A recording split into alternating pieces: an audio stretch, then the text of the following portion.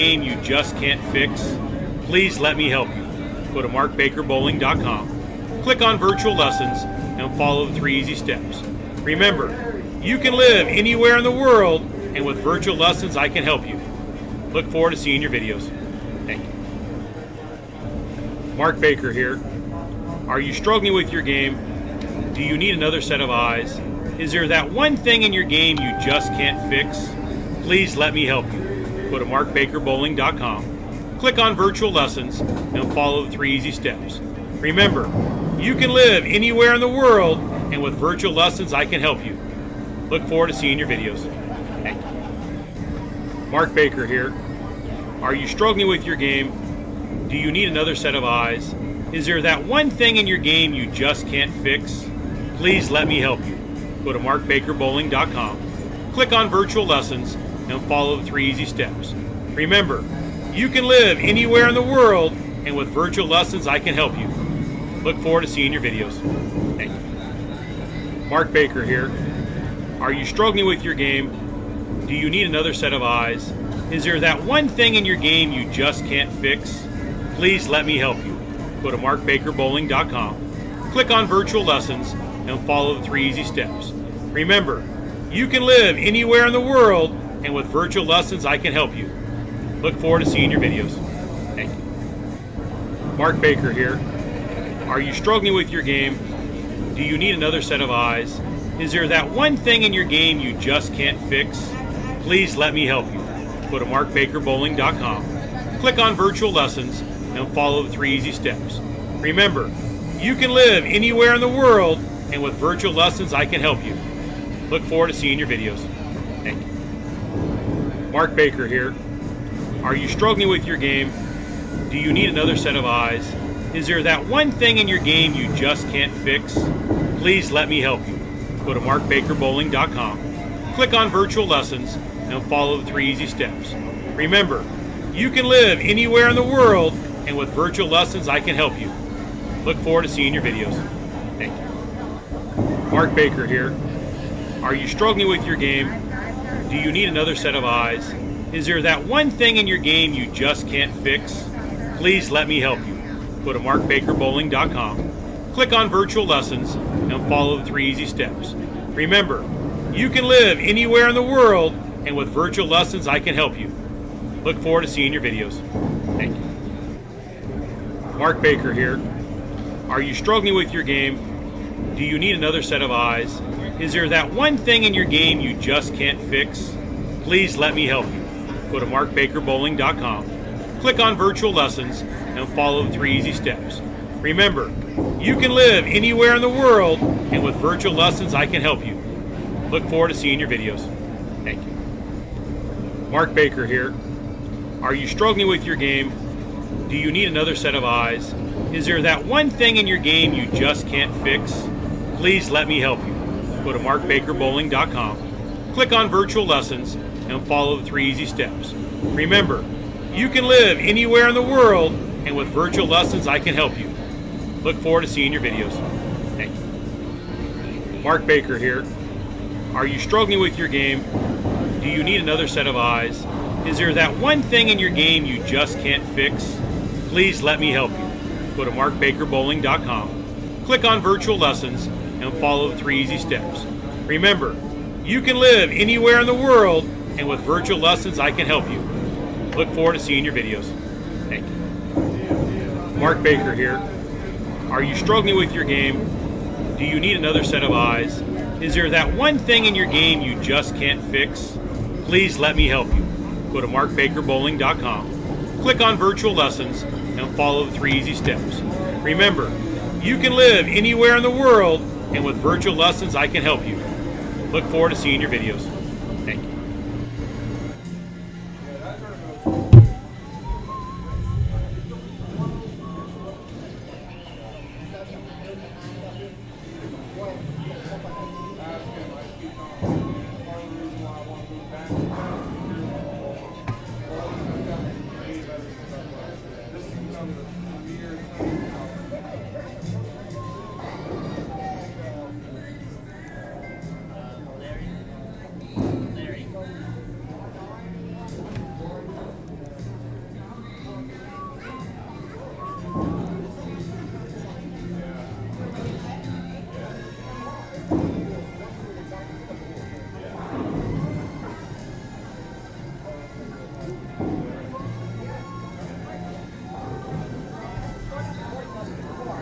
Chris, let me have those.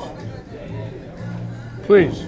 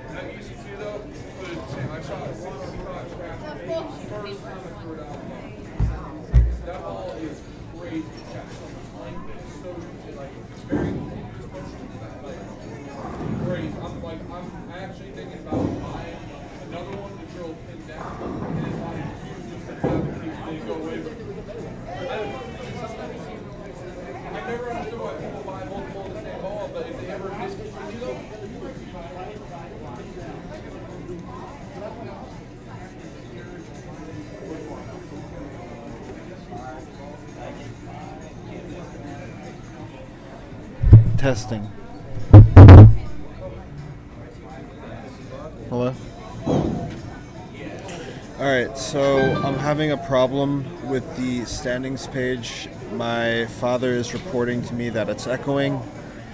I thought I fixed it by making a whole new page, and apparently making a whole new page still makes it echo.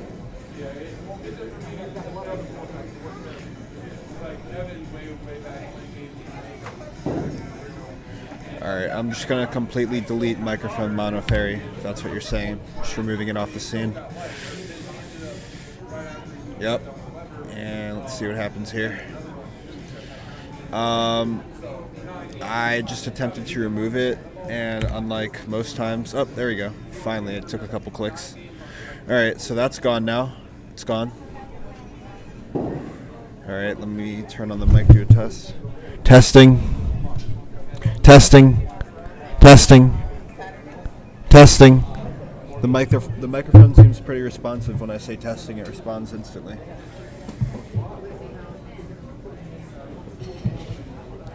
Alright, well, I'll let you know if there's any other problems from here on out. Alright.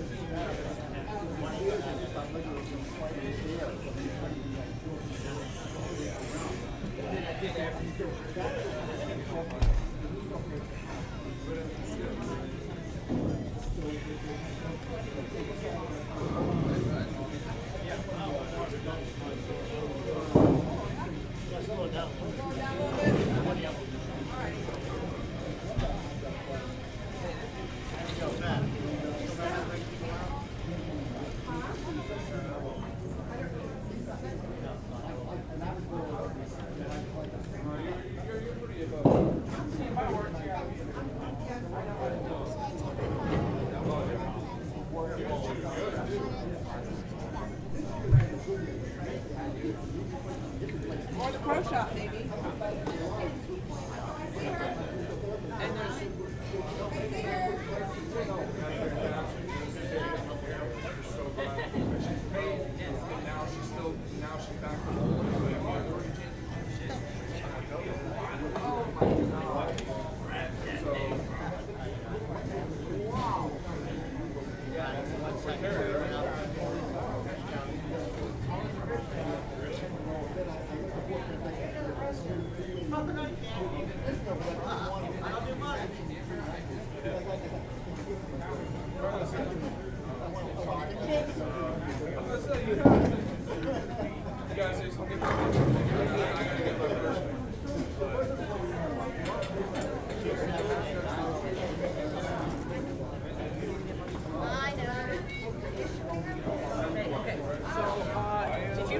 You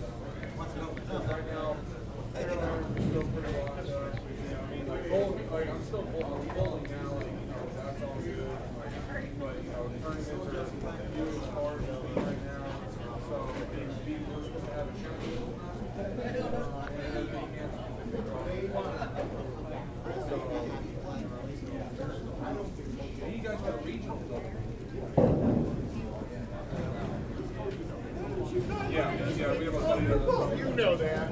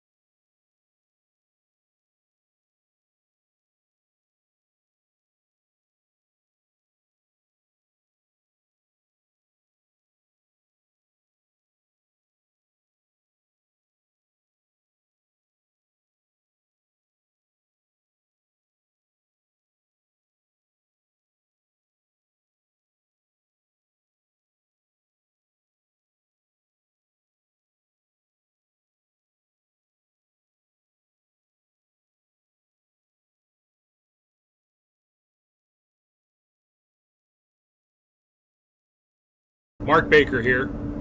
Are you struggling with your game? Do you need another set of eyes? Is there that one thing in your game you just can't fix? Please let me help you.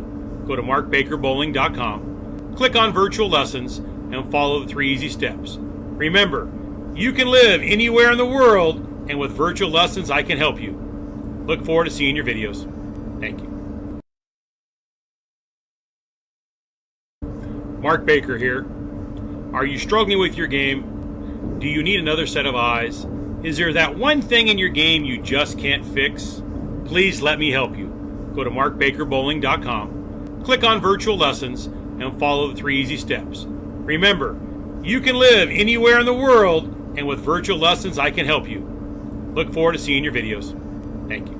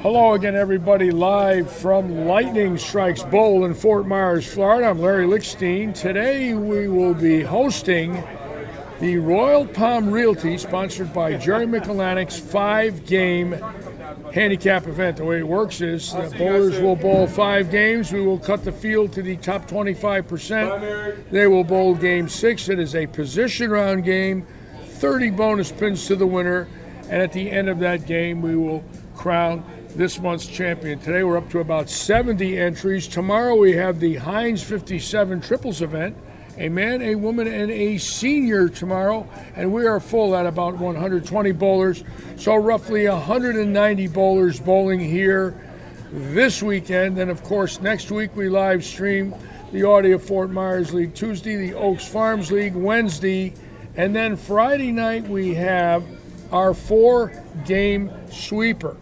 The sweeper will be on the Dual Pattern Sports Shop. Saturday will be the Eddie Foods 6-game event. It will be, again, a dual pattern event. We will cut to the top 16 bowlers. They will bowl Saturday afternoon, first place being $5,000 guaranteed. And there is the Friday night scratch event, 4 games, dual pattern on the tournament shot for Saturday. Next Saturday, $5,000 guaranteed. So a very busy week again here at Lightning Strikes. And of course, next Sunday, the 9-pin no tap, sponsored by Paramount Residential Mortgage Group and Ray Stevens. So in essence, the next 2 weekends, we could have close to 400 entries of tournament bowlers bowling here, in Southwest Florida. Again, it's great to be back with all of you. A little quieter in here today than on our league nights. You can see the bowlers coming in, getting ready. Not so many guests yet. We do have about 70 entries getting ready to bowl this afternoon here in Southwest Florida. We'll show you our split screens that we'll be using today.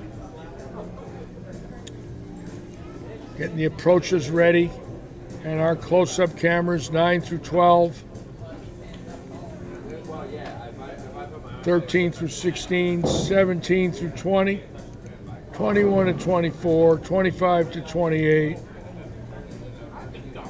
29 to 32, 33 to 36, and 37 to 40 for today's tournament action. Gilbert Willett on, Ryan Knappich, welcome aboard. Bill Plunkett, Duncan Katanic from Scotland, thank you so much, all of you, for joining us here again.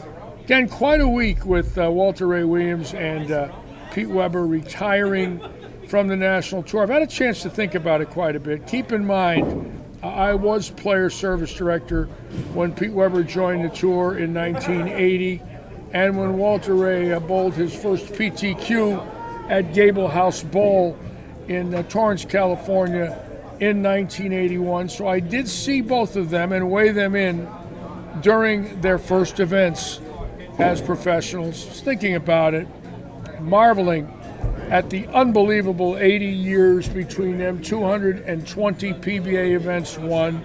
Of course, both of them in the top 5 all time, along with Earl Anthony and Norm Duke and probably Mark Roth. Sad, but bowling has had that happen in the past. The greats always go home and a new group comes out to replace them.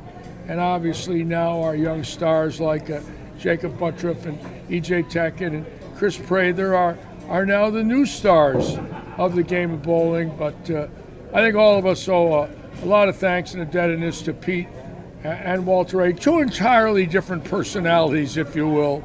Pete, very emotional and, at times being PDW. And Walter Ray, just this stoic, great, unbelievable, relentless champion with 119 PBA victories. But I'd like to congratulate both of them, and I'd like to thank them for allowing me to be part of their life at one time as their player service director and ball driller, especially Pete, having the fact that Dick Weber was my boyhood idol and my dear, dear friend who I loved so much and still miss to this day. I still grieve at the loss of Dick Weber. He was just the most wonderful man. And again, it's just the way Pete ended, kind of unique and different. But he has apologized a few times on Facebook, and I think he meant it. I think he got caught up in the heat of the moment, used some profanity, and then realized that he has to be better than now. He has to hold his head high and be thankful and grateful for his life as a professional bowler. And I read his words today on Facebook. They were very sincere. He apologized to the PBA, Fox, Storm. I believe he meant it. He put it in words, so he did mean it.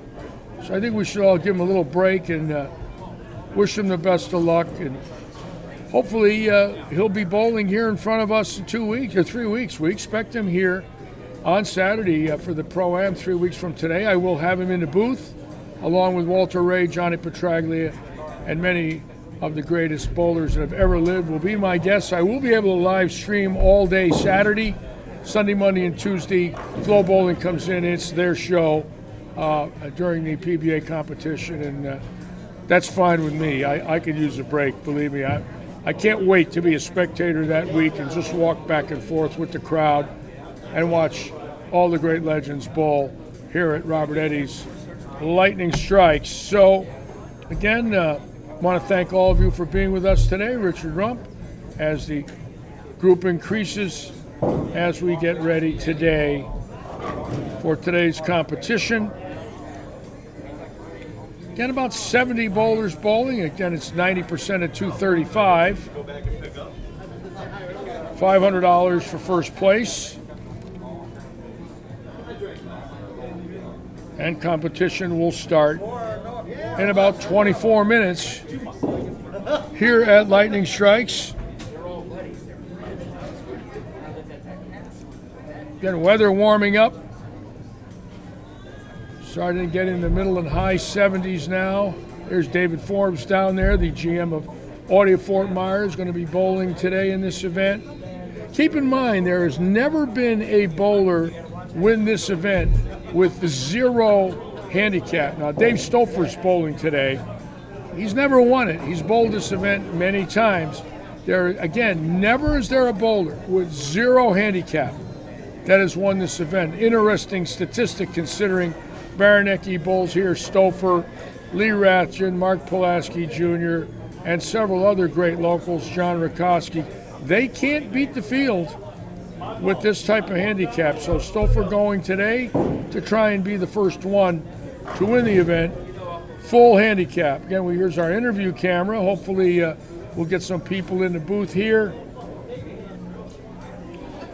Oh, Duncan's got me on a 65-inch screen. Well, that means I got a big bald spot today, Duncan.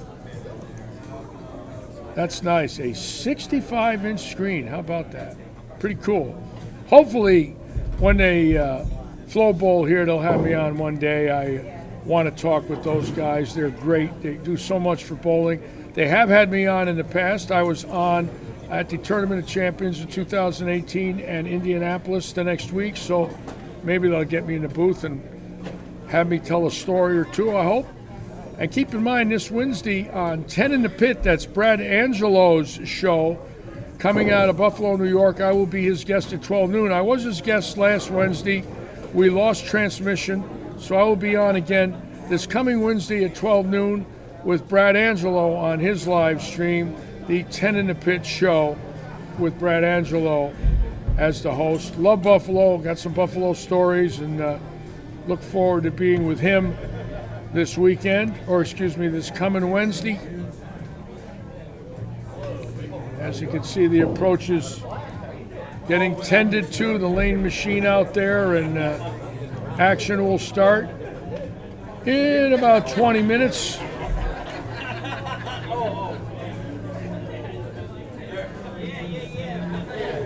Some bowlers with some unique dances that I'm not quite aware of. I wonder if that's their body language. Dave Stouffer getting ready now to run a raffle today for the WebMB, the 2.0 hammer for our Pro-Am with a pin. 3 days of tickets, a Pro-Am entry, all in a raffle today. Beautiful pins that we can have signed during our Pro-Am event made with EBA Pro Shop Lightning Strikes on them. Dave going to be raffling some Pro-Am spots and pins off today. Dave, grab me that pin for a minute. I want to show you folks the pin. It's really cool. It is we had 50 of them made for the event, and considering that you could walk in here and get an autograph from Walter Ray and Johnny Petraglia and Pete Weber, can you imagine getting an autograph on this pin from Johnny Petraglia, Walter Ray Williams, and Pete Weber? Check it out. It's a Lightning Strikes pin. It's beautiful. Brand new pin with EBA Pro Shop on it right there. And that'll be available along with the Pro-Am events. Keep in mind, $5,000 guaranteed by Audi of Fort Myers for this Pro-Am. Right now we have 85 entries. They will be bowling for $5,000 in prize money. And talking about $5,000, keep in mind next weekend, $5,000 for first in the Eddie Foods Open, and we're paying 40 spots. That's right, 40 spots. So think about it. 80 bowlers bowl, 40 spots. 60 bowlers bowl, 40 spots. So we're up at about 100 right now. So keep in mind, a big payout here at Robert Eddie's next weekend, so get ready for the action. David down there getting ready to run his raffle. The place filling up.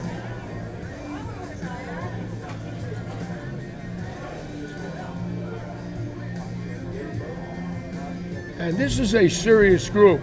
Don't let the lower averages fool you. When you see the 2 and 3 and 4 ball bags come in, you see $1,000 to $2,000 rolled in by every competitor. It's a serious group. I always go by that. You see those 4 ballers come rolling in and people rolling 2 3s in. you could figure a couple of grand in equipment. They are serious. They want to win today. That's why they're here. Maria Gomez on, Bobby Bryant. Wow. 65-inch screen. This could be the largest ball dome in screen history, folks. Larry's dome on a 65-inch screen. Boy, I'd like to see that. That would be kind of cool.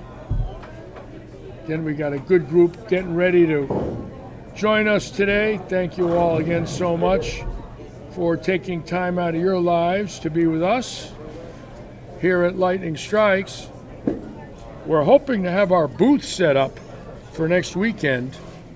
The booth, all the cables are in. They're going to start stringing the new booth. You'll see it right there to the very right of your screen. It's in a wall that rolls out.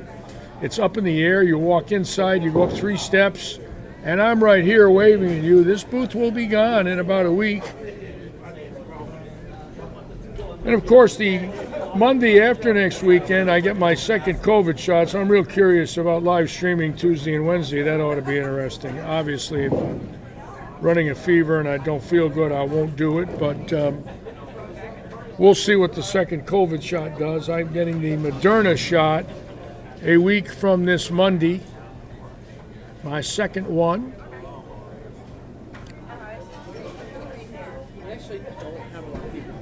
And then after I get the Moderna shot that Monday, the following Monday, I get the Hair Club for Men shot. 2 shots and my hair grows back. 1 shot of CC&7 and 1 shot of Sambuca, and supposedly my hair will grow back, so we will find out when I have those 2 shots. Anyways, I got nothing better to do than give you my my very raw sense of humor today. And if you'll notice, we've had a Mark Baker video on. Robert Eddy, good friends with Mark Baker, putting his information out about his coaching. Mark Baker, a very dear friend of mine, a legend, great bowler. The legendary Mark Baker, a great coach out of Los Angeles. Coaches Camp Bakes out in Las Vegas with David Eusted, Barry Asher, John Gaines, and Joe Hutchinson. I went to one of their schools in 2019. I saw it at the Sunset Station. Unbelievable. They had about 85 bowlers. They pay a lot of money to get coached for 3 days, about $700 for 3 days of coaching. They get a couple of balls, hotel rooms, food packages, and about 20 hours of coaching from 5 legends. You get 80 to 90 people, 100 people showing up at those things. Of course, Vegas has slowed down a lot. Hopefully it will pick up once people get their shots and we start over. Larry Stella and Vittorio Pizzoli on. Welcome aboard, everybody.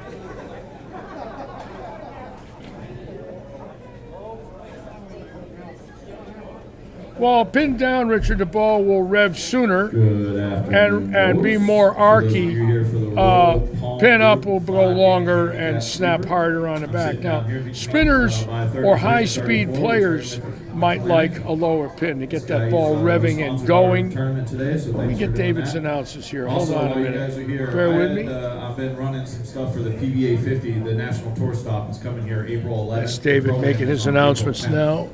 That is being sponsored by Audi of Fort Myers. Mr. David Forbes, he's here with us today. He has thrown in $5,000 for a guaranteed prize fund.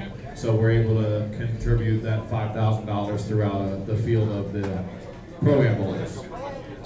Today I had 600 tickets left on a roll, so I put 20 rows. So once those tickets are gone, then there will be no more tickets. But the tickets are going to be for your choice of a Black Widow 2.0 or a WebMB. Hammer has sponsored the PBA 50 National Stop, so they gave us a choice to get a couple balls, and those are your balls of choice that you'll win with the ticket. I'm going to throw in this bowling pin. We're selling these for $30 if anybody's interested, but this will be in the raffle today. Also, I'm going to throw in a couple extra tickets. Those passes, they're $15 a piece. That'll get you in 3 days for both days of qualifying and the finals, Sunday, Monday, Tuesday. The tickets are $10. You'll get 20 tickets. They're already in strips. Once they're gone, they're gone. If you guys are interested, come up and see Mr. Rob Thor. He's going to sit here and help me with one of his arms. And we'll see you guys down here. I'll make another announcement here in a little while, but $10, 20 tickets. Once they're gone, they're gone. Thanks, guys. Anyways, with the pin down, the ball's going to rev quicker, and when you get a high-speed player or a full spinner, where you really need that wake block to start moving, to create some flair and some power, you bring the pin down. If you got a very soft speed, somebody with a very high roll, then I would say pin up, possibly, stronger layout, get the ball down the lane farther before it revs. And Heather Morris wants to know if you can bowl, if you aren't sanctioned in Florida but in Ohio. Yes, you can bowl. However, the way we work it here, Heather, is you have to bowl 21 games in our tournaments to establish an average. And the reason for that is we had some people coming in with very low averages. But what I would do is I would email Mary Berner, pull up lightningstrikesbowl.com. If you're interested in bowling any of our events, I would email Mary Berner, our tournament director, and get an exact definition of your question to her in an email back, because sometimes I might make a mistake. We would love to have you bowl with us, Heather, if you're coming down here from Ohio, the Buckeye State. But rather than make a mistake, I don't want to do that. Richard Rump, I drilled both when I bowled. I threw a spinner. I had pinned down, I had him below the ring finger, swung out about an inch with CGs out and a very low weight hole. Of course, those days are over now, no weight hole. I also had pins above the bridge, below the bridge. I put them everywhere, I didn't care. And I waited for the ball to react. What I did was, when I was traveling, I had 60 balls drilled in my RV in numbered boxes with a notepad. And I would start with 8 that I thought were good, but if none of those 8 worked, I would send my wife Kathleen out and say to her, get me ball 21, get me ball 28, get me ball 26. I had a drill press in my RV when I bowled in 2000. I had a scale and a resurfacing machine and 60 drilled balls.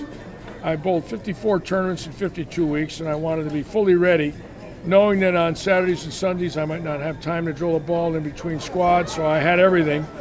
I had them everywhere. I had pins on my axis. I had them on the reverse side, on my negative axis, my positive axis. I didn't care.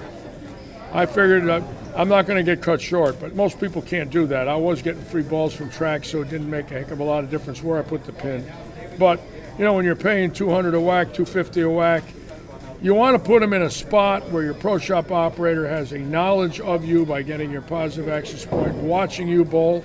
Or if you really see a great bowler, hypothetically, let's say you got somebody in a bowling center you bowl in, they're really fantastic, and your rev rate is close to theirs, or your positive axis point is close to theirs, you might want to watch them bowl, check their layouts out. Maybe tweak their layouts a little bit, but get close to their layouts. A lot of it is watching your best bowlers and looking at their ball reactions, especially ball choice. For example, I think right now Brunswick's equipment is great. Obviously, Storm and Motives is great. And I'm not on a staff, so if I was going to bowl again, I'd have a little bit of everything. But if you're locked into one brand, that's a little different. Right now, Brunswick's equipment, especially Brunswick's hammer line, is fantastic. The Motive line is very good, and of course, Storm Rotogrip 900 Global. So there's 7-8 brands to choose from right now that are fantastic. It's just a question of getting the right advice from your pro shop operator. And there are many, many hundreds of qualified operators across the country. I'm sure somebody would get a good read on you in your region. Sometimes you got to have 2 or 3 operators watch your ball before one of them hits it. Sometimes it's not as easy as one would think. Those drill sheets aren't enough. You can have all the drill sheets you want, but what if they don't work? Do you blame the sheet, or do you blame the driller, or do you blame the ball, or do you blame the core? So there's a lot of variables. You don't want to blame anybody. What you want to do is get solid advice, be somewhat conservative, and choose what you feel was your best percentage in advice. In other words, if somebody said this is what they think, and they say to you, I think 80% of these layouts are going to work for you, then you go with that. If the pro shop operator says, well, I don't know about this one, I don't know about that one, I don't know about this one, then don't do it. Because if he doesn't know about it, what good's it going to do for you? You need to go to somebody that understands it, gives you a definite, and guarantees their work. I always guaranteed my work. If somebody came back with a ball they were unhappy with, I gave them another one. I would say in 10,000 balls drilled, I would have 5 come back in every 10,000, maybe 10. But I gave them another ball. I didn't care. It didn't make any difference to me. If they were that upset, I wasn't going to argue with them. What I did say to them is, if I give you another ball, please don't say anything bad about this one. Please understand I'm making it good. Please don't bad rap me in the concourse. Please be respectful of the fact that if I did make a mistake, it's part of the law of numbers. It doesn't happen a lot, but it does happen. And most of the time, I didn't have that happen. I think in my 10 years at Cape Coral drilling balls and my 3 years in Morgantown, West Virginia from 2002 to now, maybe 3-4 people went out of their way to say something nasty, but you're going to get that anyways. I don't care if they're working on a car, they're unhappy, or politics. Yeah, look at politics. Go read the internet on that, you'll get sick. So, pretty lucky to say 10 people out of 10,000 balls drilled were unhappy. Pretty lucky. Strong and weaker is there are definitions that are confusing. A strong cover means it's powerful, it's going to grab the lane sooner. But a strong cover with a weak layout could be bad. A strong cover with a strong layout could be bad. It depends on the pattern. It depends on the core. It depends on the blend. In other words, if you're a house bowler, you're on a house shot, a very strong cover and a very strong layout might not work for you if you have very little ball speed. You know, if you're 13 miles an hour off your hand, you don't need anything strong. You need it weak. It's got to get down the lane. So you really need an expert. He needs to watch you throw all your equipment. Like when I have somebody, even now, even though I haven't been drilling, they say, Larry, watch me bowl. I say, pick your 3 best balls out. Let me watch your ball. And tell me which ball you like the best and why. And you get as much information from the customer as you can, and then you go from there. It's all about being fed information from your customer. Manchester, New Hampshire. Know it well, was up there at Strikers in 2013 and 14.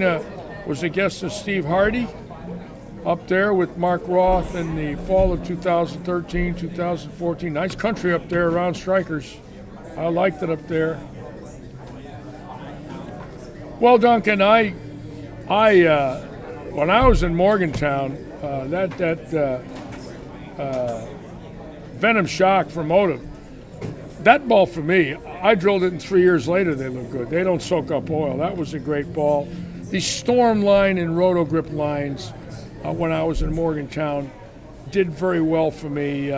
There were several of those that I can't remember their names now, but I could sell those all day long, and I got a good read on them. Once I knew the layouts, I could recommend them for about 80% of my customers. Now what I'm seeing is Brunswick, especially their hammer line, looks fantastic. And the new track, that silver ball, I don't know the name of it. I'm not that well with names. I don't walk in the pro shop every day, but it's a pearlized silver ball from Track. That thing looks like a freaking monster. I said freaking. So let's not compare that to the Fox interview. I didn't even want to say that, so excuse me. I slipped a little. What was your best ball you ever drilled? Well, you got to remember now, I'm going back 50 years. In the plastic era, the 5P yellow dot was the greatest ball I ever saw in my life in plastic. Still is. That came out 46 years ago. The greatest soft rubber ball, in my opinion, was the LT48. That came out 46 6 years ago. The greatest urethane ball, I love the Blue Hammer. The Blue Hammer and the Black Hammer were fantastic bowling balls. I thought the Black Angle, the initial ones were good, but you could get a bad one because they used the puddle weight block back then. They poured the core in around the wet of the weight block, and it splashed as it went into the mold. Then they realized they had to pour the core material into a weight block that had already cured. Those later Black Hammers were very good. The Black U-Dot was a great urethane ball. Excuse me, but in the day of resin, it's impossible. You got to figure we're in our 29th year of resin, 150 new balls a year. They've come out with 4,500 resin balls. How could you possibly say one is the best? Now, if you look at longevity, the High Road and the IQ Tour are still being produced. They're 10 years old. They could be considered the best. We're gonna delay about 10 minutes. There's some people stuck in traffic. Oh, we got a little delay here. So with that delay, we have 15 rows of tickets left for those of you that weren't here, or for those of you who are here. This will be my last announcement for the pin, and then I'll hand it over to Mary before she gets you guys going for practice. About 2:10, 2:15, we're gonna start then. But just so everybody knows, the bowling pin is $30 as a signature pin while the PBA 50 players are here. We're going to put that in the raffle today. Also, you get your choice of a Black Widow 2.0 or a WebMB, and drilling is included. Also, I'm going to give away 4 passes in the same raffle, and you also get an entry into the program, which is a $5,000 guaranteed prize fund. So once these tickets are gone, I don't have any more. And they're $10, 20 tickets. And if I don't get them sold before practice and people buy them after practice, I won't make the announcement of the winning ticket on the mic. I'll have Terry put it on scrolling across the bottom of the monitors. So you guys come up and see me. Also, during the event, the tables that are in the middle of the concourse, Mr. Robert Eddy bought, these are going to be sold for $100. There's going to be 5 chairs at each table. So obviously you'll get a pass into the the national stop on April 11th. It starts the qualifying starts April 11th. So if you guys, anybody's interested or have any questions, come down and see me. I'm sitting with your sponsor today, Mr. Jerry Mikulanek. He's guaranteeing your $500 first place prize. Anyways, the best ball I ever drilled for myself, well, the Hook Troll A Manhattan in 69 and 68, 69 and 70 for me was, I won everything that I could possibly have bowled in those years. I was New England Bowler of the Year. I won my first NEBA. In 69, I won the Classic All Events in my very first ABC event, and I was PBA Rookie of the Year. I bowled 4 title matches in 1969 in 16 PBA events and won 9 tournaments that year across the United States. That was rubber and that was on lacquer. So that doesn't count. You know, when you look at stuff 50 years ago and you look at the modern era of drilling, which is basically what started in 75 when I had my bus, where the ball company started comping balls every week, where the whole tour got saturated every week with a brand new ball. That 5P yellow dot, even today those things are worth $300-400 if you could find one undrilled. They read a lane, even on synthetic lane surfaces, short oil pattern, those balls are fantastic. Especially with a high rev rate player. I mean, you can line up the same right across the house with one of those, favor the drier area and just let it rip. Great balls. The blue and black hammers in urethane, in my opinion, were off the chart as far as their predictability, the consistency from batch to batch to batch, all the same, all identical. Great machine balls that were done in St. Louis, Utah, and Baltimore by Johnny Wonders and Dennis Baldwin when they owned those plants in Missouri and in Maryland. And great stuff back then. Of course, now it's so different, you know, with core technology. You can get a great core with a bad cover. You can get a great cover with a bad core, but when they put them together, oh my God, you get a nuclear bomb. Like nobody would have figured the High Road would have had 10 years.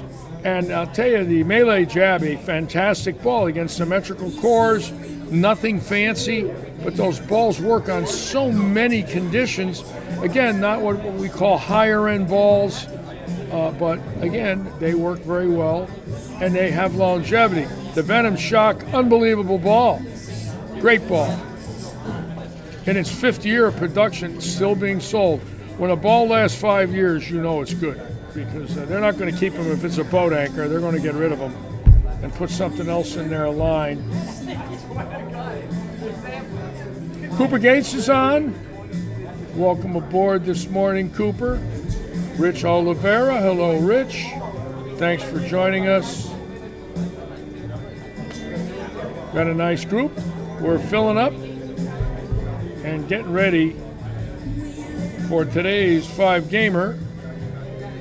There's Jerry McElanick sitting at Dave Stouffer's table there. They're selling tickets.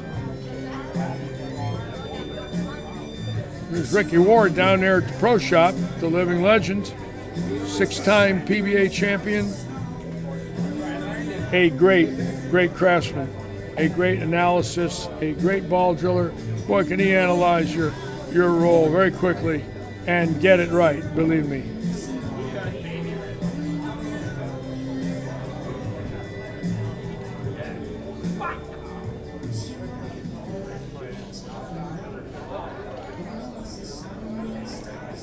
Maria Fazenda on. Hello, Maria. I want to thank all of you for joining us again today here in Southwest Florida for this 5-gamer. Just checking the cameras out here, making sure everything's working.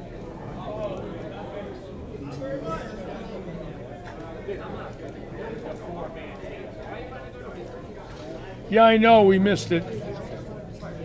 We missed it, Cooper. I saw it was up. I didn't change it. Sometimes we miss things. Of course, I'm going to get Jerry in here to interview him, so I'm sure that he'll excuse me for getting that spelling wrong.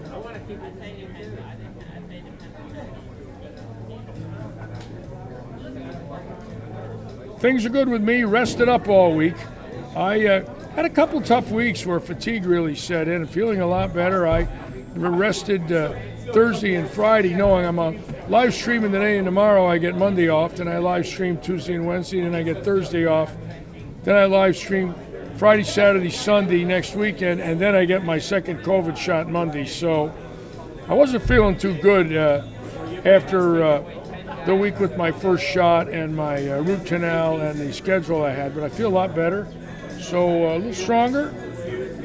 Harry Wright wants me to get a haircut. Thank you very much, Harry.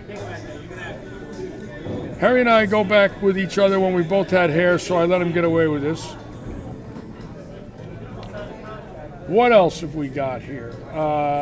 What else can I tell you, folks? I'll have some news in June, I think, for all of you about some things I'm doing. Don't have it yet, but I've got a writer that I'm going to be meeting with. Finally, I've been looking for 10 years. I think I have found the man. He's a gifted writer, and he is somebody that I can click with. We could talk for hours on end, and I'm going to be seeing him in June, and we're going to start one of 3 books. It might take 4 months for the first book, and then next year another one, then the following year another, but I feel I've got 3 books in me. We've talked about it. One will be about my career, one will be about the world of bowling, and one might be a little different about a life that I feel has been, I would call it divine intervention for me. I started thinking about it, and I believe it. I wasn't really much into that until I started to realize the memory I have. I can remember back to the age of 3, 4, and 5 very clearly. I can remember, I believe my first memory in my life is between 1 and 2 years of age, closer to 2. But I have a memory of 2, and I have a memory clearly of years 53, 54, 55, and 56. All right, Joe, we got 2 rows of tickets left. David's selling out. That's good. Got caught up in traffic. There he goes. We have two more rows of tickets left. That bowling pin to me is beautiful. That pin normally sells for $30. He's throwing it in today. And next week we're going to start showing you some of the auction artifacts that have been donated. Joe Panko has donated stuff to be auctioned off next weekend. Wait till you see what he's got that he is auctioning off, that we will be auctioning off for the Johnny Petraglia charity 3 weeks from today. And I have some things that I'm donating. Some of them are old, and I'm going to bring them in and I'm going to put them up for auction, knowing if I don't, they're just going to sit in archive boxes, and I don't want that. I want the money to go to Vietnam Veteran Charity in Johnny's name. So I've got stuff coming out, and Cooper Gates cuts his own hair. I do the sides with a razor on mine, not much on top, Coop. Little razor blade, a little Gillette disposable, and it's gone in about a minute. Not much work involved there. And Doug Clark, I got that box, Doug Clark, of 4 bowling balls. I believe they're from you, right? From Oregon, and we're going to be donating them in 3 weeks. Doug Clark sent balls for us to donate for a charity, and we're going to donate them in your name that day, Doug. When is there no sound? Now? Are you saying there's no sound right now? Jerry Jackson? How can that be? How can there be no sound right now? How about now? Is there sound now? I hope there is. There should be sound now. Let's see. Yeah, I see it on the graph. There's sound now.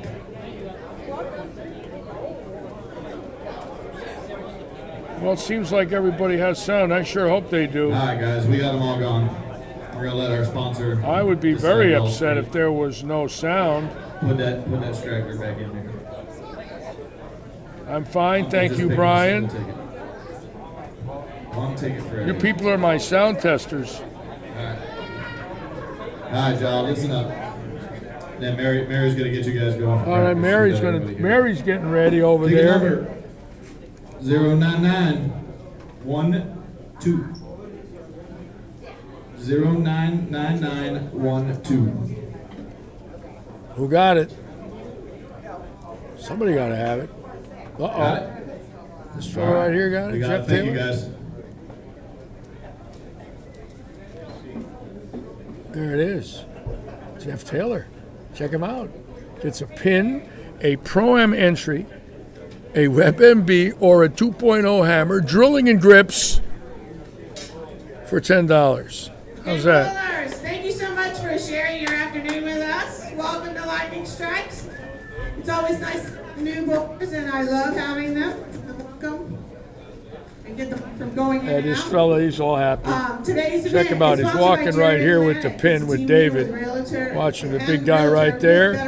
Got passes, got a pin. That's called the $10 parlay right there. Jerry, where he went to come up to say a few words. Where'd Jerry go, Dave? Well, thank you all for telling me sounds good. Sometimes we have had sound issues, so Jerry, it looks like this time, Jerry Jackson, it might be on your end, not mine, but I can believe it being on my end, believe me. Thank you, everybody, for coming out and supporting bowling and supporting Lightning Strikes, and good luck and good bowling. Okay. We always like sponsors. If you are a business owner and you join us by sponsoring one of our events, you can come see myself. Let's get Jerry in here now. Get my buddy Jerry. We'd be happy to Sit with me there, brother. wind you up. There he is, our sponsor today. I love having you in the booth with me. How you been? Everything good? Good. Busy. Sales good? Yes, very good. Very busy. Yeah, a lot of houses selling around here, huh? Yeah. Like hotcakes. A lot of stuff going on the market, and 24 hours later, they got 20 offers on it. So it's been pretty wild. Isn't that something? But we got some nice ones this week. We got a couple of real nice houses under contract for some clients, so you can still do it. You know, it's getting tougher and tougher to get them, that's for sure, with the people and the amount of offers they're getting and everything else. Yeah. Now, how's your bowling? You looked pretty good the other night. You're hooking the ball a lot. Yeah. You were hooking it. Yeah, I bowled good this week. I shot 740 in league Wednesday night. Good. That was good, but afterwards I didn't bowl real good. Good. I had one good game, 280 one game for the sweeper. But we'll see. I'm bowling with Stouffer today, so we'll see what happens. Bowling with Stouffer today? Maybe he'll fire me up. Stouffer, you know, no one has ever won this with zero handicap. Yeah, I How's know. that stat? That's an unbelievable stat. Now, we've been running this tournament about 16 months.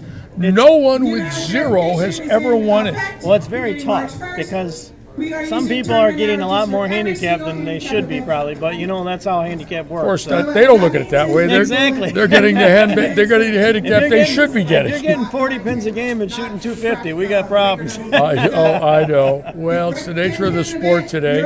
I took second in this one time when Did you I really? was and I was bowling scratch.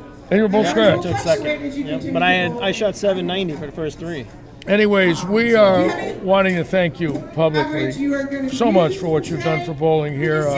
Yourself, Ray Stevens, of course, Dave Forbes, avid bowlers, all stepping up to the plate. Brian Copeland, all putting money up. So thank you again. I love it. I work with Ray directly on getting people mortgages for people that I have to come that are not pre-qualified. Yeah. I send them to Ray. Yeah. And then, you know, obviously, we all love David and Audio Fort Myers. I mean, for everything David they Forbes, do. how about? I mean, he's just a great guy. And just, you know, he'd give you the shirt off his back in a heartbeat. In 3.5 weeks, I'm getting a car. Laurel gave me one, and Daniel Gasseri gave me one. Oh, nice. And I'm going to go over to the East Coast, take a ride around Sebastian up to Melbourne. I have a brand new car to go up Highway 1 with and stop Beautiful. along the way for a couple days. I'm going to get a room and hit the East Coast for a couple days. Get you a nice A8. Yeah, I'm ready. Comfort. I want an A8. And here's Ray Stevens saying thank you. Well, Yes. isn't that nice? Ray's awesome. I love Ray. He's Ray's a really great unbelievable. guy, great family.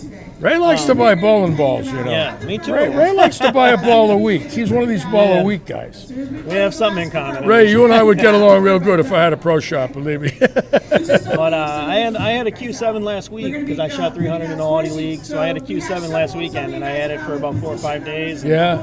I'm gonna buy one. Are you really? Yeah, probably. You're about gonna buy a another month, Q7? I'm gonna buy one. Yeah. I've been talking to David. I went and test drove a bunch of them, and Now, what is a Q7? Is that SUV? yeah, the big SUV they make. You're going to buy a Q7. Yeah. Now, let me ask you a question. If I get evicted, could I put a mattress in the back and live in there? If we pull all the seats down, we can fit it in there. If it's worth $100,000, I'll But I live got in an it. extra room there. I got an extra room. Yeah, I'll take care of you. yeah. All right, you bowling? You bowling Yeah, I'm today? bowling. All right, I'm let me bowling, let you so. get ready. We're gonna And maybe me after and we're Stouffer done, are we'll bowling, have another interview. Maybe Yeah, when for we sure. get done today. For sure. Sounds good, Larry. Have a good day. I'll be Hopefully- pulling for you. We're praying for no issues. All right. For the top 1 and 5 That's bowlers, a there's wonderful, a wonderful man there from Wisconsin. Very good bowler. There is And just a very popular, nice man. determine the position in the position. And If there's a tie at the cut line, Ray Stevens on, another one of our sponsors. Want to welcome Ray aboard today. Got a good group on today. A lot of people getting ready to we'll award 30 bonus pins for a win. 15 watch the for live tie. stream. Division champions will Want to determine thank you all so much total pinfall for joining us. is completed. All right. That's all I have. Ray Sansavoy not bowling today. And the rest of our bowlers say thank you, Ray, for giving them a chance to win. And are we getting ready here for practice? Let's see. It looks like the lights are going to come on now. And Mary getting done with her announcements. So here we go with another great event here from Robert Eddy's Lightning Strikes. It's practice time.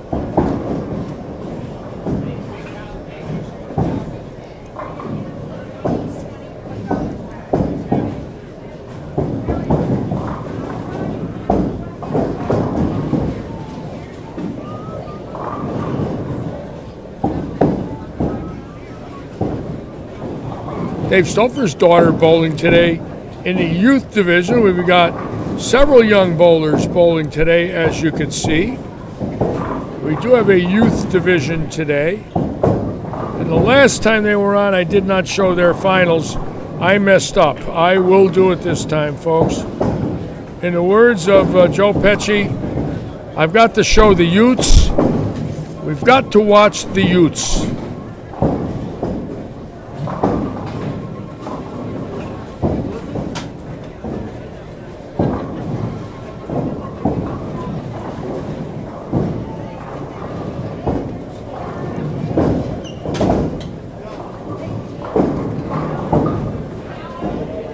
Scott Taylor, this gentleman up here on 23, won the raffle. What a deal. Brand new bowling pin, brand new ball, drilling, outers, grips, entry into a $5,000 prize fund pro-am, and 3 days of tickets for $10, ladies and gentlemen. It's a wonderful thing to win a raffle.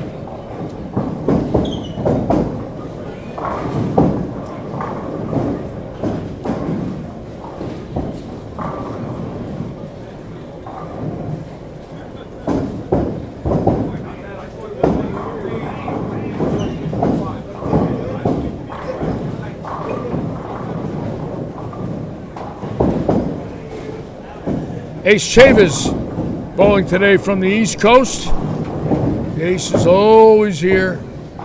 Loves to bowl the Lightning. Comes over every weekend. Right there, the gentleman with that orange mask and orange shirt. Color coordinated, if you will.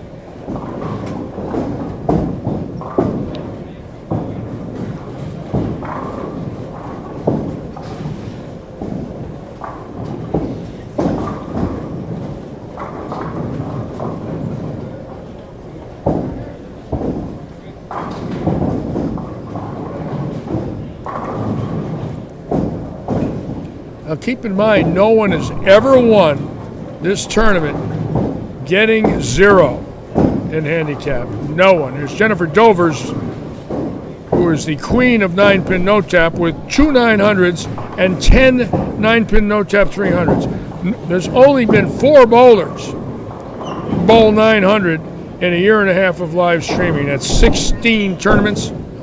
She's bowled 900 twice. Tyler Altman did it, and Preston Willis did it. Not that easy to do. Jennifer has done it 2 times in her career. Formerly out of Phoenix, Arizona. Went from dry heat to humid heat.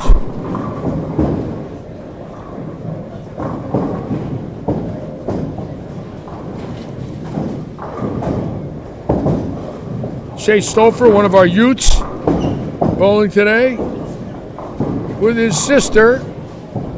No Ariana Thomas today, bowling with James. Normally Ariana bowls.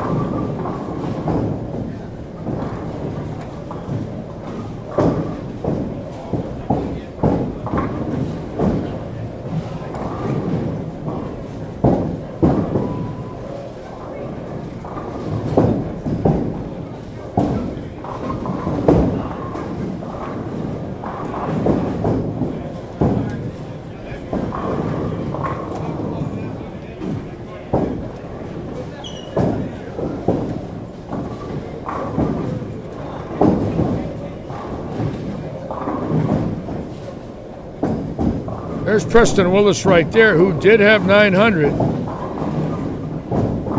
about 8 months ago. That is a big number. I don't care if it's 9-pin no-tap or not. When you can carry 36 9s or better, Jennifer Dover set the record here in one of our events, 148, 4 300s in a row, 900, and in her first game in the roll-off 300, and did not win the tournament. Had a bad game 5 and didn't win. No one has ever went 1,500. So keep in mind, she holds the record of 900 in qualifying, game 1, 300. So next Sunday, during Ray Stevens' event, we will find out Keep in mind, no one's been perfect, but she came close. She went 48, and then I believe the first frame of the next game she opened, there was a little bit of a break, tabulating scores. It was very cold in here, and she had a bad game 5. Did have 1,200 out of the chute. Oh, we're not using that pair, sorry.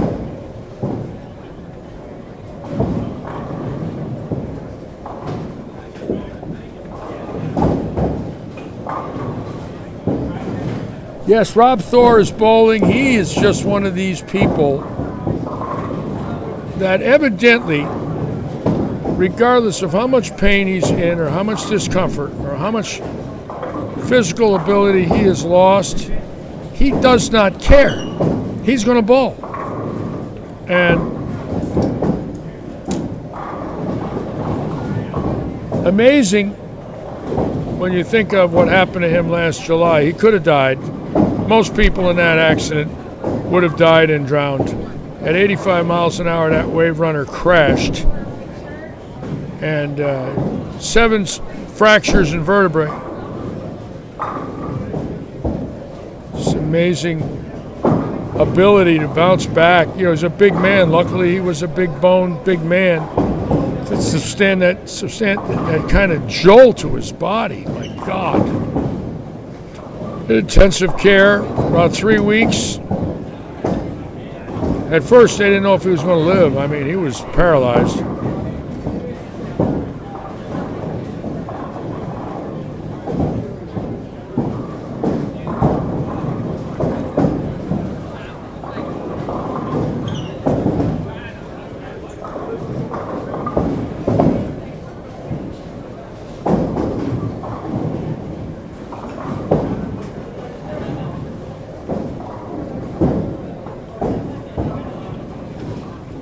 Yeah, Jordy Fraser bowled really good the other night.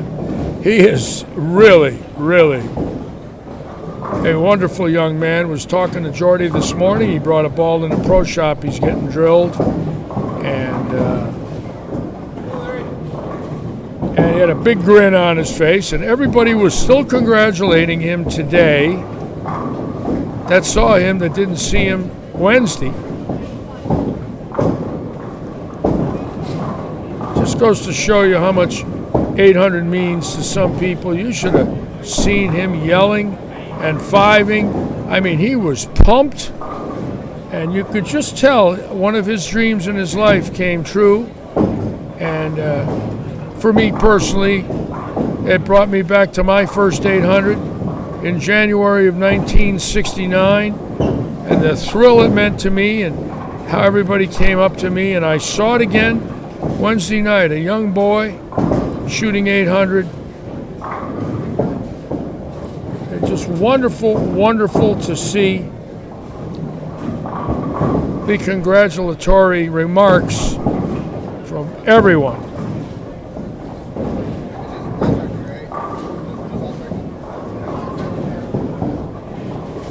It's nice to be recognized when you do something that you've dreamed of.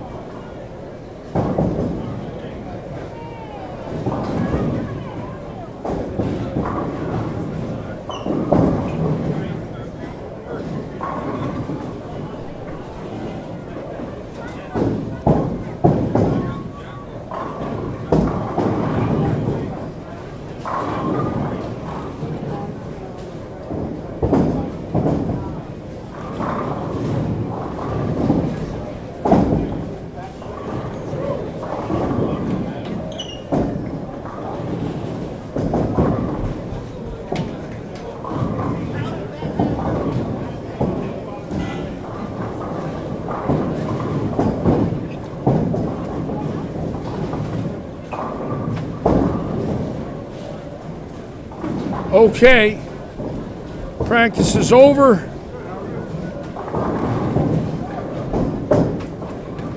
Now we're ready to roll again here at Robert Eddy's. Well, that game they bowled Wednesday night might be a state record, Brian. We're still trying to find out. We think It's a 4-man state record. Believe it or not, there's a ladies 4-lady state record of 11:32 that were bowled in Dade County. Actually, practice is over. Hit your start ball on your lower console. You can begin bowling for score. 11:27, 11:32. I don't care if it's mixed, ladies, men. Those are a lot of telephone numbers right there, folks. A lot of phone numbers.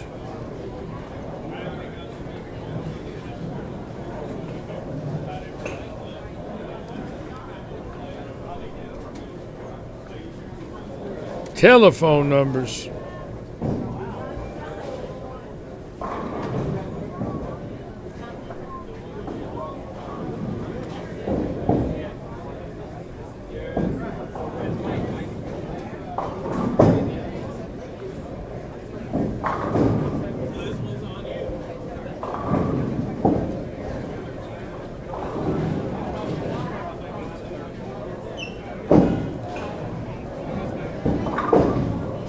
And we're ready to roll here at Lightning. Here we go.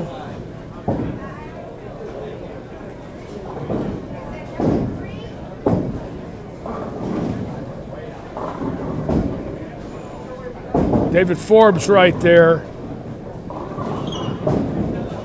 Cooper Gates is picking 1,200 today for 5. Keep in mind, 1,200 might lead qualifying, but we do have game 6. So this is 5 games of qualifying today. The field will be cut. And there will be a position round. 1 week, and I don't remember when it was. Stolfer had 1264, 1490 or something like that. Scratch did not come close. 1490, very close to 1500, I believe.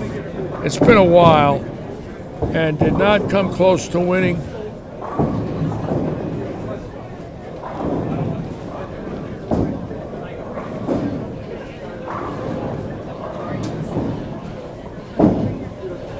One thing I would love to see, I'd love to see a lady win. And again, I'm not 100% sure, but I don't know if a lady's ever won the 5-gamer. I'd have to find out from Mary. I will ask Mary in a bit. In fact, let me ask her now. Bear with me. Mary.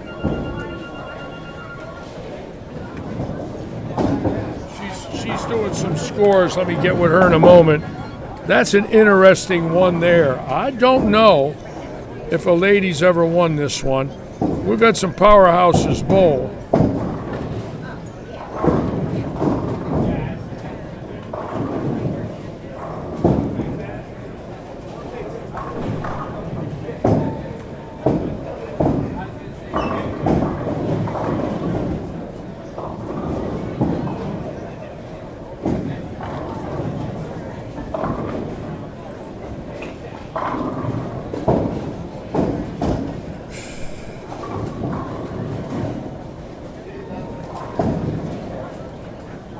No, Ariana, I think, is bowling at another center today.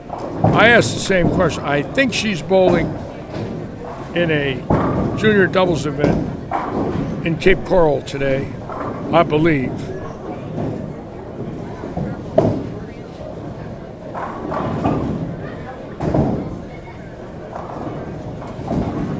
No, this is not no tap, Gilbert. This is handicap. No tap is next Sunday, the day after the Eddie's Foods Scratch Championship. And I got to be honest with you, I thrive on scratch bowling, and naturally that's the world I came from. I am excited to watch the match play. Keep in mind, there's no seeds next weekend. The top 16 will bowl 2-game matches. So they'll go 16, there'll be 8 winners. They'll bowl, there'll be 4 winners. Then the 2 winners will bowl 1 3-game match, and that is going to be exciting for me to call. I love calling scratch action matches, and everything changes for me. Plus the fact that I can focus on 2 bowlers. I love that. That gets my juices flowing when I have an opportunity to do that.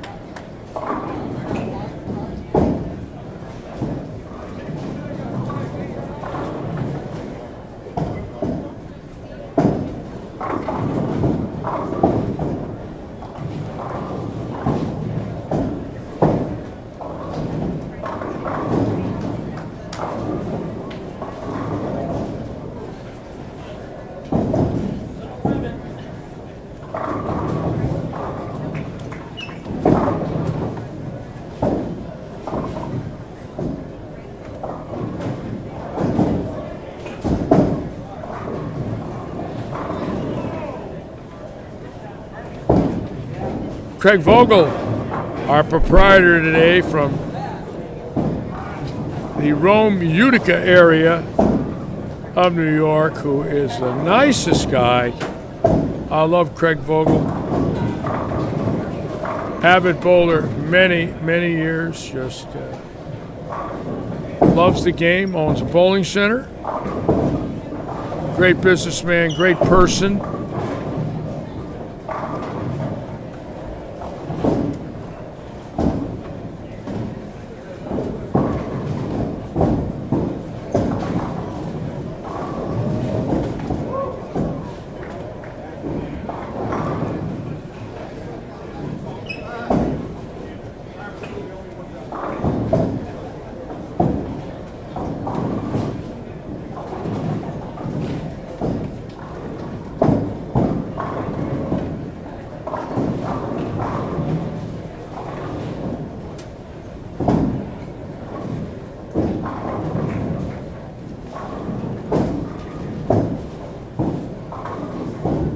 Paul Rosenfeld, who bowled very well last weekend, had a chance, and he still throws it well. Don't go by the graying baldness. That man has been a really good bowler for many years. Can play the lanes anywhere. Look where he's standing today, and he can get it to the pocket. He leaves a ring in 10 last week in that last game, or he wins. He missed winning by 10 pins. And left a ring in 10 late in the game.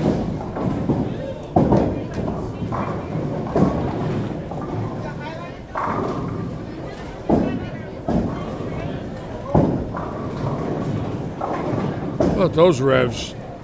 Those thumbless guys, my God. Those pins don't have a chance.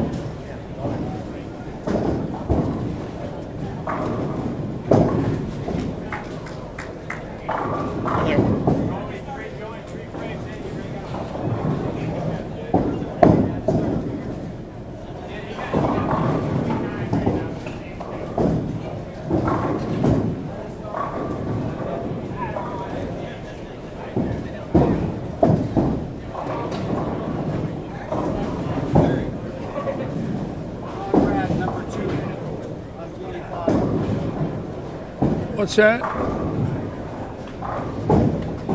John Rad, number 2 on 25. He's got a 5-streak going. I don't see anybody else up there.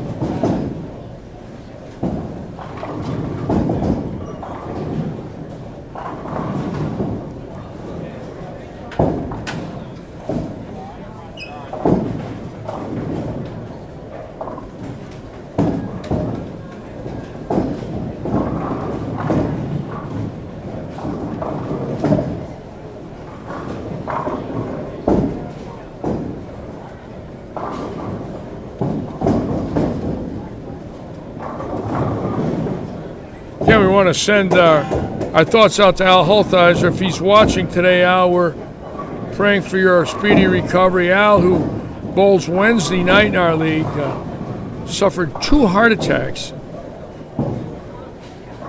the next night, a week ago this past Thursday. And thinking about you, Al. Al, a USBC Eagle team all-events winner.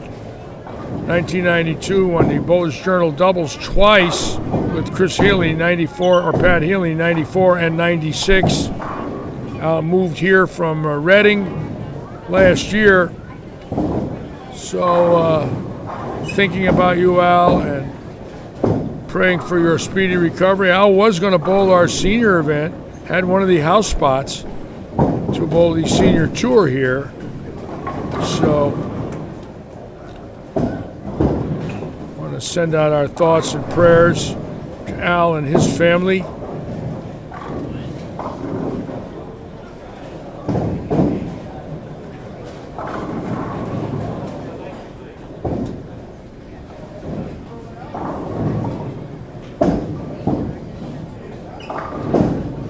Did I ever take lessons, Gilbert? Well,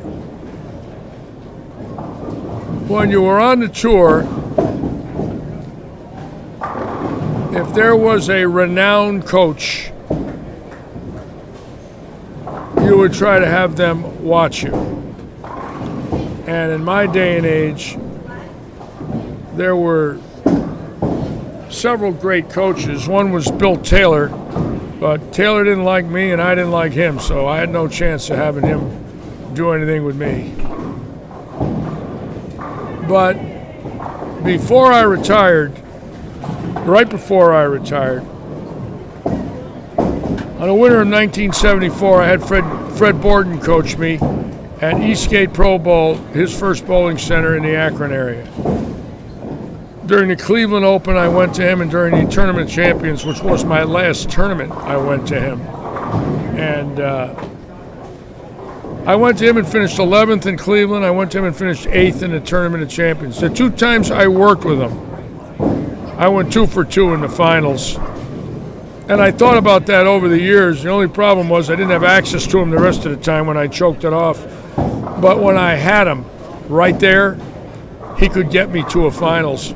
He had this unbelievable ability to identify weaknesses. He didn't go by your game. He went by weaknesses, which is the eye of a great coach. I mean, my game wasn't Dave Davis's, and Dave's wasn't Earl's, and Earl's wasn't Johnny's. And we all had strengths, and we all had weaknesses, except for Earl. I think Earl had all strengths and all weaknesses. But even Dave Davis had probably a weakness where he would overthrow it a little bit. He would actually give it too much speed. And back then you didn't have strong cores and covers, so the ball would hit weak because he would just throw it too hard. It wouldn't have a chance to rev up. Speed control was very critical in the 70s if you were left-handed, and Earl had the best speed control of any bowler then and now. It was amazing what he could do. But Borden, in my opinion, could identify. And Borden coached George Pappas, Roy Buckley, Don Johnson, Johnny Petraglia, Dave Davis, Steve Neff, Bill Spigner, Pete Couture, Dennis Lane,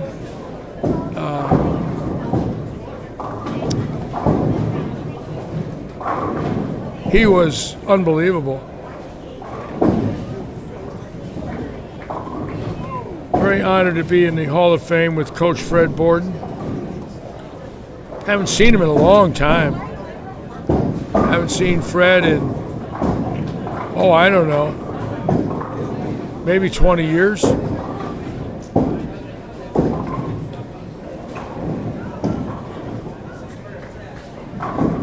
Sam Baca was a great coach. Sam Baca coached me. He was the PBA lane man, but he was a two-time PBA champion, and he coached me. He was a fantastic coach. Sam Baca, also a member of the USBC Hall of Fame.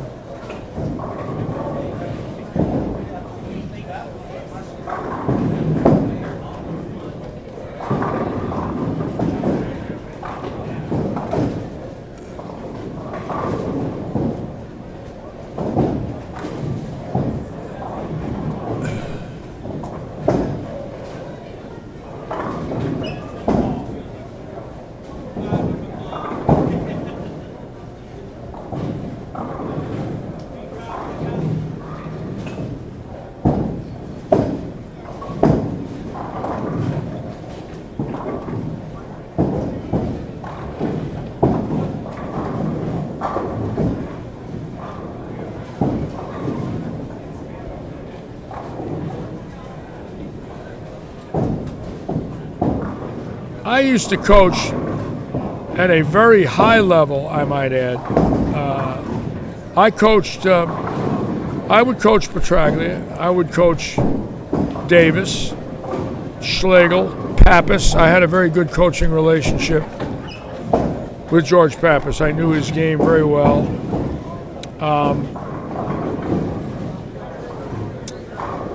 Who else did I coach? Coached Tita Simez a lot. But what I found with those guys was they were so good. I would give them such a small, minor tip, but they knew that's all they needed, and I knew that's all they needed. You know, you didn't fool with Dave Davis's footwork or Tita Simez's footwork or George's, but you could fool with their back angle. You could fool with where they pushed the ball to and the length of their push away. You could fool with their hand position. Hello, Leon. Welcome aboard today, Leon.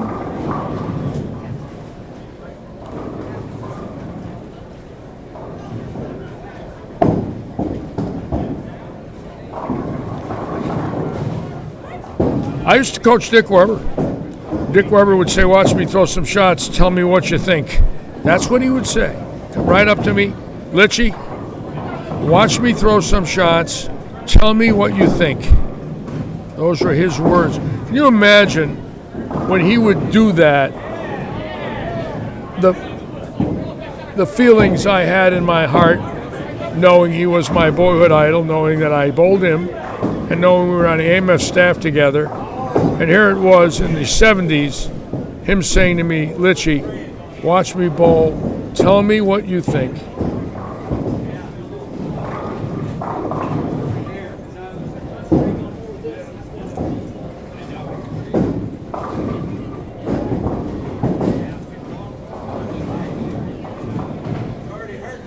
The thrill is with me forever, even though Dick's been gone now 16 years next month. The thrill I have of,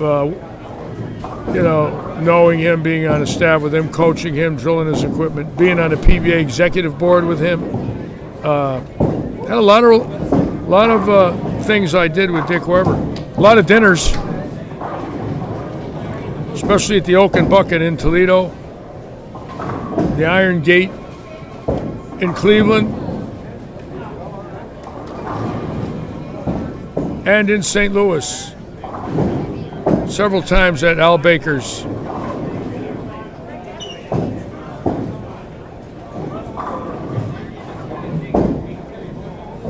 I wish I could coach Pete Weber about his interview last week. I wish I was there.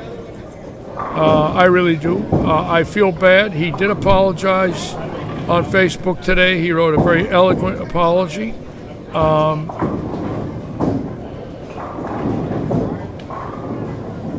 I love Pete Weber. I know him very well.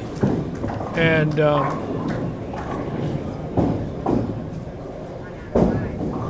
my first question to him would have been, what are you going to say on your interview? And if I heard any profanity in his words, I'd say, are you going to say that? And if he said, I don't know, I might, or I am, I would have said, please don't do that. Please don't do that. It's not the time and place. Do it in a bar. Do whatever you want in a bar. Do it in a parking lot. Please don't do that on television. And don't go out like that. Don't allow that to be your last interview. And, he is what he is. I love him. He's a friend of mine. But I know I could have asked him if I thought he was. You see, the key is I'd have to know he was going to do that. If I did, I'd say, please don't do that. To all your friends and the people who love you, please don't do it. I know he'd have listened to me. I know if I said it to him. See, there was nobody there to guide him that he could trust, so he goes into orbit. And there are people that do that, and unfortunately, when they do it, they usually find out they made a mistake. And he did, no doubt about it.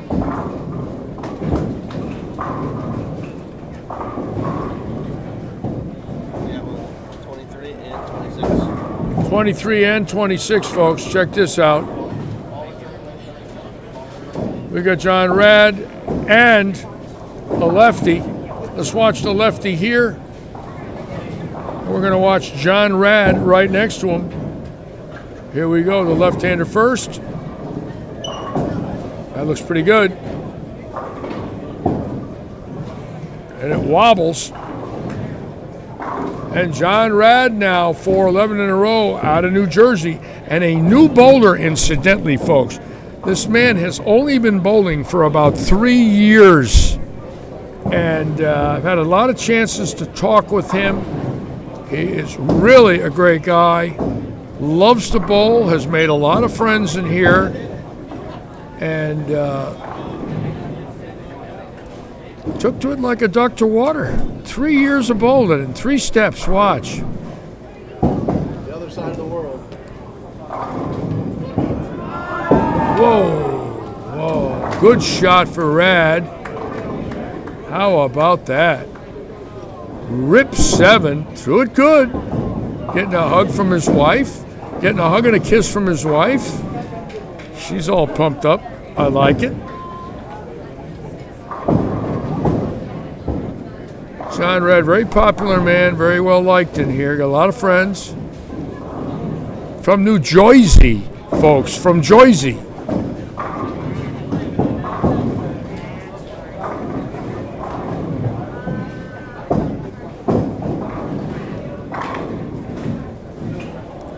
Getting back to Pete, I wish people would forgive him. Don't get me wrong, we all know and have heard profanity at the highest level, whether it be in bars, on the lanes, on the streets, on the news, certainly on HBO and Showtime. I mean, so let's face it, it's not a perfect world here. The man made a mistake, and all these people are on there ranting and raving on Facebook, and I'm thinking, wait a minute, why don't you go watch a Robert De Niro movie? Why don't you go watch Joe Pesci? Tell me what you feel like when you're done listening to him.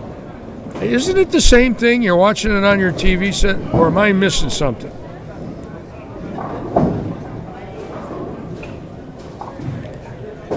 I just can't figure it out sometimes. I'm not smart enough. John Rad now with $2.99. And again, John Rad, a very, very popular man because he's cool. New Jersey cool.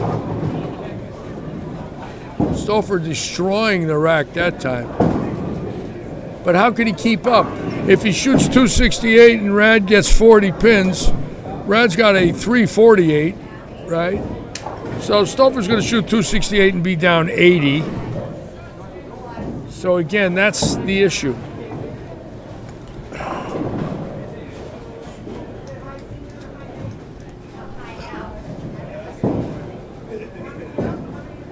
That's the handicap issue.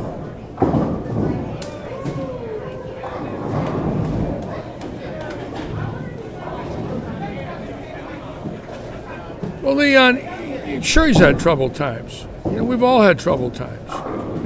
I'm not saying I would say on TV or on this live stream, I would not use that language personally. I have used it. I do use it. I don't do it on a live stream, but I do it.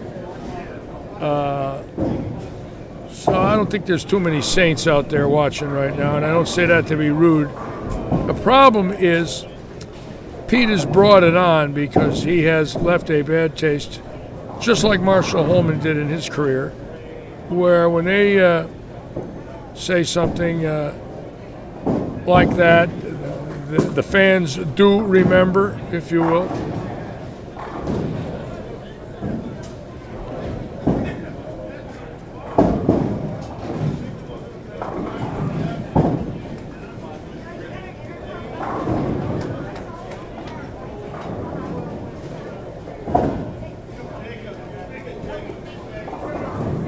I agree, it's context, and not only that, people are watching bowling. They're not looking for that in an interview.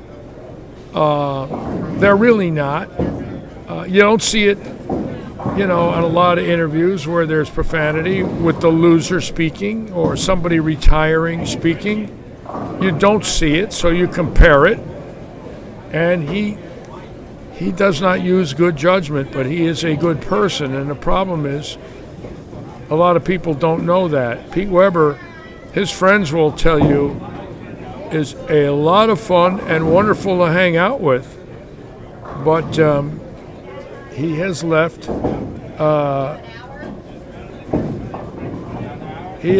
a bad taste in people's minds, and I come to work sometimes very frustrated about things in general in my life, some of the things I see on TV, but I won't say that simply because, number one, I know I'm going to offend people, and number two, I don't feel comfortable being looked at that way, but I swear, believe me.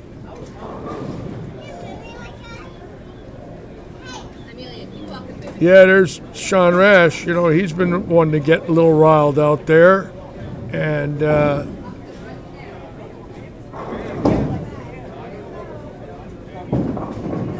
then you watch somebody like Sam Cooley, who's about as stoic as one could possibly be, but the minute, he talked about his mother, he had tears in his eyes.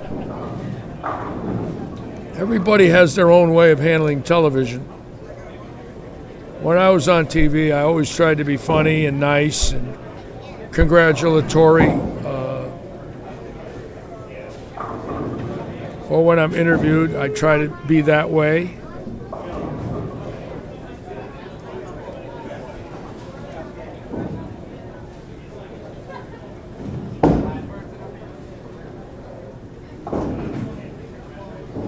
Oh, I agree, Leon. What you say, a lot of people believe. Believe me, I know that. That's why there is an irate audience, because they believe there is a time and place for profanity.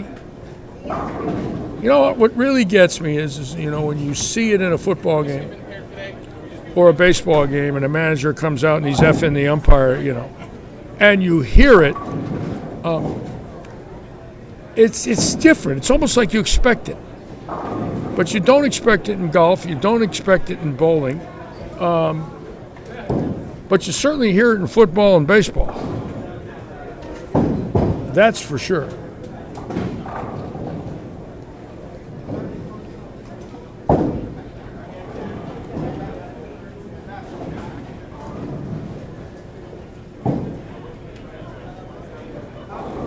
You know what I always say to people when they say I use it? You wouldn't use it to a priest, would you? It's funny when you see somebody wearing that white collar or a yarmulke, or you know they are a religious cleric of some sort. You automatically don't do it unless you're really screwed up. So it seems like there is a time and place. You don't see it too much when you're dealing with a nun or a young child in church, that's an altar boy or whatever. Of course you wouldn't do it. So we do know the difference between right and wrong, at least most of us. Some of us get a little carried away.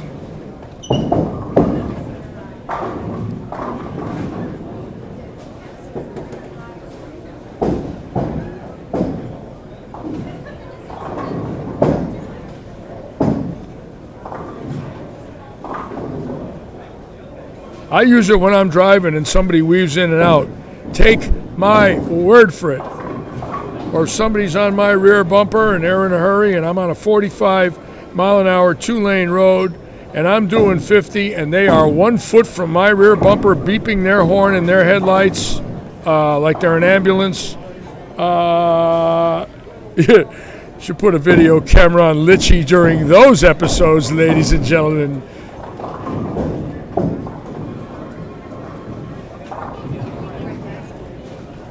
Yes, Doug Clark, it's the judgment. No doubt about it. You wouldn't say it in court, would you? To a lady judge, would you? Would you use the F word to a lady judge who's getting ready to pronounce sentence? I don't think so. You get another 2 years so fast you wouldn't know what hit you.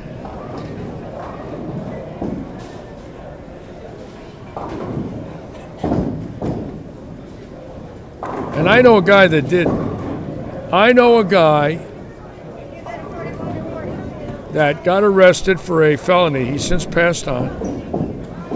And he got away with it because he had money the first time, and got away with it the second time because he had a lot of money with a lawyer, and did it for a third time and went in front of a lady judge in Connecticut Superior Court. And she read him the riot act and told him what he was as a human being. And he told her what she was, starting with the word U-R-A and then used F, and to a judge in Superior Court. And got an extra year in prison without parole. Called a big F there for 365 days. Not so sure I'd want that one. All right, let's get back to some bowling now. Enough of the crazy stories. Let's get back to the good stuff. Jimmy Argion. Oh, am I thinking of Martha's Vineyard? I am dreaming of it. I was looking at a map last night of Newport and Tiverton and all around Cranston, campgrounds.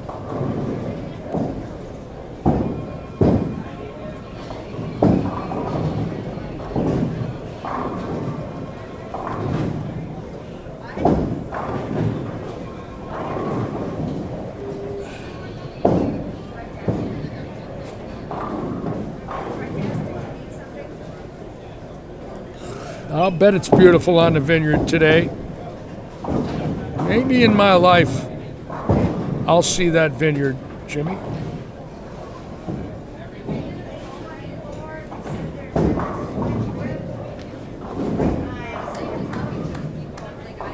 $17 to $20's blurred. Let's see. Not here.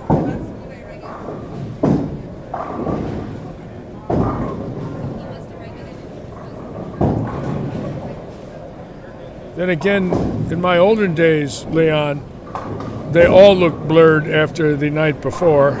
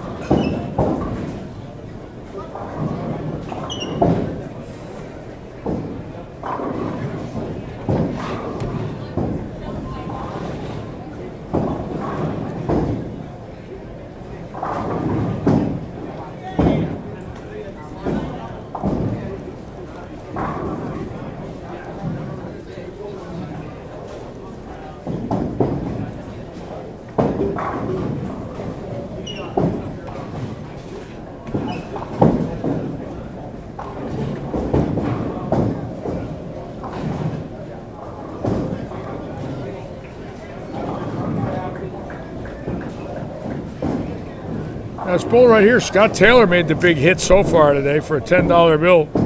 Got about $400 worth of goodies. A new ball, a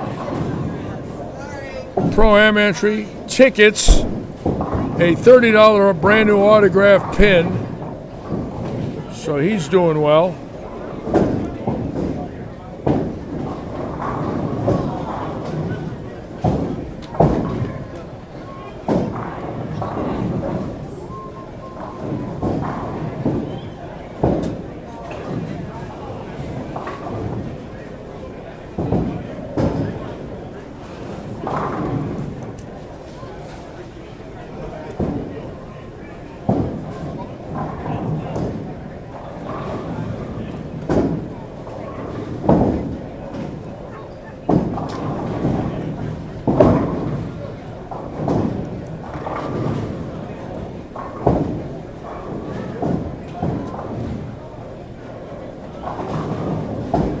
Whoa, Mikul breaking him down.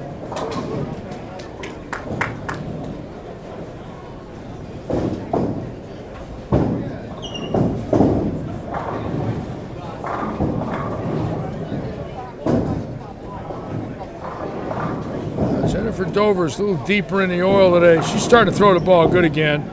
Jennifer struggled earlier this year with release problems and would balk. She just couldn't swing the ball. She had a situation where she could not swing the ball. It was all mental, and she's worked her way out of it now and starting to throw the ball really good again.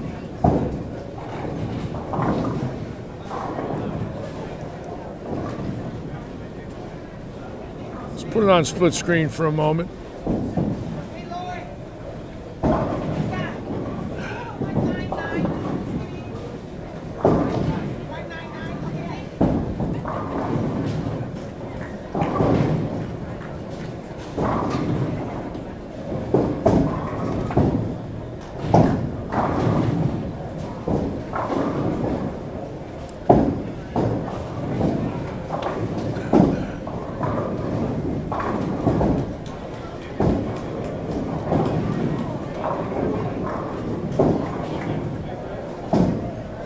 Should have our scores up for you shortly, folks. Bear with us.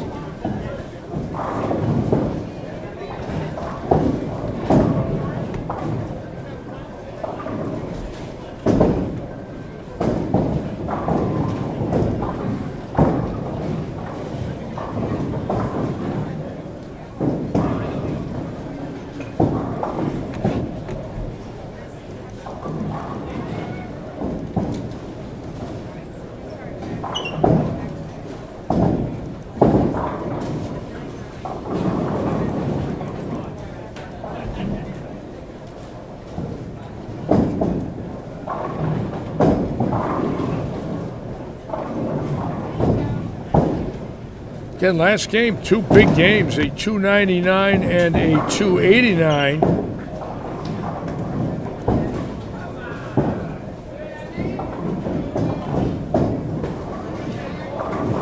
Lanes look very nice today, plenty of back end. Ball coming off the oil with some energy, picking up speed when it sees friction.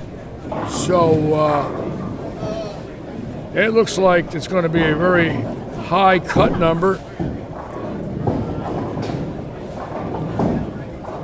Again, a lot of tournaments starting to pick up in Florida, especially on the East Coast. One over here today on the West Coast. So we might have lost some entries simply because it's a lot easier to drive 20 miles than 120. But we still got a heck of a group. But with bowling centers opening now and promotion starting, that's good to see. Hope that continues.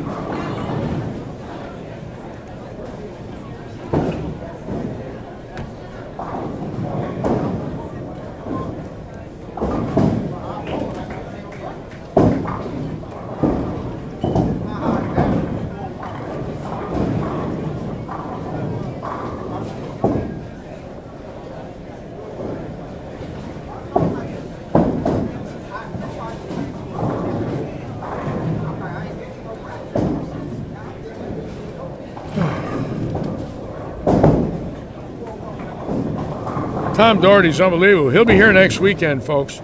We will have him in the booth. Believe me. I would like to ask him some questions that I'm sure you folks will love. I've already thought of them. Okay.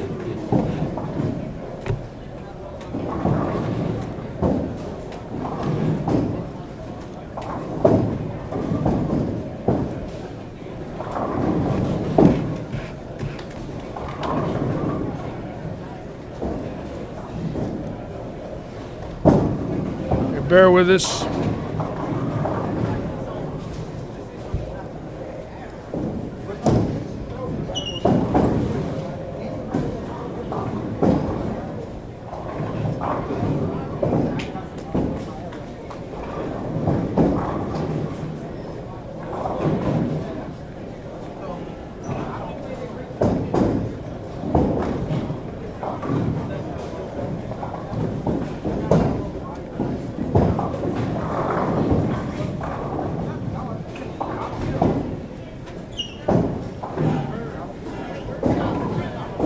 Scores will be right up, folks. Just bear with me. We'll have them up for you in a moment.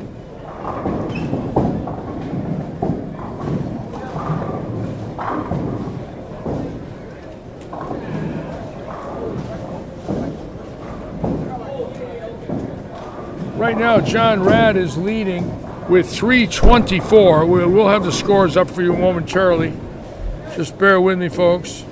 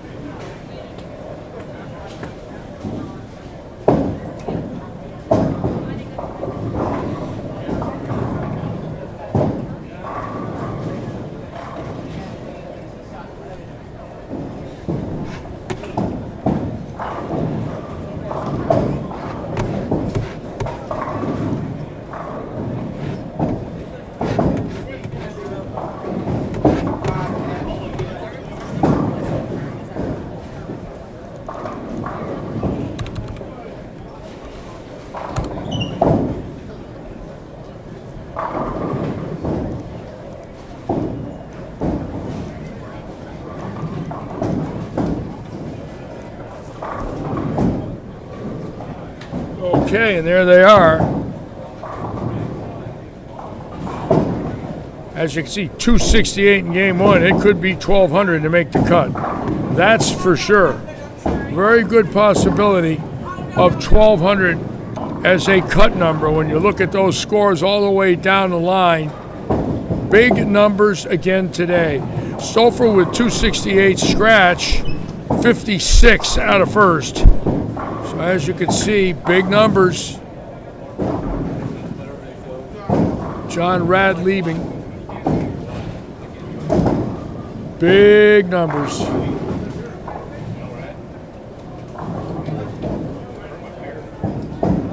Yes, tournament sponsor bowls 201 and 83 270s now, it looks like. Again, big scores, big. The handicapped players in these events just seem to have the number. Stouffer at 268, 56 out. So if he needs 268 every game, he might be losing wood to the field. Crazy.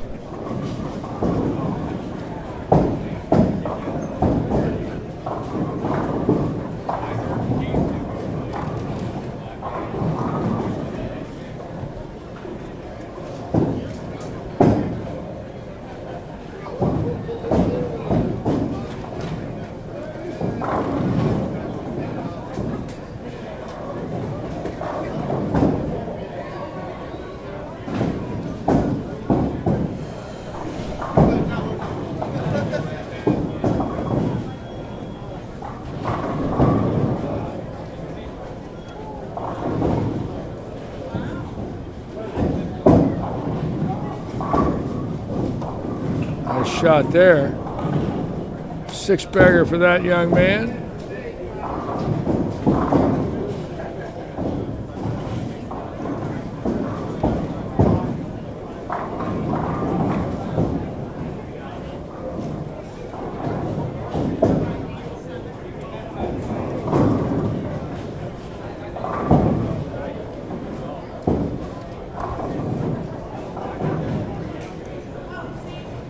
It was announced Bowl Expo this year will be in Louisville, Kentucky, the end of June.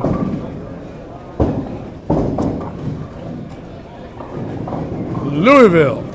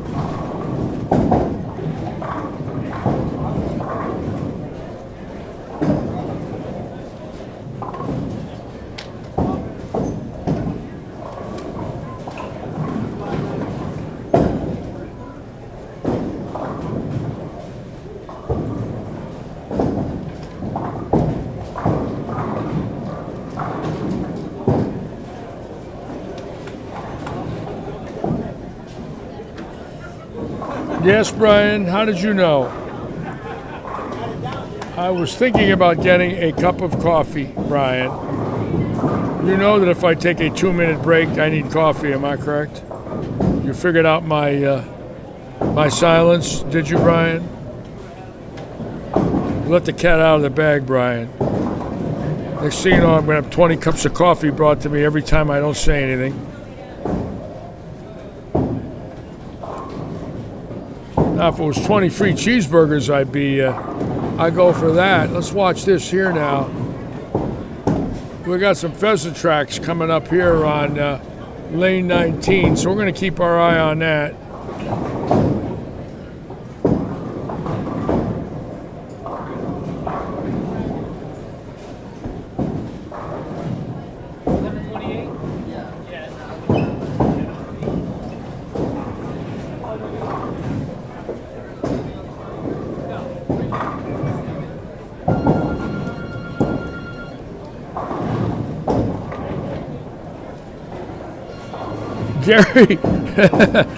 Gary, Brian, Gary just told me to tell you. No, I won't do that. I'm glad you said bug off, Gary, instead of instead of.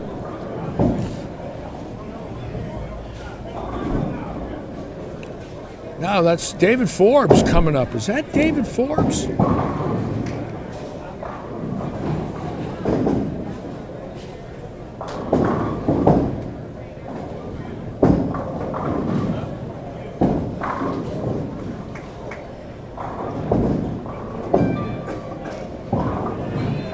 Tell me that's David Forbes. That's a four-bagger for Forbes. All right. We'll allow that. Keep in mind, 2 big strings today. Both ended with really good pocket shots that did not carry. This young man here throws the ball pretty good. He's got good footwork. Check it out. I like his footwork. Weights on it. Got a lot of leverage at the release. 20-degree open shoulder watch. Attaboy. Great shot. How's that? Oh, no. Not fair. That was a great shot. God. Just a dead flush 9. Nothing moves. Not even a wiggle. Ball cuts the 5 right off.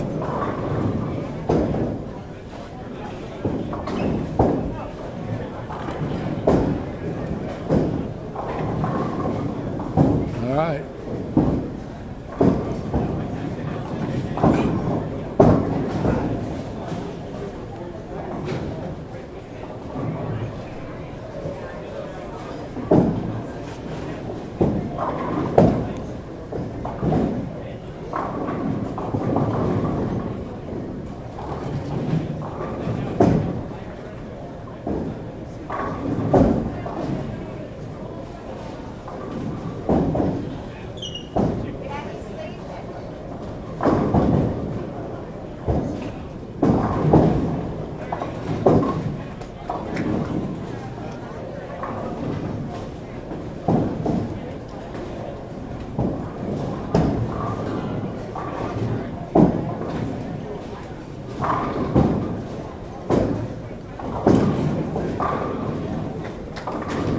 Keep in mind, a lot of ladies bowling today. I want to check the scores here for a moment and see if there's any ladies in there.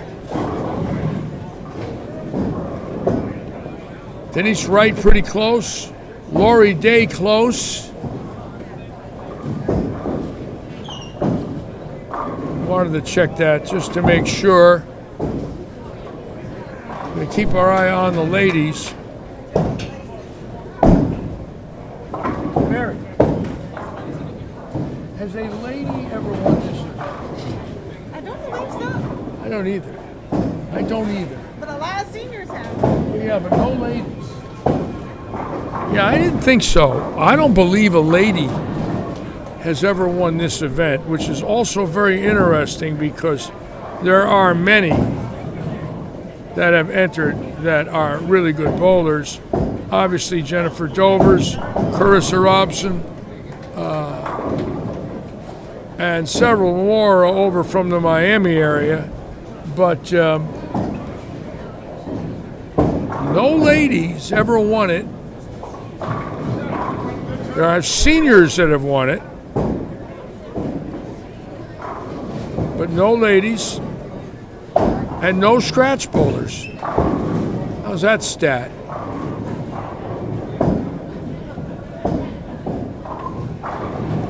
Interesting how, as time goes on,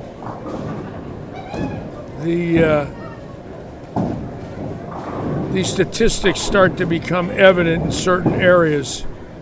I think what's the most fascinating one is no scratch bowlers. You figure some of these guys are so good. Stouffer, Baranecki, Rakoski, Mark Jr.,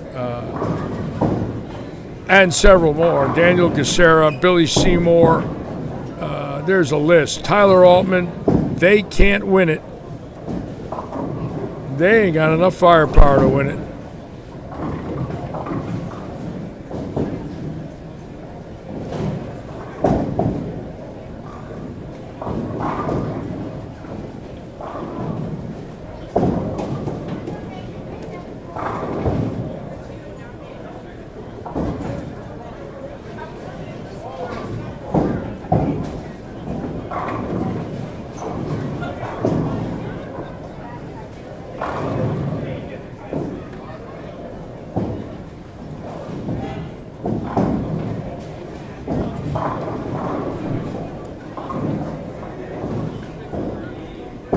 And Mikul's struggling today.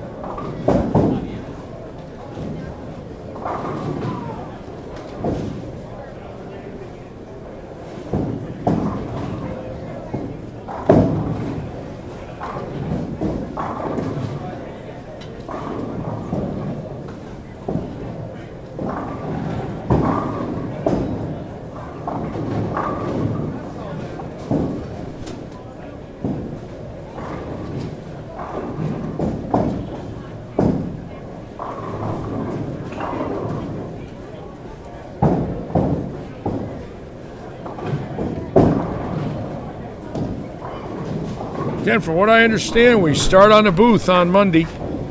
So by next weekend, we might be live streaming from our new live streaming booth. Kind of exciting. Been waiting for that. Dave Belenka said he shot 896.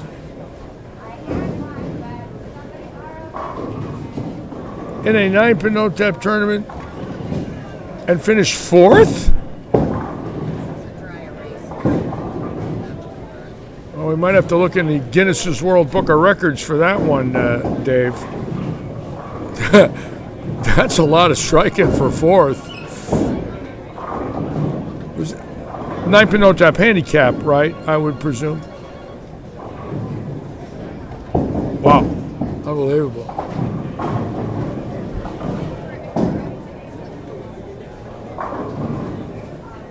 Nine-pin no-tap handicaps over 900 are unbelievable when you think about it. Somebody shoots 896 and finishes 4th. Unbelievable. Only in the world of bowling. We don't know why, but we know it's true. Well, we think we know why.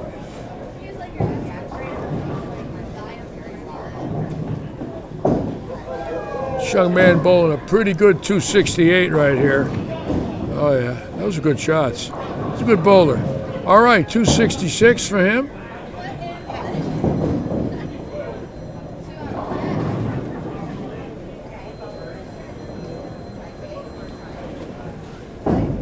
And we're off and running for 2 games now.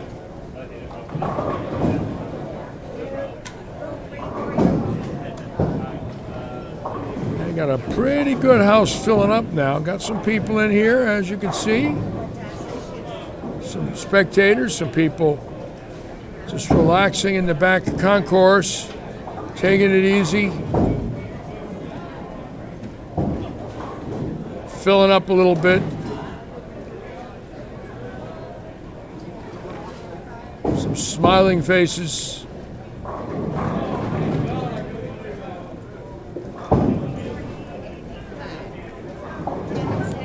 Two big games on lanes 19 and 20, 245 and 266. Not too much here to talk about. 238, 234 here, 245, 256, 234. Pretty good scores on 25 and 6. So we don't have the numbers we had in the first game with 299 and 289, that's for sure. So the numbers should drop a little now. It was 268 after game 1. Let me look at that again. Yes, it was 268 after game 1. So I'm figuring low 510 maybe after game 2. Probably 510. We'll see if I'm right. Nice bowling, John. Thank you, Larry. Thank you. Telling John Rad, nice bowling. Tony, what green was that? It was not 9 green. It was a 9 green. It should be 9 and then nothing. Yes. Yeah, it's easy, right? Hey, Matt McNeil. What's up, boss? What are you doing? You want to sit with me? Come on, let me get Matt McNeil in here. Whoa, a little surprise. a little surprise. How are you, brother? I'm doing great, ladies and gentlemen. My dear friend Matt McGill, welcome back. Thank you, sir. So you were at the World Series. Yes, sir. And quite an event, huh? How about that 2-8 forward? What was that? Oh, my goodness. Were you there for that show? Yeah. Yeah, that was one of the greatest, I think, breaks I've seen in a championship match for something of that magnitude. It might be ever. It might be ever. Well, that Brooklyn by Robert Lawrence to win the U.S. Open against... 92 at Canandaigua. Yep, against that lanky lefty that works for Mike Albee. Scott Devers. Boy, what a great memory you got. Yeah, Canandaigua Rose Bowl. Yep. Yes, I was there for that event. Yep. Obviously, I don't remember if I was there for the show. But... you know, sometimes it makes up for those wraps. You know, those solids 8s and 9s and 10s and 7s, or 4 9s, rip 7 10s. Yeah, absolutely. Absolutely it does. I've always said for every bad break you get, you generally probably get 2 more for every bad break you get, and by the time you hang your shoes up, you've gotten way more good breaks than you have bad. Now, you'll be bowling here next weekend? Any foods? No. I actually got to head back home for a few days. We got the city tournament, which is our big city tournament back home. Yeah. So I'm still chasing the Hall of Fame up there. So I got to keep bowling in that thing. So now, till they let me in. So you're going from 80 above to 30 below, going back to... It's 56 back home. Impossible. 56. It's impossible. It's never 56. 56. Yeah. 56? 56. That ought to be getting into... But then I'll be coming back down April 6th. I'll be back down April 6th. So I'll be up here April 7th. So you'll be here for the senior event watching. Yep. You're going to be repping your staff that week? I'll be repping, yeah. Wow. So then I'll be here April 7th to maybe bowl some action or bowl league if somebody needs us up. Now, who do you have this year entering their rookie year on your staff that's a factor? Any big factors? Chris Barnes. Oh, that's right, yeah. Chris Barnes. Pretty that's good. A factor. Tom Hess. Oh, this is first for Tom Hess. Tom Hess, yeah. So you got a Masters winner and a great Hall of Famer. Yeah. Any other well-knowns, but, maybe not their records? Anybody coming in? On our side, no. On your side, no. Not on our side, no. Okay. I think I pretty much got the gamut covered there on our side. But, got it. Yeah, but I mean it's going to be a good. I love working with the PBA 50 guys. They're great. Oh, they're wonderful. You know, Pete's going to be full time out there now. Walter's going to be full time out there now. I think it's really good for those tours. Yeah. Yeah. I do too. Yeah. I think it's good for those tours. Yeah. But Norm's going to bowl the Senior Masters U.S. Open. He wants one more crack at them, at least one more. I hope so. Yeah. I don't know what his bowling plans are, but I hope he's out there bowling. And I know, he's one of the greatest ever, and I love working with him. He's probably one of my favorite guys to work with. Yeah. And I don't know. What do you say to Norm Duke? Like if he comes up to you and says, Matt, I just shot 2-0-2-0. What do I do? What do you? I want to know the pressure you're under. Norm's got this thing where he'll go, Matt, if you were Norm Duke, what would you do? If you were Norm, I think I heard that in my life with him. If you were Norm Duke, what would you do? What would you do?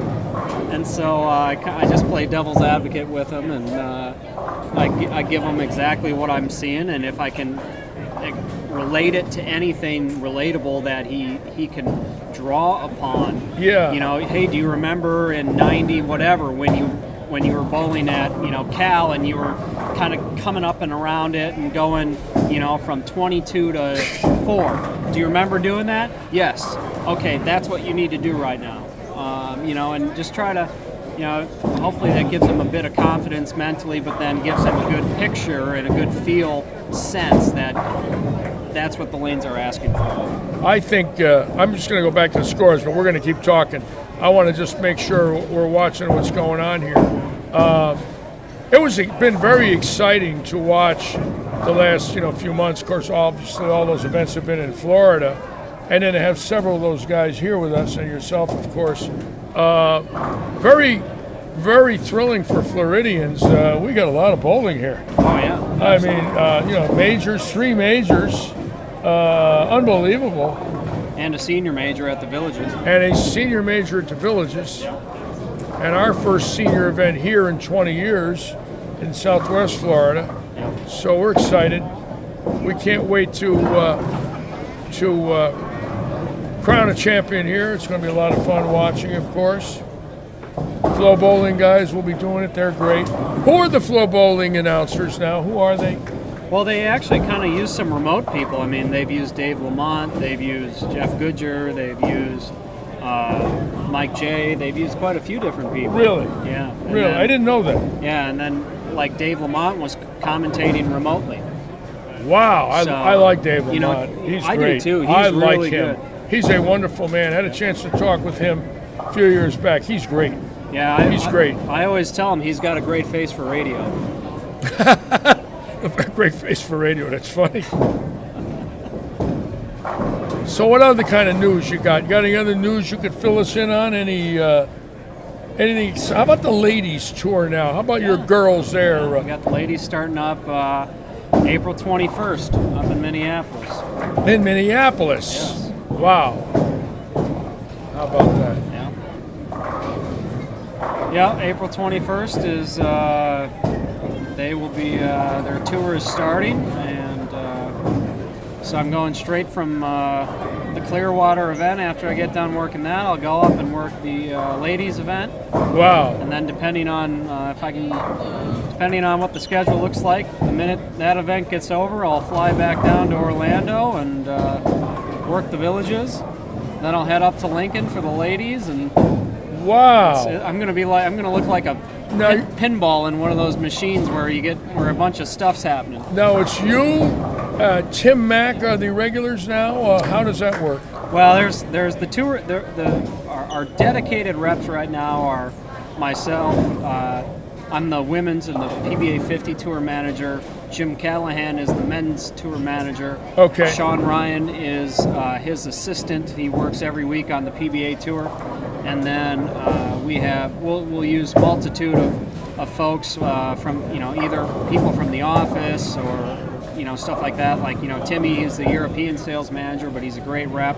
Yes. He can come in and fill in. We can use Steve Klimkin, who used to be a rep. Oh, he yes. Can come out from the He's office. great. We can use Hank Boomershine. He used to be a rep. Wow. We can use Chris Schlemmer. He used to be there's just so many great former reps. Oh, yes. That we have to draw upon at the office. So yes, you do. You've really got some staff. Fantastic. Of course, Hank was from Akron. He used to have the pro shop at Freddie Borden's. Fred Borden's. And when I was there for the PBA Senior Masters 96 and 7, I saw Hank there. Yep. As a young man starting out in the business. Yep. Look where he went. How about that little line of progression? Fantastic to see. You know what I figured out? What's that? So this is an odd thing. It's a left-handed thing. You're going to like this. Why? I'm not left-handed. I'm a righty. I don't bowl anymore. Yeah. Okay, go ahead. So get this. So all the probably the most innovative ball designers in our industry in the last 30 years have all been left-handed. Mo was left-handed. Yes. God rest his soul. Mo, we miss you. Yes. Hank is left-handed. Yes. Ray Edwards. Yes. Left-handed. Yes. Hey, how are you? And who was the first guy that ever had a pro shop on the tour that drilled balls for the pros? You remember who he was? This guy right here. And he was left-handed. Left-handed. And I have thought about that. And I have said to myself, and Lon Marshall became the PBA lane man after Lenny Nicholson, and he was left-handed. And John Wilcox became the lane man in the PBA Eastern region, and he was left-handed. So, interesting stat. What is it with the lefties? What's your take on that? I just think they do say that our brains work differently, and perhaps. Well, I know mine did, but it lured me to too many bars. I guess our brains have to work differently if we grind it out every week and try to bowl. But no, it's. I don't know if there is an explanation for it, but. It's just a kind of one of those anomalies that's kind of fun to point out. What did you think of? And I know it's not a trick question, but I want your take because I have a take, you have a take. What did you think of Mo Pinnell? I really like Mo to the point that Mo always had time for you. He never was too busy to not give you any of his time. Yes. And people can say what they want about him and his theories or his some of his behaviors or anything like that. Yes. That's going to be what it is. I don't really care about that. Whenever I interacted with Mo, he always made time for me. If I had a question, I was with Brunswick staff. If I needed help with layout or if I had a question, if I was in the area, he'd come out and work with me. Give me a couple tips on my game or help me with my fit or anything like that. But he always made time for me. And so at least my perspective, the way he treated me, I'm going to miss the man, and I recognize the contribution that he gave to the sport of bowling. My perspective, I became a bigger fan of his at the age of 58 than I ever thought I would in my life, because he was 64 and traveling the United States. And I remember thinking to myself, he's 64 and he's driving every week and giving clinics and teaching. That hit me. I said, no one's ever done that. He can't stop. And he did it until he died. He did it the last 14 years. He would drive everywhere. Let me get our scores up, Matt. I'll be right back with you. Just bear with me, folks.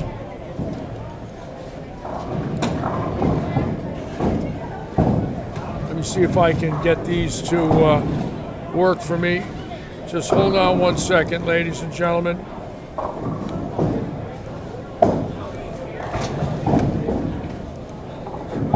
Here they are, John Rad staying in first. Now look at Rad's scores. Bowling fantastic today. 541, leading the squad, which is very rare. He is a handicap player. You would think a scratch player would be shooting those numbers. So John Rad at 541, Alan Smith 580. Now there's a lot of handicap there. 80 pins a game for Alan Smith. That's big handicap. Mike Hauser, Rob Sefton, scores very good. Now look at game one. If you'll notice, 2 bowlers in game 1 under 200. 2 bowlers in game 2 under 200. Remember I said I thought it would drop to about 510. It dropped to 501. So it looks like right now 5 games is going to be somewhere right in the, I would say, 1200 to 1220 range. That should be the number. Tommy Ray Jr. at 499 right now. Jennifer Dover's right now the high lady at 494. Let's go down a little bit, see what we got here. Tony Trinidad, Denise Wright, 185, 138. A lot of handicap. Lori Day. There are the scores. Quite frankly, at 501 in 14th, take 50, take 75 off of that. It's really, anybody can make it right now. You can go down into 4 1/4. There's 50 people definitely in the hunt to make it. Let's go back to the live action. Yeah, I found him to be, as I got older, more fascinating than the 20 years before than the 15 after. I knew him 45 years. His energy was nonstop in his 70s. Yes. When most people are looking to slow down and they want to, go to and relax. He's in his car driving 100,000 miles a year, giving clinics and seminars, and that made me say this is a very special man. That dedication at that age, very tough to do. Yeah, he loved the sport of bowling. He loved the sport of bowling, and that was his drive. And was there tributes to him out there? Oh, lots. Yes, lots. Really? Yeah, lots. There really was. Yeah, it really was. And deservedly so. He was a very. How about Chuck Gardner? Is he all right? I know he had to be emotionally upset. Yeah, I saw Chuck at the World Series. Yeah, he had to suffer from that. Yeah. Well, we think about Mo. I put a picture up of me and him from Suburban. Yep, I saw that. It was pretty good. And I had to. It's the only one I had of him, with him and I together. Yeah. But it's so good to have you here. Well, thank you. And I'm glad you're enjoying your position. A lot of traveling, bro. 2 tours, senior tour, ladies tour, men's tour. My God, getting those miles in. I guess you are. Hey, you know what? There's going to come a day when I'm not going to be able to, or I don't want to. So while I still want to, I'm going to do it as much as I can. Well, I think it's perfect for you. You seem to like it, and obviously you're a champion, so you bowled for a living. So you belong there with those people. You're young enough, and what a great company. And Barb and Bill are going to be. Are they going to be inducted on live stream? There's no ceremony. In other words, live stream, right? That I do not know. I do not know the particulars. I thought there would be waiting till next year where everybody would meet, like the last one that I was in, and then the last two have been canceled. Unbelievable. I wanted to go last year and this year. I can't go. I hope they have it. I think it would take away from the experience to do it remotely. I think we should wait until we can do it, and let's do it, because I truly feel that's the only appropriate way to do it. I do too. I think all of us want to see them and congratulate them and be part of it. Absolutely. I know a lot of Hall of Famers are going to want to go after this big break. Probably a lot that didn't go are going to go. Yeah. That are going to say, you know what, I don't know how many more of these I've got. I want to go to them. Yep. We're getting up there in age, this and that. I mean, I want to see Glenn Allison again in my life, Pete Thomas, some of the older guys that were there when I went. It was great to see them, Yep. Yeah, I'm biding my time. Last year was a hit because I didn't get a year of competition in. Yeah. Because I need my 20. Yeah, and you got to be 40. Yes. How old are you? I'm 35. I'll be 36 in June. I'm going to yours, man. Hey, man. I'm going to yours. Your first ballot, baby. I'm going to yours. I want to be there to watch a first ballot guy get in. Yes, I'm eagerly looking forward. I might get delayed till I'm 41, though, because I didn't get this year of competition. How many top 10s did you have, you told me? 18, I believe. 18? And 4 firsts? 4 firsts. 4 firsts. I've got 8 top 3s. So 8 top 3s, 4 firsts. 8 top 3s, top 10s. 4 firsts. And then, and that was all in 5 years. My God. 8 top 3s. I had 6 top 3s. That's pretty good. I had That's 2 really firsts, good. 2 seconds, 2 thirds. And a 5th and a 6th and an 8th. That's really good. The problem is after that I didn't cash for 45 years. That's the biggest problem of it all. It all happened before the age of 25. After that I went broke. It's such an honor to have those memories. It is. It really is. You're going to take them with you. You have all your whole life to celebrate what you did as a young man. And, of course, in today's day and age, now you could see it all. In my day and age, it's all erased. It's gone. They can watch you over and over on all these different YouTubes and things. Do you have all those? Yeah. You have your events wins where you can watch them? And I got them on the DVDs, too. Wow. Remember, you could have your team do the DVDs. That's got to be from another world to watch that. It's fun, actually. I still get goosebumps watching it. You know what's going to happen, but it's. I think when I have some downs in my career, I go back and I watch those, and you just remember that you can compete and that you're going to have good days and bad days, and it just kind of helps for a visual to see yourself. Now I want to ask you a question. I want a bit of advice on something. All right. We're having a charity event Saturday where Dave Forbes, the general manager of Audio Fort Myers, is giving Johnny Petraglia a $5,000 check. And we're also running an auction. Now, what Saturday is this? It's the April 10th. Okay, before the tournament. Yes. So Dave is going to sit in our new booth, and we're going to show Dave meeting Johnny and presenting him with a check. But some other things have been donated already. Joe Panko has donated several autographed pictures of Arnold Palmer, Lee Trevino. Oh my goodness! And I got them in my RV. Yep. And other things. So I started thinking, well, I want to donate something that I feel I can part with, and I have a few things, and then it hit me. I have some things that are 50 years old. Yeah. So I want your advice on this. All right. February 20th, 1971, John beat me on television for his first televised tour win. Yep. And the next day, the article came out in the Winston-Salem newspaper on the front page of the sports page. Yeah. And it shows him and I. Yeah. And it's 50 years old. And you still have it. And I still have it. Now, it's been stuck in an archive box for 50 years. So I was thinking of auctioning it off, put up low start bid of $250 on it, and whoever wins, John and I autograph it to that person. That's really cool. And it goes to John's charity. Yeah, I think and that's it's 50 awesome. years old this past. What do you think of it? You think I should do it? Absolutely. Absolutely. Why?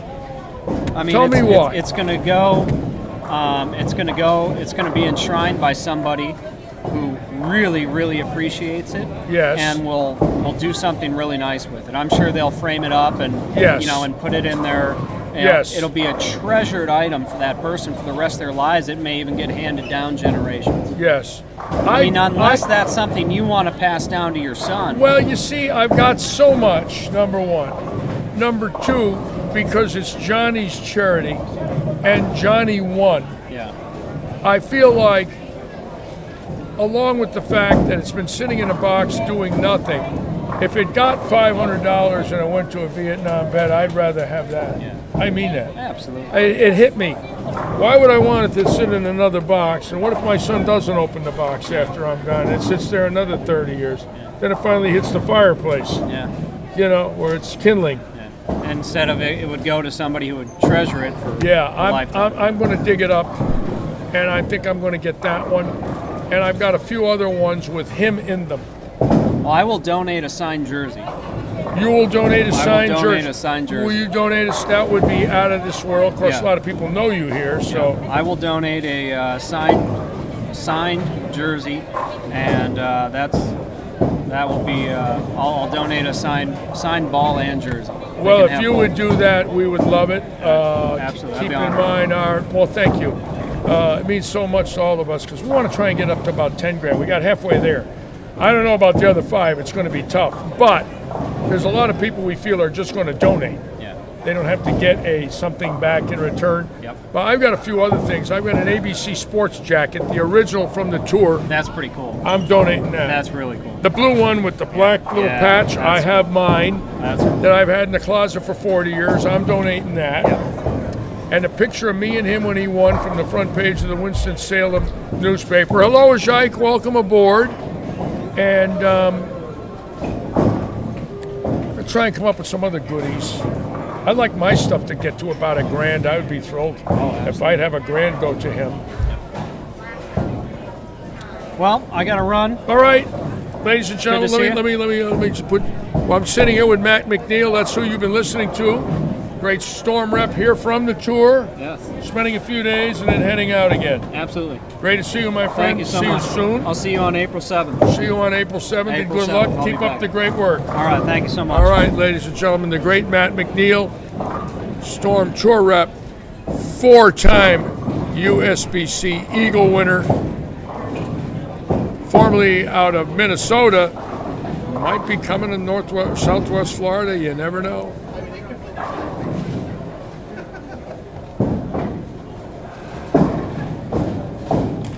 Look at that strike for 6 in a row. Whoa.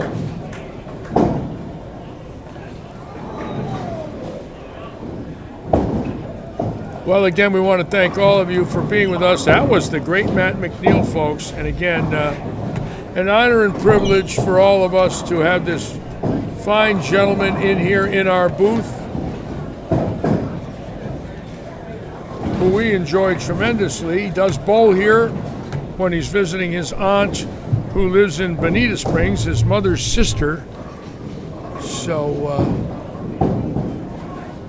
always nice to have a guest legend, I might add.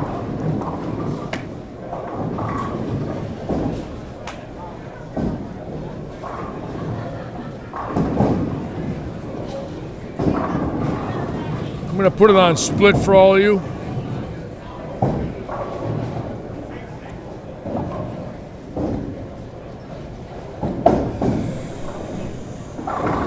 Notice a little bit of drop in the scores now.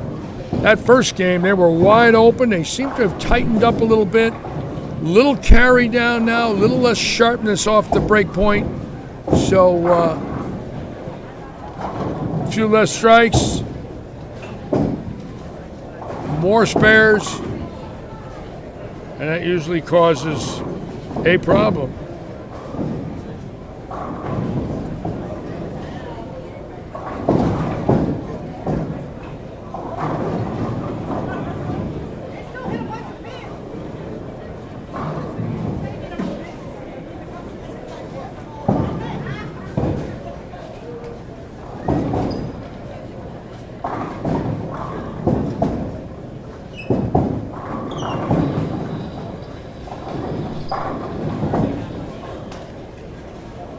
Again, great to have Matt McNeil in. You know, over the next few weeks, especially I'm going to put the split down the low end.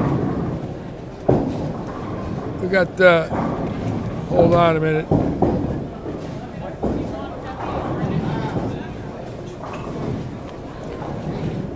Looks a little funny, but we'll leave it like that.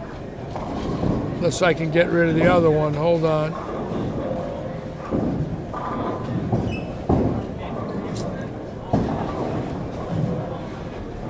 Yeah, I like it like that.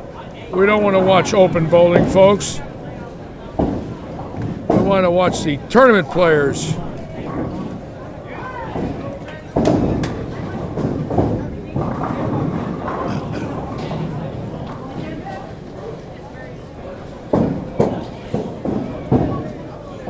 Wow, do you really, Tom Cook? That is quite an heirloom. I know in my case, I saved a lot of clippings, but the ones where I was second or third, I don't, knowing this is Johnny and he was the winner, I think I'm going to pull that one out of the archive boxes. I got to start looking for it. I'll find it. It's in pretty good shape. The field mice haven't got it yet.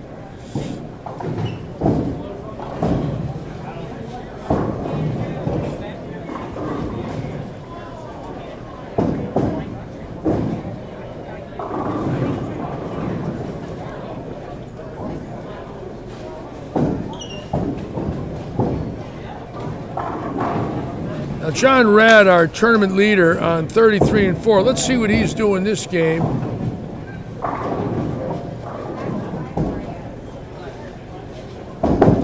And Rad shooting 180.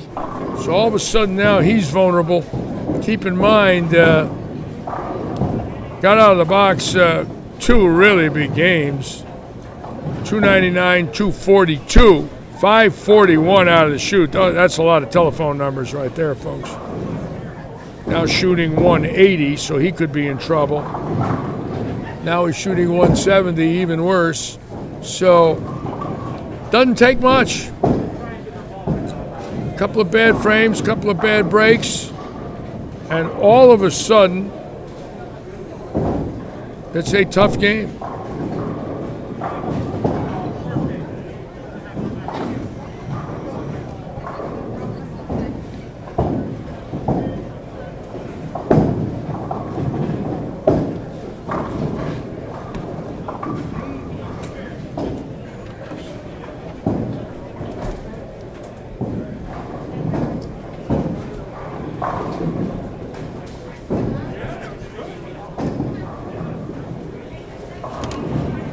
Anyways, let's watch this young gentleman right here now for number 8.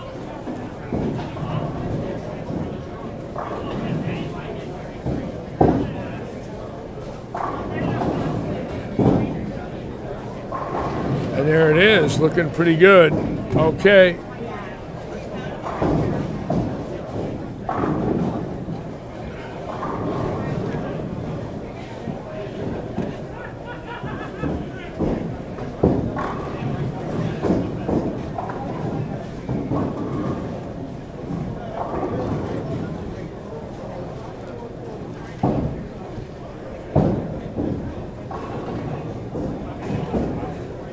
Chat.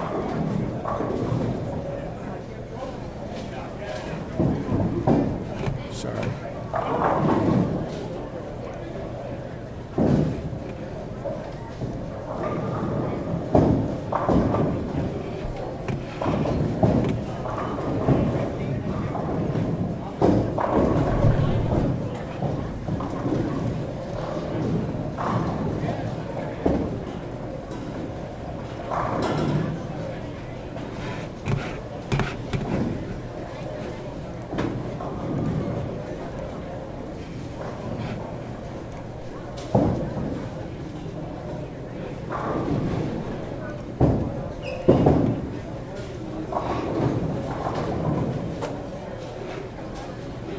Bear with me, folks.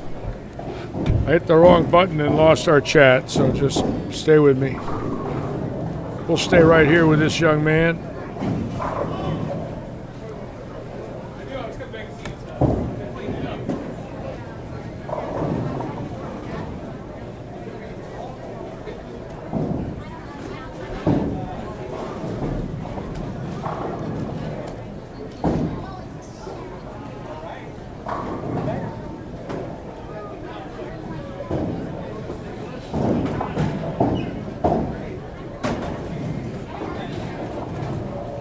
Okay, got a heck of a group today with us. Keep in mind, scores will be up for Game 3 momentarily. Got a young man here with 8 in a row on 39. Scores a little lower in Game 3, but I'm figuring the number will be right at about 750. 740 to 750. What is that?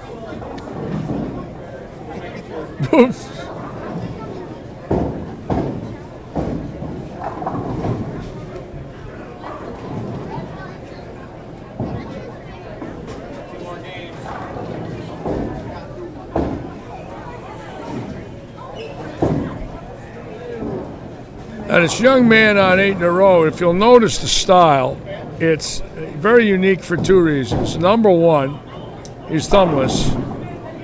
And number two, he doesn't circle the heads. He pretty much yanks it up to dry because he's about 25 miles an hour, 24 miles an hour off his hand. Again, unique in that he's not really hooking the ball, but he's got the revs. So watch what happens. I mean, the ball is sparking off his hand, and I mean sparking. But he doesn't cover any boards, and he doesn't circle the heads. His laydown, the center of his ball, if he lays it down on 10, he might be 9 or 8 at the arrows, tops, at the break point. Maybe 2 boards ahead belly. Let's see if I'm right about that. So let's watch. I say very little head belly.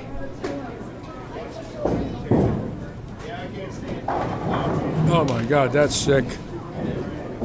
That's crazy. Those pins do not have a chance on that hit.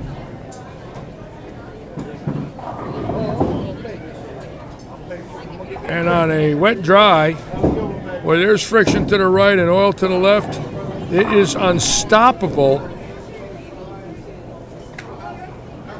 Because the heads aren't, they can't break down enough to make him move in.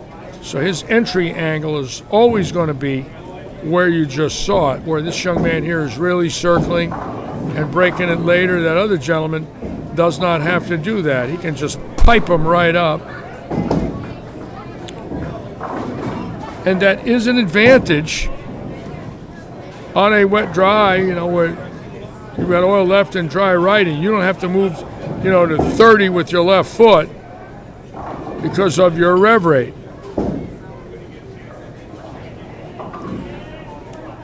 It's either a light ball or he's King Kong, one of the two.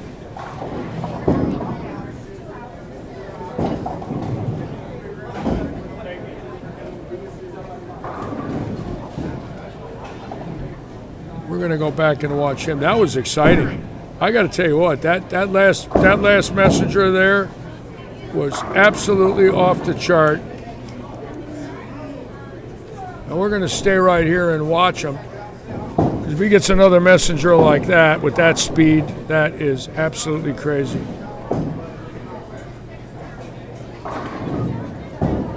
Yeah, I think you noticed that, Duncan and Doug. If you really watch it carefully, that's the most speed. That's Askew speed right there. Maybe Svensson speed when Svensson is piping it. But that's well over 20. That's got to be at least 22 off his hand. I think more than that. He might be 22 at the electronic sensors. Maybe 24 off his hand.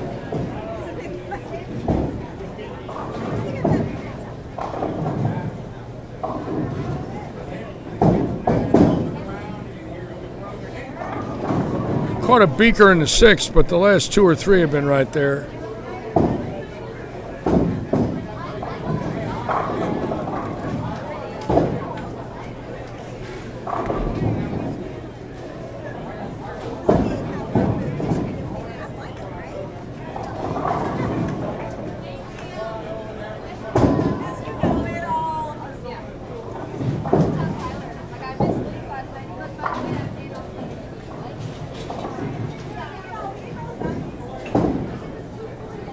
Again, we want to thank all of you for being with us on this Saturday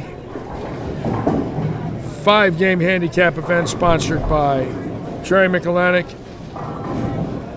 of the Royal Palm Realty Group. Jerry, an avid bowler, bowling today.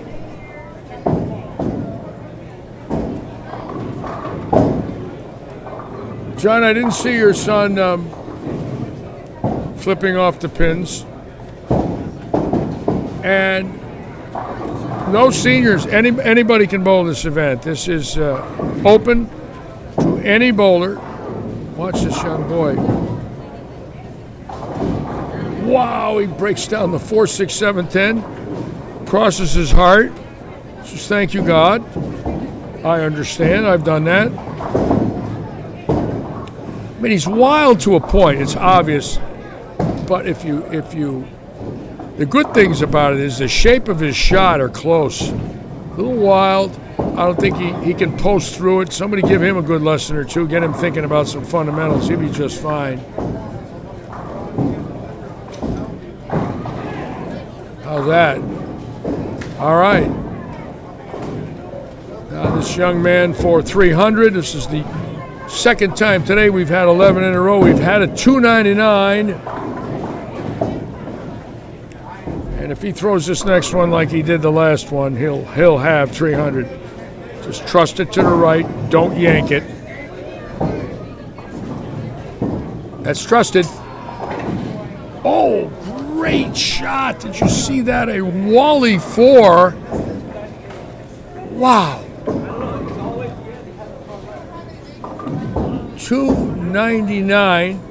Second time today we've had a pocket hit that did not carry in number 12, but his scores will go up tremendously.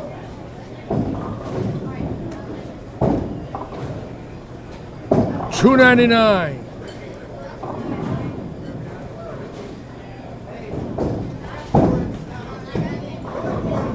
He doesn't bowl here. I don't know where he's from, everybody. I've never seen him before. That's kind of a style you wouldn't forget. I don't recall seeing the young man. Maybe he's bowled, but I don't recall it. But one thing's for certain, the pins might remember.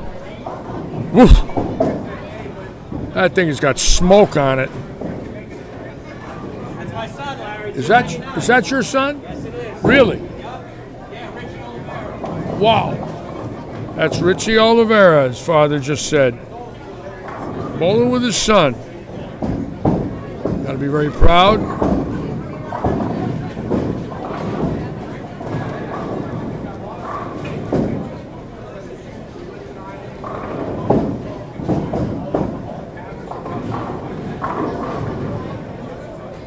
All right, we're going into game 4 now.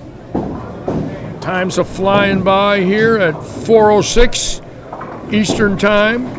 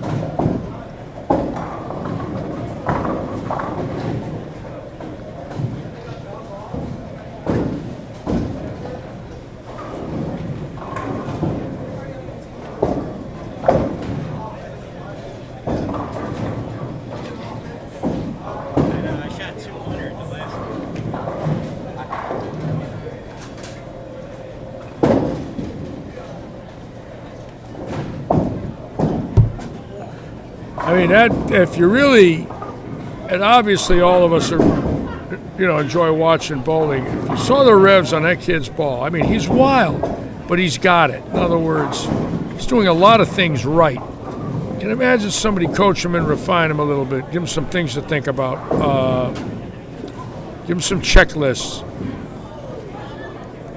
The release is just off the chart.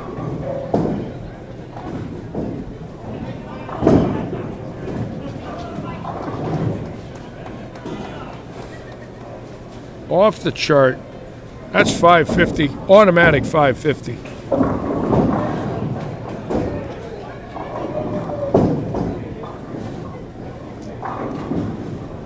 Just a young kid blessed with some iron hand, strong arm and a strong wrist. All of a sudden, found something he likes.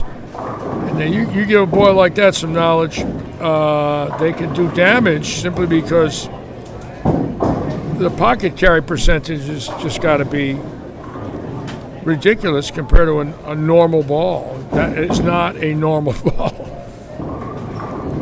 That's where the two-handers create such an advantage.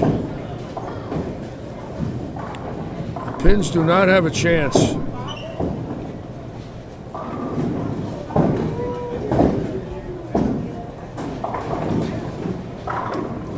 All right, scoring will be in shortly.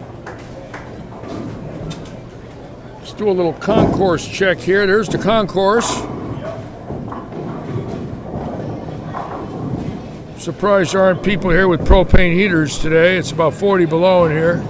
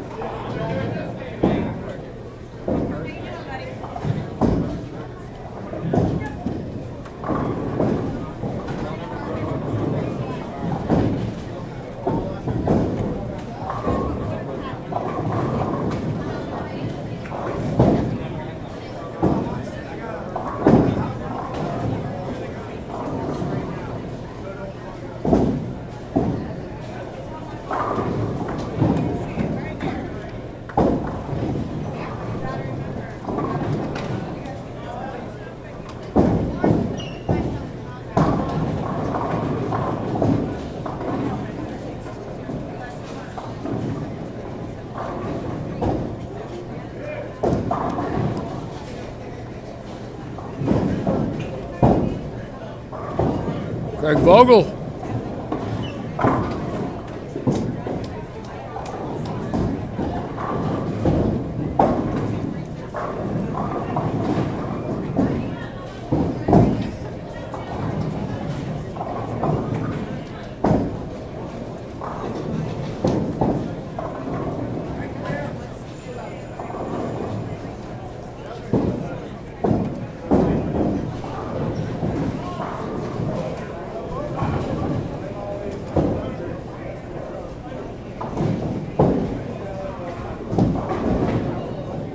We're going to check out our junior scores in a moment too, folks. We do have some juniors in here.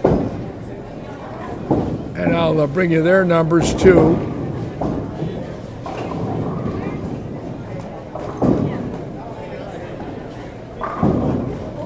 Let's see what we got on the junior side here. Scores are up, Larry. All right, Mary. And let's get the scores now. Alan Smith now taking the lead at 828. Richie Oliveira with the 299. Still scores very high. You'll notice a few more lower ones in there, but all in all, Ryan Johnson bowling well at 777s. Preston Willis bowling very well at 777. Rob Sefton bowling well. John Rad slumping off. We figured 750 for 3, and look at that, right on the number. There's 750. Interesting. Let's check the juniors.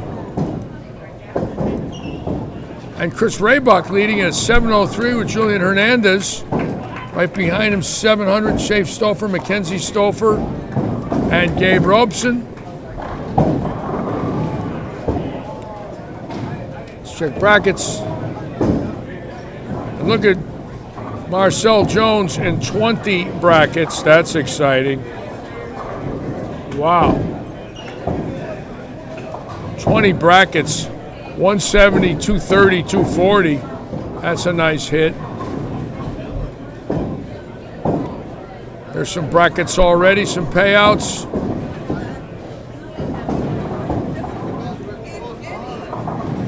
Waiting for this last game there. Back to the standings. Alan Smith, Rich Oliveira, John Rad, all over 800 after 3. Yes, it's about pizza time, Richard Rump, but I came in here today with the absolute mindset that I have to try and chisel somebody out of buying me a pizza, and so far I haven't found one person that I could con into the $11.38 pizza with employee discount. But I'm looking. I love free pizza.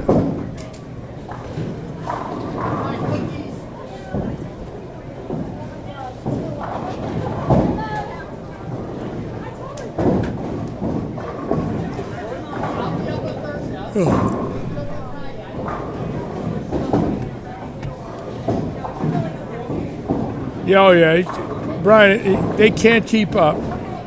There's no doubt in my mind that the scratch players that get in this event, the die is cast. I've seen it now since the fall of 2019, and then we had January and February of 2020, and then the COVID break came in, and then last June when it started again, and they can't keep up. There was one week that Stouffer had, 1264 for 5, and he was still 98 pins out going into the position round game. It was crazy. Oh, wow. Messenger there that did not carry. That was a good shot.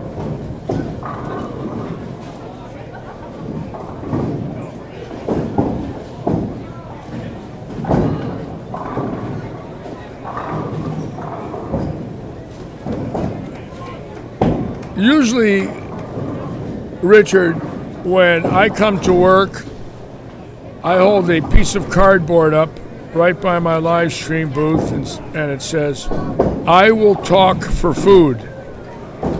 Figuring somebody's going to come along and say, "Geez, this guy needs a little help, we'll buy him a pizza."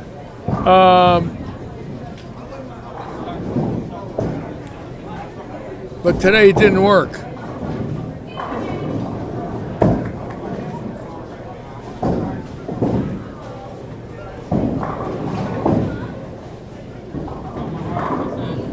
Well, Brian, if you look at it that way, you're right.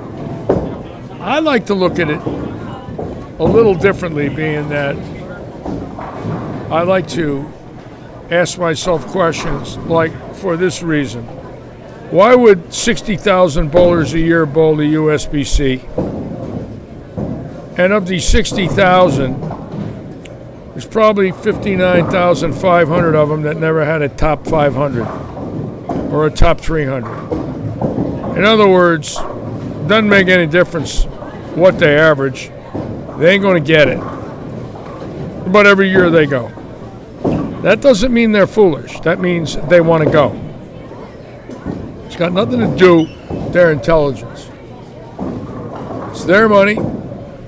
They want to go. I think a lot of bowlers like the idea that if it's a tournament and it's handicapped and it's not a league night, I want to bowl. There's something to the word tournament. There's something to crossing pairs, and there's something to the fact that it's singles, you're on your own. Then we'll add in a few other little thoughts. Number one, they do know they can beat the scratch players. Most of them do. So, a lot of reasons why. What I'm trying to figure out is, got to be honest with you, is why would Stouffer bowl? He already shot 1264 for 5 and was 98 out going into the position round game. So that's interesting.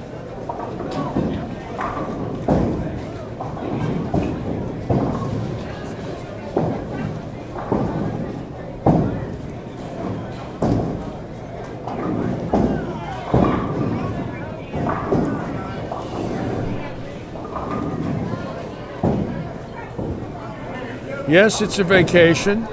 It's a labor of love. It's, why does a guy go out and spend $2,000 on golf equipment playing a public course every Saturday and Sunday where there's no sand and no water?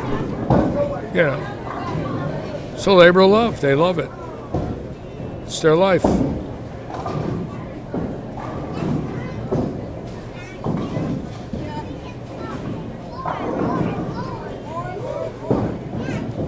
Tracy, if you were here, you'd buy me pizza?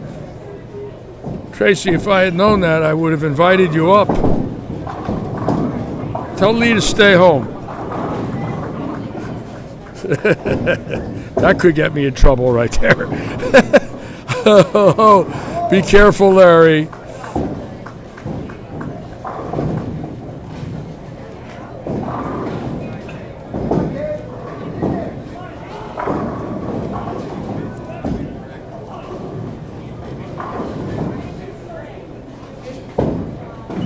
Ooh, 21-2. We got a little string action here. Let's go. Let's watch this. Let's stay right here.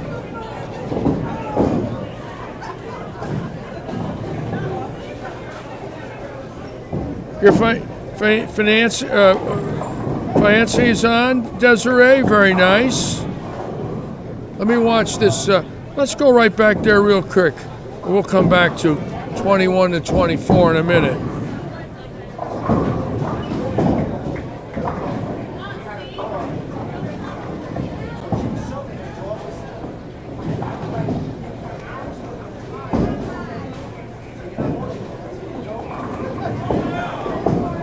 Your soon-to-be hubby, okay. Congratulations. Nice to hear that.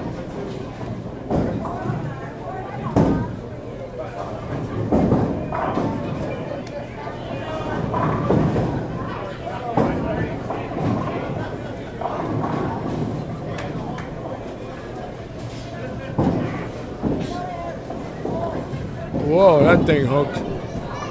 Yep, you're not kidding.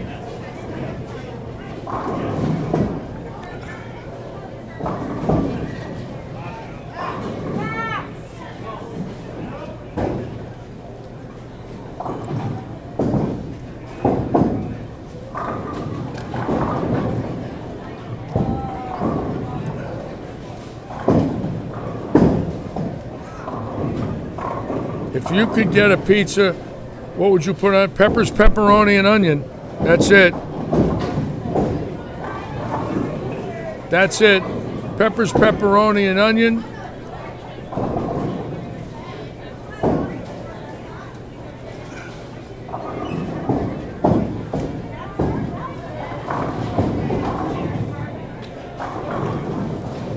Oops, wait a minute. I'm going to go back there. I don't want to miss this. Hit the wrong button. Is that Scott Dennis on that big string? It was till then. Yeah, he's a good bowler.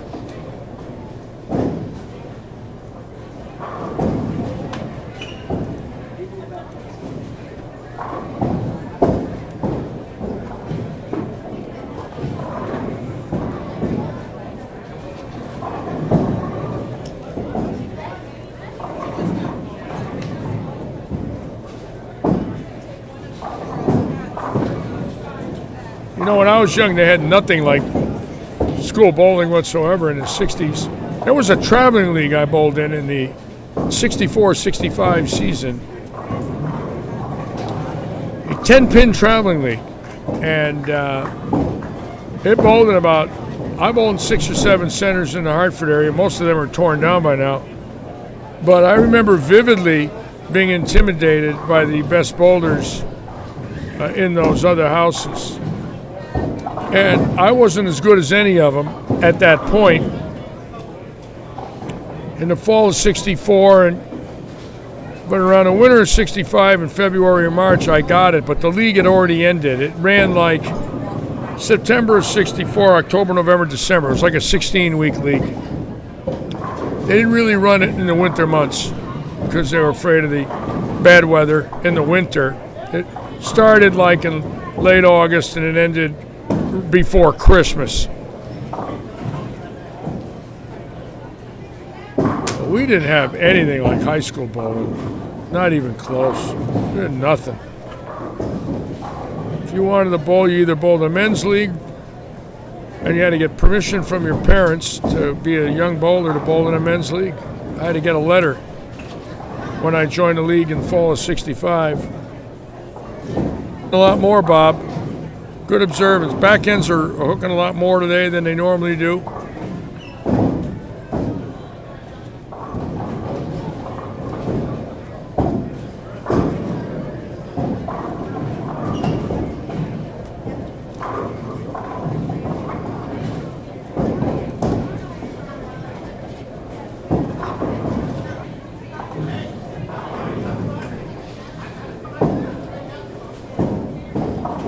Again, keep in mind, next weekend, the largest paying tournament in Robert Eddy's tenure here at Lightning Strikes.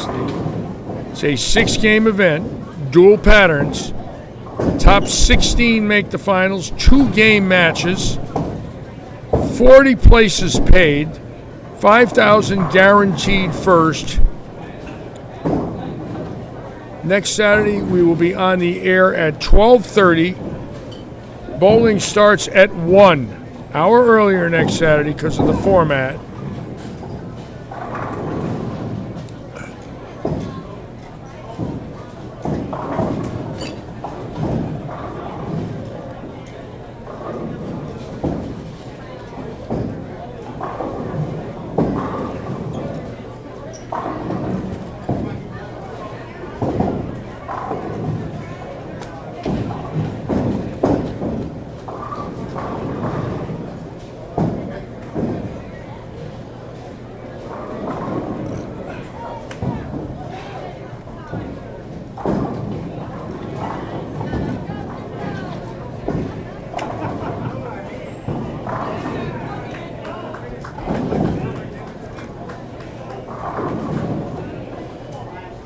And scores seem to be, let's see, there's a 247 there on 20. Some decent scores here, but no 260s or 270s or 280s. That's for sure. So it looks like right now there could be a little drop in the scores, and I would say so. That's usually transition time, 4 games. It looks like there is a pretty good drop right now, and if that's the case,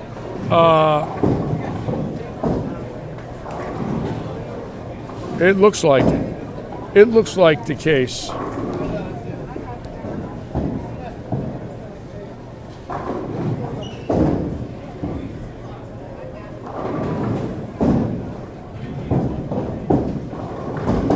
Rosenfeld staying tough.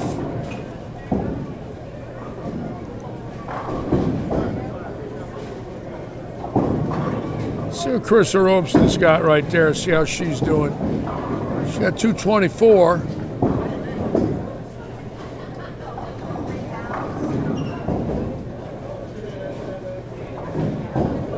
So we're finishing game 4. Scoring will be coming in. And again, that tournament next weekend could draw some big names from around the state. We do expect John Janowitz here. I do expect Andres Gomez to come over from Miami for that kind of money. I would expect Tom Doherty to be here, obviously, if he's home and not bowling somewhere else. Big action.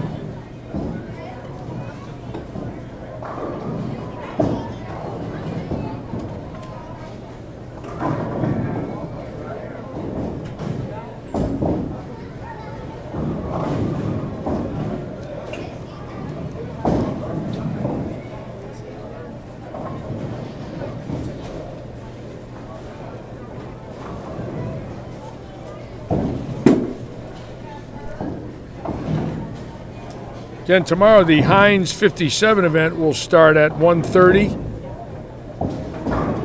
And we're full. Another big event.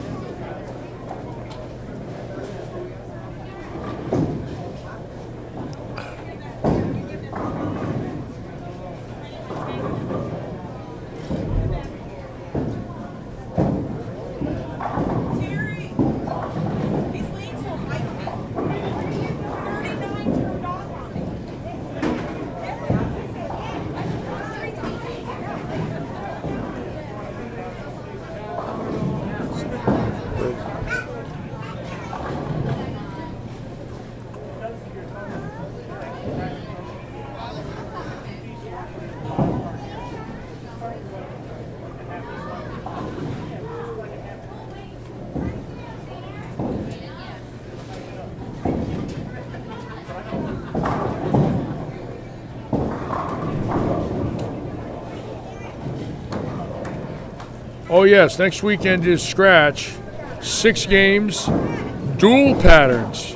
And then top 16 bowling 2-game matches, no roll-offs, total pins, 2 games, dual patterns.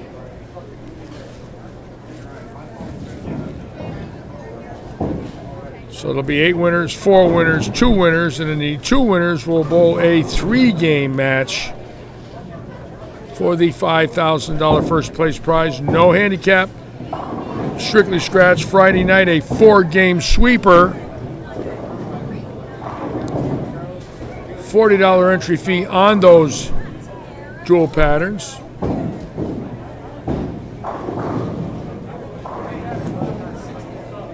And then Sunday will be the Ray Stevens 9-pin no-tap event. And then Monday I go for my second COVID shot and hope to hell I do not have side effects. Because if I do, that might make Tuesday and Wednesday nights live streaming very uncomfortable. If I feel ill, I won't do it. I don't expect to feel ill. I didn't after the first one, but they say the second one can get you feeling a little lousy.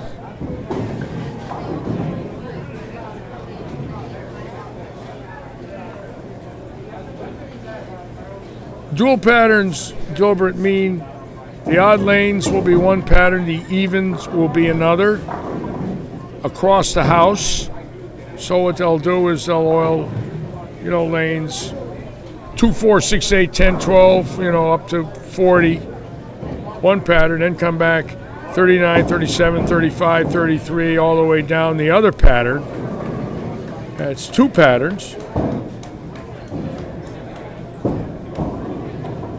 Interesting thing about the dual pattern event is the last one was won by John Janowitz, who used a 30-year-old AMF Cobra Pearl urethane ball on a left lane, and state-of-the-art big block resin on the right lane. Urethane on the left, resin on the right. I predicted one bowler would shoot over 1,400, and I thought it would be right around 1,400. He shot 1,464 for 6 that day. There was no match play after the 6 games. That's the only other dual pattern tournament we had. And Janowitz is a wizard.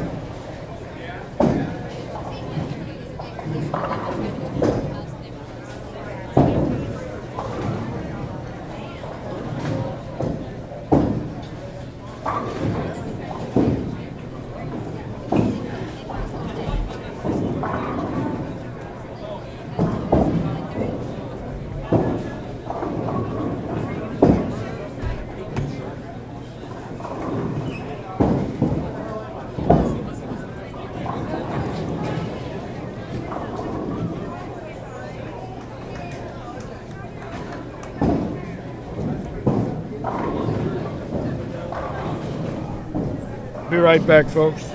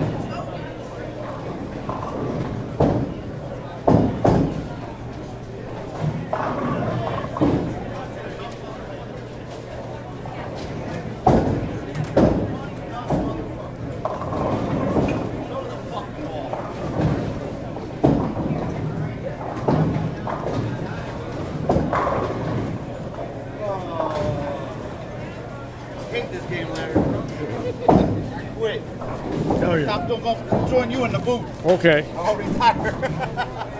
We just have to put a beep button for everyone to work. Yes. Okay, we're in game 5 now, so keep in mind this pair here is finishing game 4 on 13-14. And we're in game 5. At the end of this game, we will have the cut. The scores out real quick again here. The cut is 14 bowlers. Right now, Al Smith, Rich Oliveira, John Radd, all over 800, Rob Sefton, Nick Gardner, all in the hunt. It's really anybody's tournament. Plenty of bowlers can still make it that are not in. And obviously, scores are dropping. So if the scores are dropping for some and a few people shoot 250, 260, they can get right in the hunt and make the cut.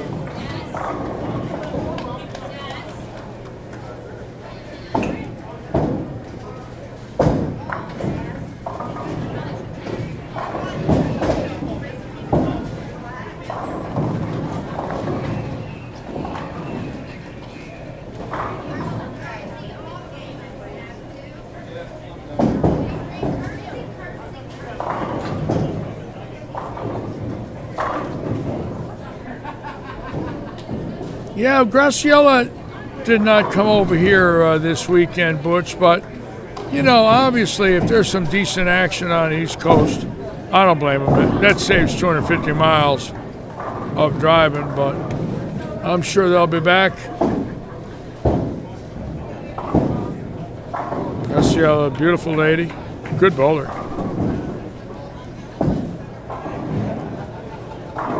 Let's go to 13 and 14 and watch what's going on here now.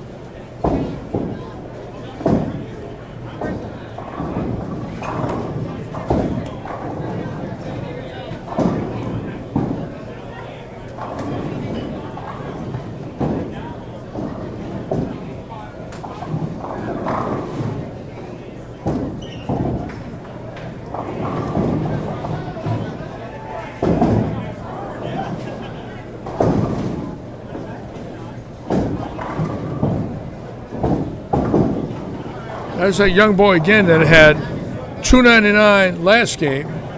He can go 268 here. Get a real good view of him this time from the right side. He is just killing him.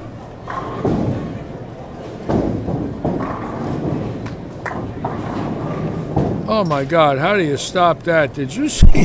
What the heck? What was that, folks? Oh my God.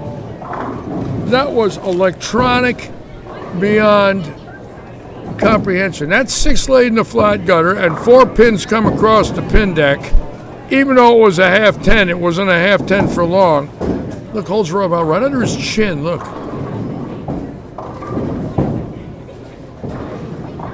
6 come out of the flat gutter that time. See, he could just throw pipers right up. The hook and heads mean nothing. He does not swing the heads. I mean, he's laying it down going like 12 to 10. There is not a lot of head belly there. He's dead lined up for a shot like this.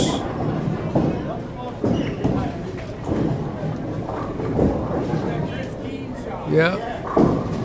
Well, that's called devastating. It's beyond description at the moment. But if you look at his scores, He's getting 30 pins a game. So now he's 718. He's 1018. Well, he's 11. He's 1107. 1106. He's 1106 with handicap. He will be the leader. That's obvious going into game 5. And going back to his scores, if you really take a good look, he goes 166 in game 3. His other games are 253, 299, 268. He's over 800 his other 3 with a 166 second game. I don't know what happened there, but obviously something happened.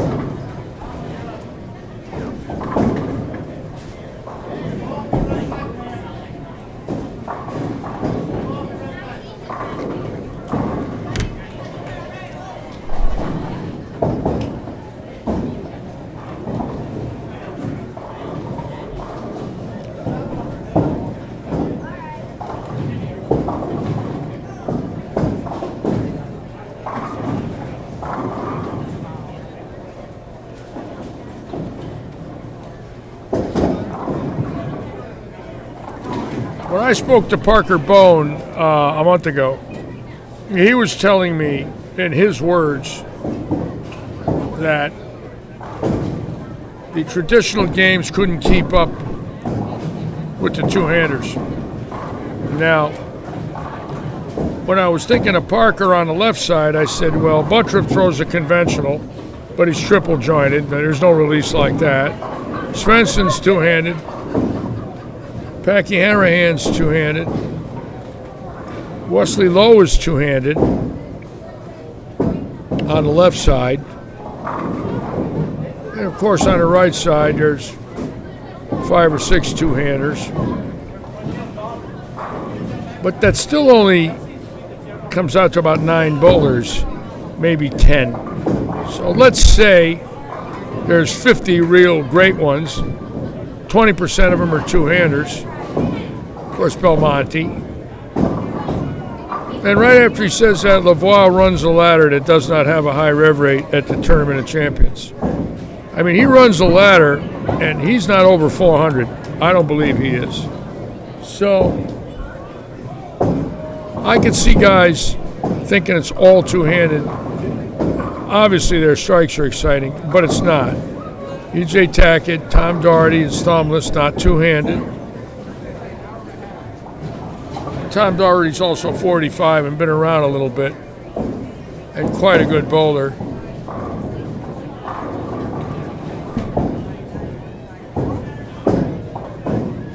Well, the last show, no thumb, you had Simonson, Doherty,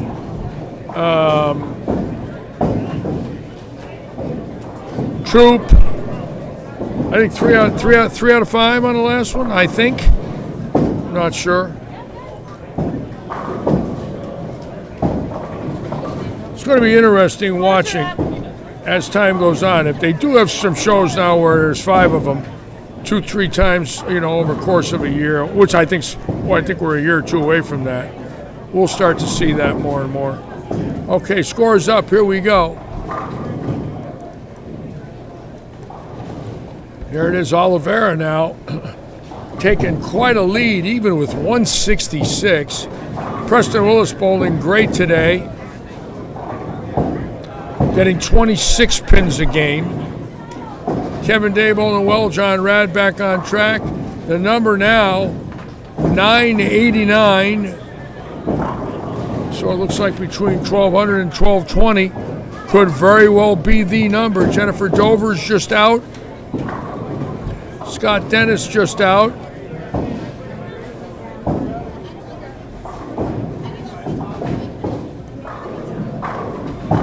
Lori Day still in the hunt. She's about 45 out. David Stouffer bowling well, but no chance. He needs 270. 270, 280 this game. Just said no handicap. I don't know how they can get close. Look at that. He's 31st. He's got nothing. His wife's almost beating him. And there you go. He's 941, 942, and Tammy's 918. I mean, she's only beating him. She's only 24 pins behind him. So there you go. It's just virtually impossible for the scratch player to keep up.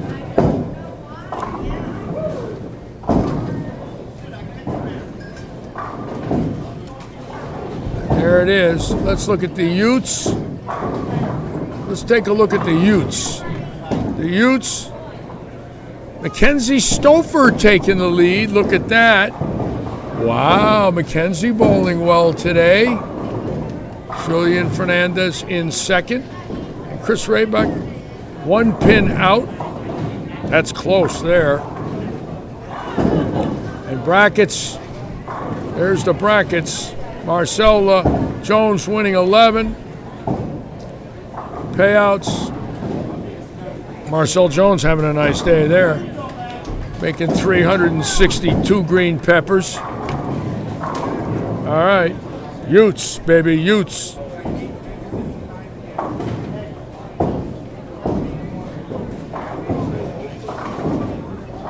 Yeah, Buttriff uses his thumb and is quad jointed. I think he's quad.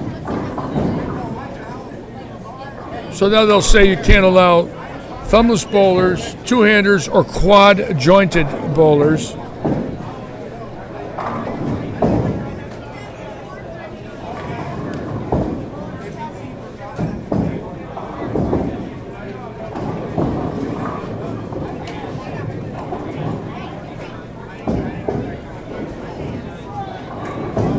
Now Jennifer Dovers was just off the finals and bowling pretty good here now.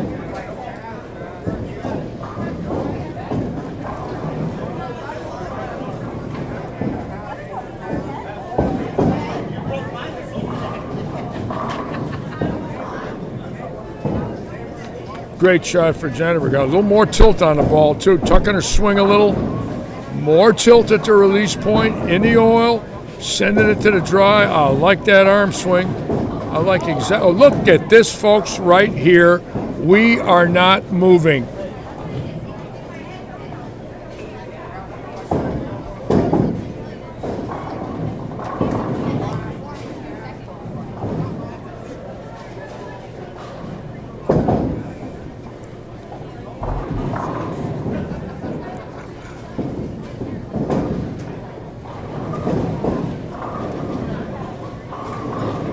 Boy, there's 9. Okay.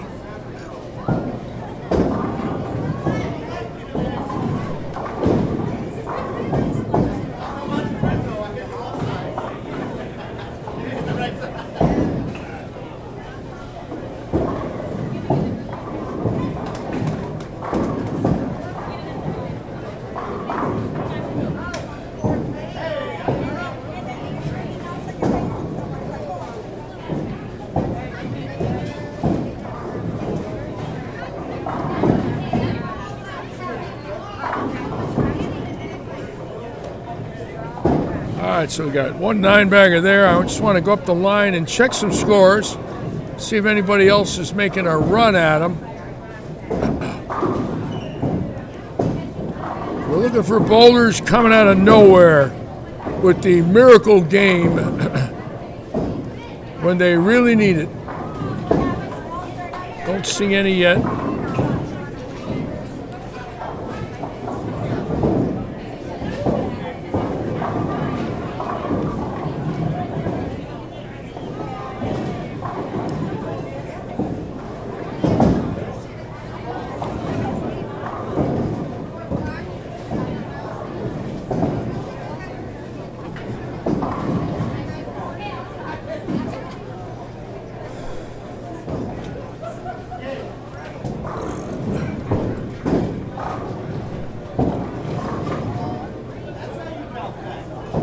Yeah, Sam Cooley. How about Sam Cooley following through the left shoulder?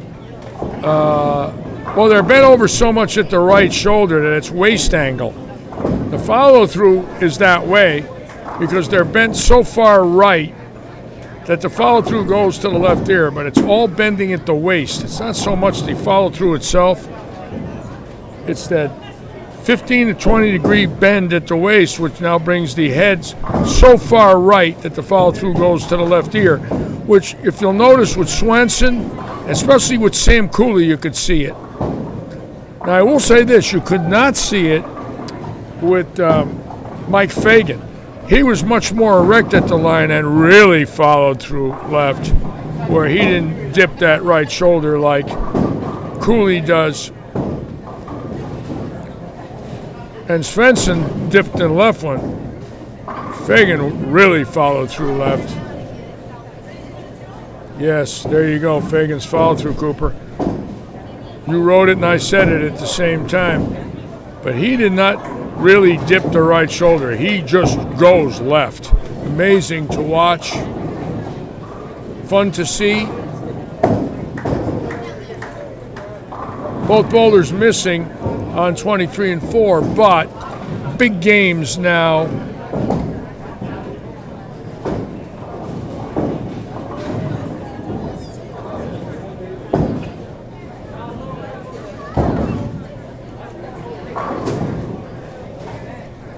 And those famous words of Billy Waylu, Chris, it's not how, it's how many. And we are in the area and the era of how many.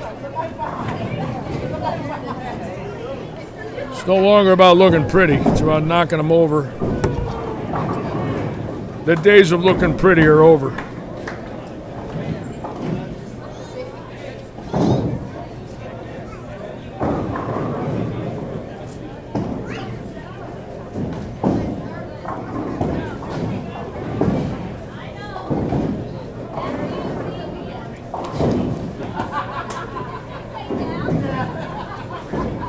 Okay, this is game 5.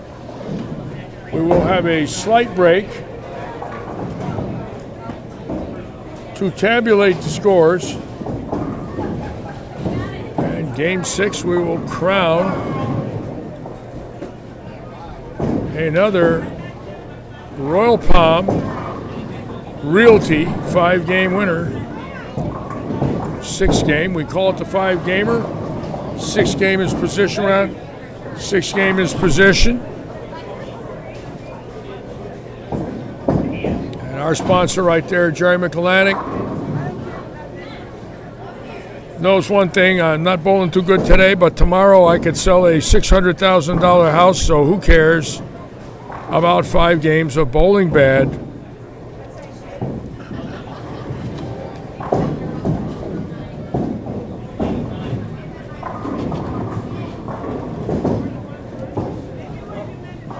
All right, now we're going to watch this next bowler who is on 8 in a row.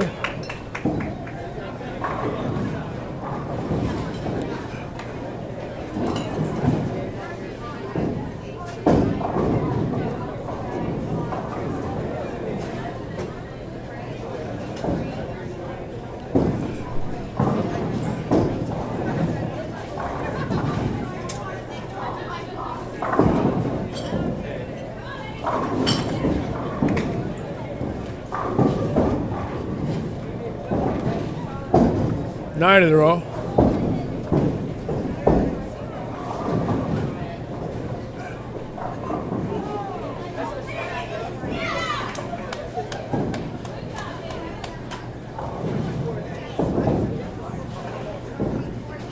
Now Stouffer, keep in mind, was 941. He can go 279 for 1220. That might be enough.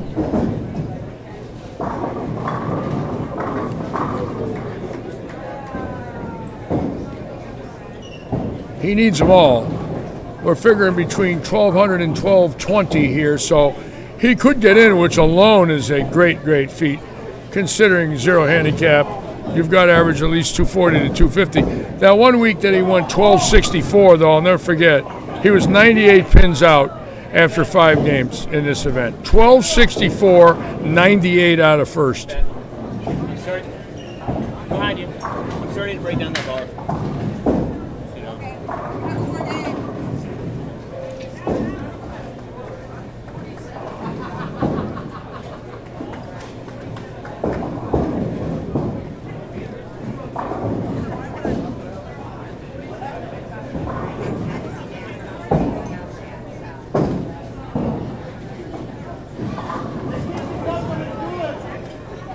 Again, as usual, we want to thank all of you for joining us today from across the country. Hoping that your health is good and your communities are starting to become safer and the world of bowling is coming back, hopefully.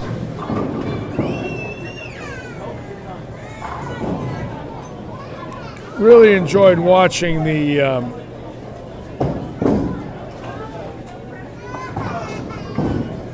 recent updates on how the nation is slowly but surely doing better. We got this one thing that's these variants that are a little concerning, but it still looks like we're doing better as a whole.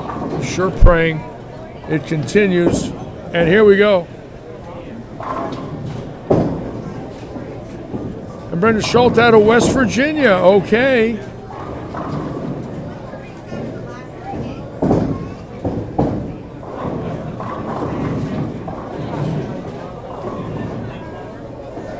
Miss Wright knew it and almost got it anyways. Still a big game now. My pleasure, Gilbert, for doing the live stream. I'm glad you enjoy it. Glad you're on every week with all of us. Great that Matt McNeil in the booth today. Matt McNeil is a breath of fresh air. He is an articulate, wonderful professional, and we've become very good friends. What I like about Matt is, you know, he's a very real individual. He's very intelligent. He's great personality, great representative for the Storm brands, and very well liked.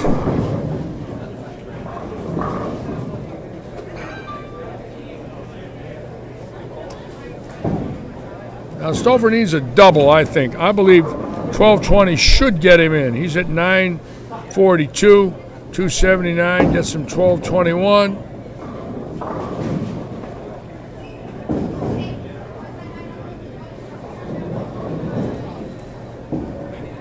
And look at that pair right there, 289 with 279 right behind him. And Grammy's watching Mackenzie from Georgia. Okay, we like that too. Let's see where the Utes are. Now we're going to watch the Utes. Where's the Utes? Where's Mackenzie? We're looking for the two Utes. I don't see them. No? Let's watch David right here. All right, well, that's going to get him close now. That's a big game when he needed it, folks.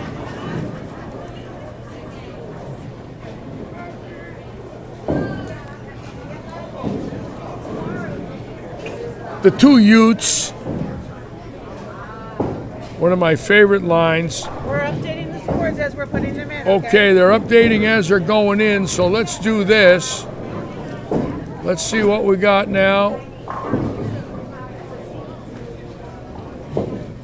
Nick Gardner, 1285. Rob Septon, Scott Perkins, Scott Taylor. Wow, they're high already. They're getting updated real quick. Oliveira not in yet. Willis not in yet.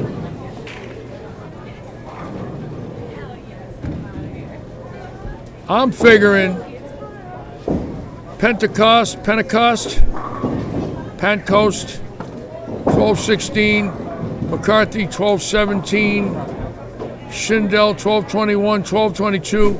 That little 1216 to 1222 could be real interesting right in those numbers right there.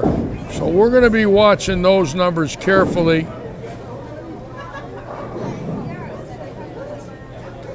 Because there's a lot of big numbers that are going to be coming in momentarily.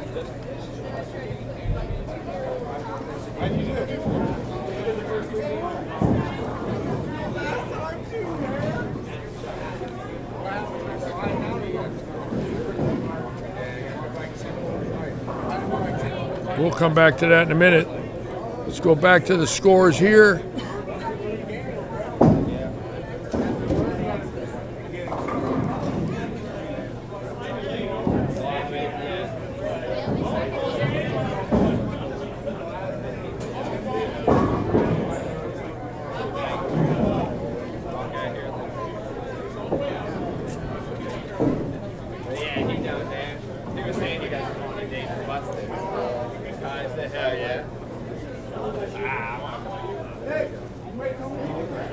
Oh yes, Rick Wilbur, he's the real deal.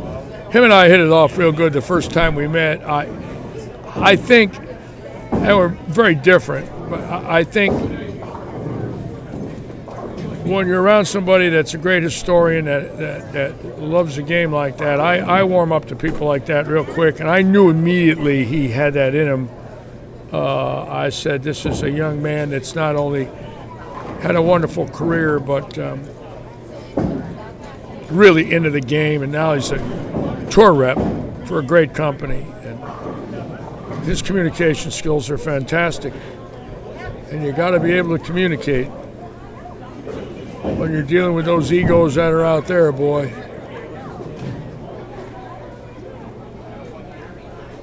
And the pressure they're under. They might have egos, but they all got wives and kids and high overhead, and you're bowling, it's $1,200-1,300 a week just to bowl, and go 3 weeks in a row, you don't cash, all of a sudden you're out $4,000 to $5,000. You ain't feeling too good. Just had 3 weeks in a hotel and you hadn't made any money. Not an easy life. Start every week at zero.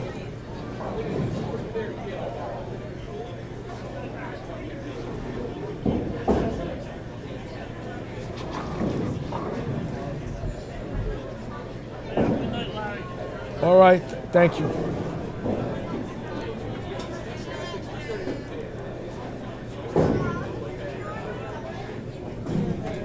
All right, wait for these scores to come in now.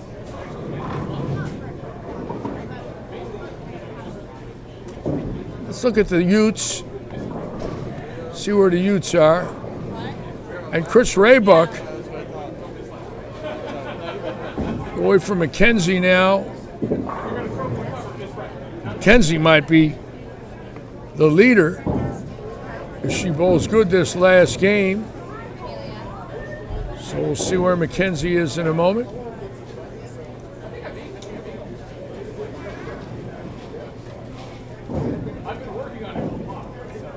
Look at Skafarsky's game.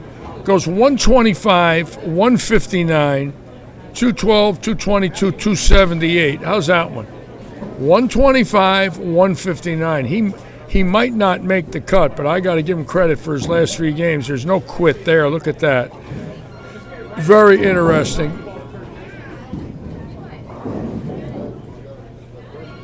Brandon Schindel bowling very well today. 224, 245, 194, 267, 246. Excellent there. So let's wait a little bit now and See what we got.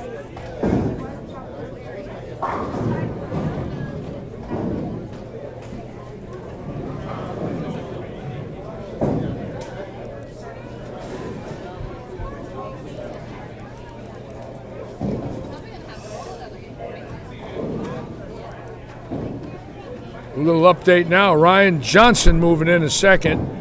Bowling very well today. 5 deuces for Ryan. Nice to see him bowling well. And look at that number now. It's already 12:06. And Stouffer at 12:21. Schindel at 12:21. And look at that 12:22. Tell me those two guys right there aren't wondering where they threw 2 pins away to go around it. Let's see if there's anybody else that has a shot at him. Oh, definitely Rich Oliveira is going to be in there, and definitely Preston Willis. So,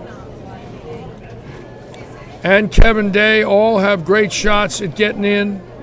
So let's see what happens. We know Oliveira is going to be in. We know Willis is going to be in. That could bring it up to about 12-17. What did I say, between 1,200 and 1,220? That's what I thought it would be, and that might be pretty close right now.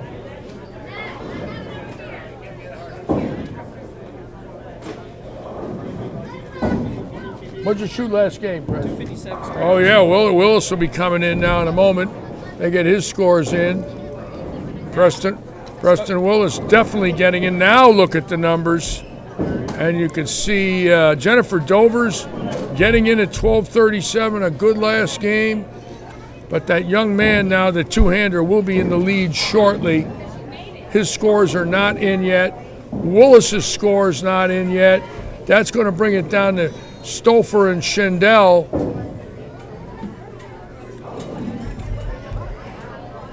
So it could very well be a tie.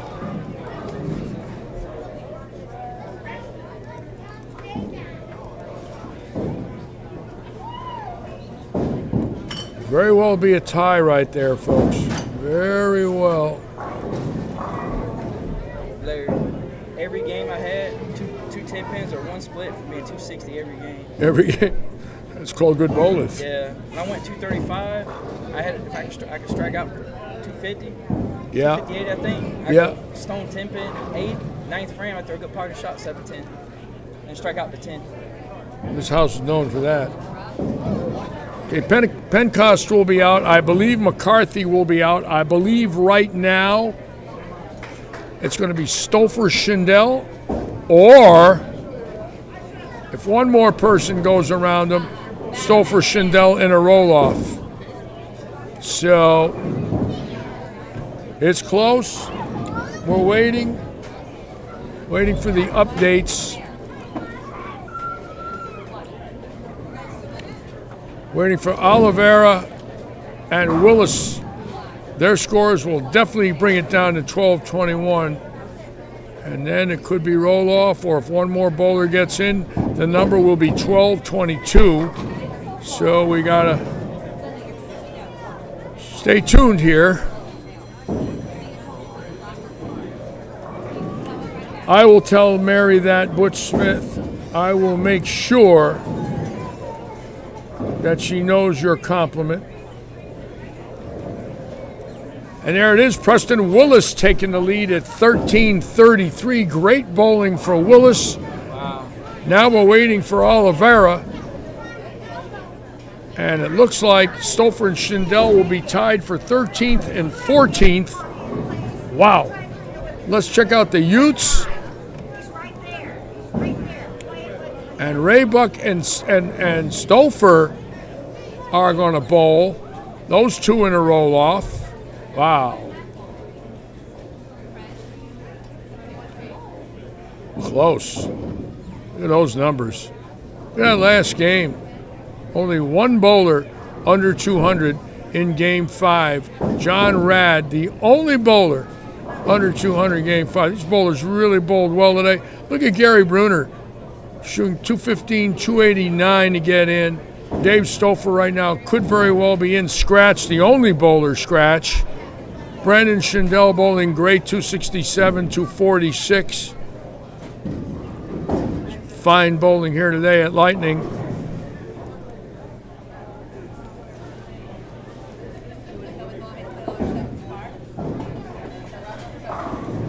And we're waiting for the last two pairs to finish. 15, 16, 17, and 18.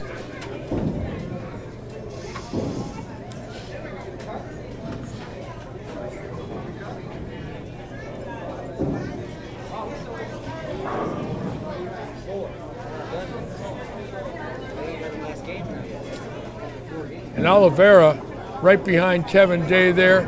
Triple spare, double. He is locked in the two-hander. And bowling fantastic, I might add, and he will be the tournament leader.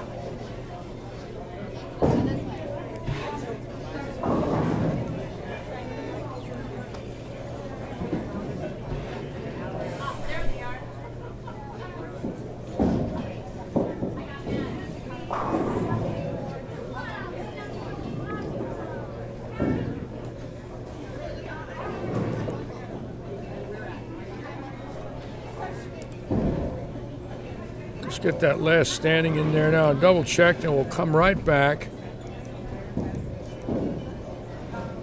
Now look. And that's before, ladies and gentlemen, Oliveira gets in. So it looks like Stouffer and Schindel might be in a one-game roll-off. I don't know how it works. We will find out.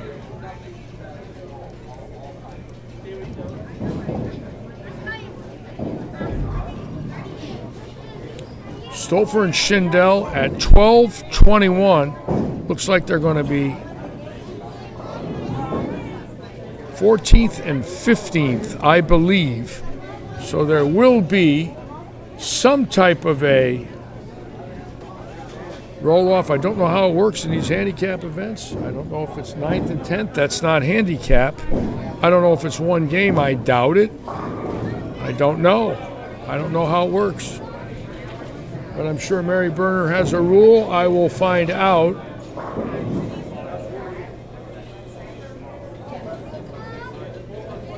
It's called the Mary Berner rule. Now let's watch this young man here who has went 565 the last two. Has a chance to go 800 his last three with 166 in game two.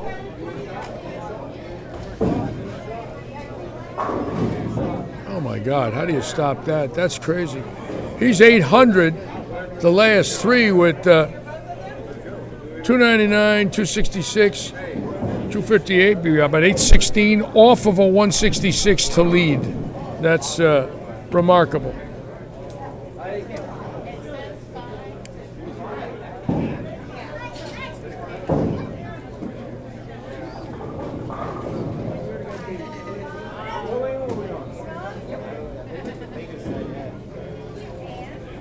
Those are called rockets to the pockets. Way right.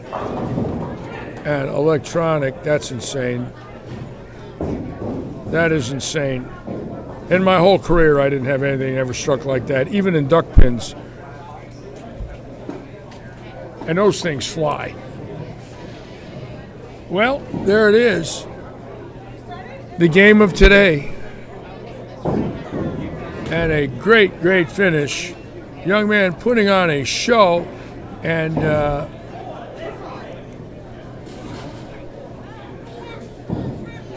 got to give him credit. And look, Stouffer and Schindel are out.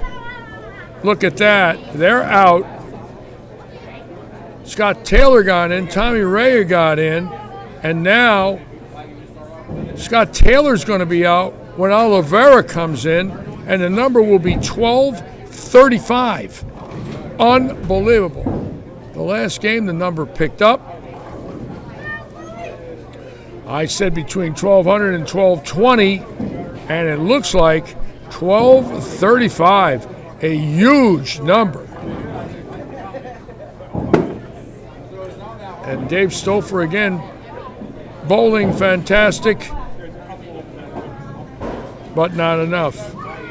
Preston Willis with 1,200. Gary Brunner with 1,233. And now Oliveira's score is going to come in. And I believe he shot over 1,200 scratch with that finish of about 817. We'll see.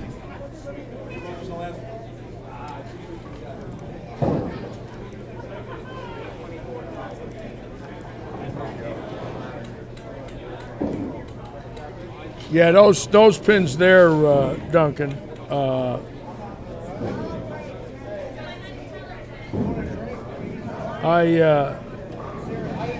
I've not seen anything quite like that, but that's what makes the sport so unbelievable. Something you don't see one year, a year later you see it, you shake your head and say, can't believe what I just saw. And then again, Jack Buck said that when the Wizard hit the home run.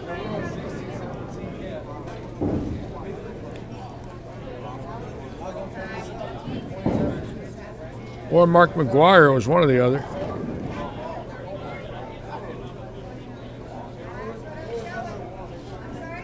Yeah, Gary bowled very well today. That's low handicap, Cooper. That's a great performance there. 4 pins a game. That's about as low as anybody other than Stouffer. I mean, that's great bowling.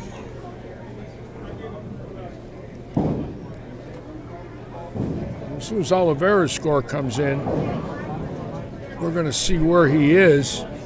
And Willis might have his hands full. Willis, 30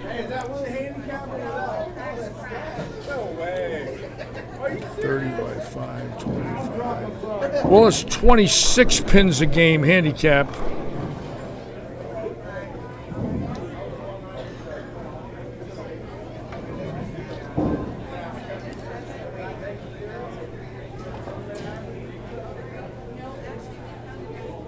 Animal House, yeah.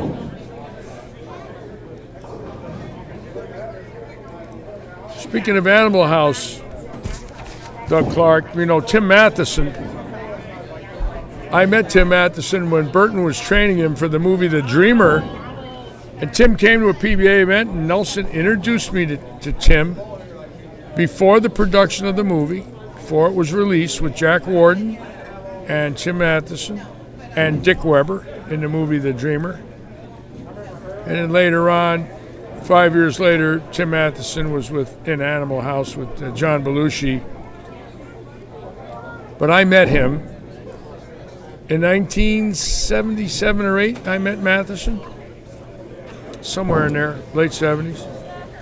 Before I was 30, I know it's got to be about 45 years ago. He was a handsome guy. And look at Oliveira, 1243 with a 166 and a 60-pin lead over Willis. And the 2 more scores came in to knock Frank Wilson, the third, out with 1242. Oh, my God, 1243. Tony Krolsick. Scott Perkins, 1245. And look at that number, folks. Look at that number. That is crazy. It just picked up the last game again. Look at the scores the last game. A 160 for Alan Smith, who's getting a ton of handicap, and a 193 for Krolsick, who just snuck in by a pin. 186 for John Rad. But as you can see, look at Alan Smith. He's getting about 80 pins a game.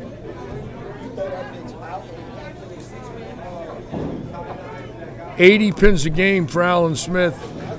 That's an amazing number. He shoots 240, he'll win. He could go around the field.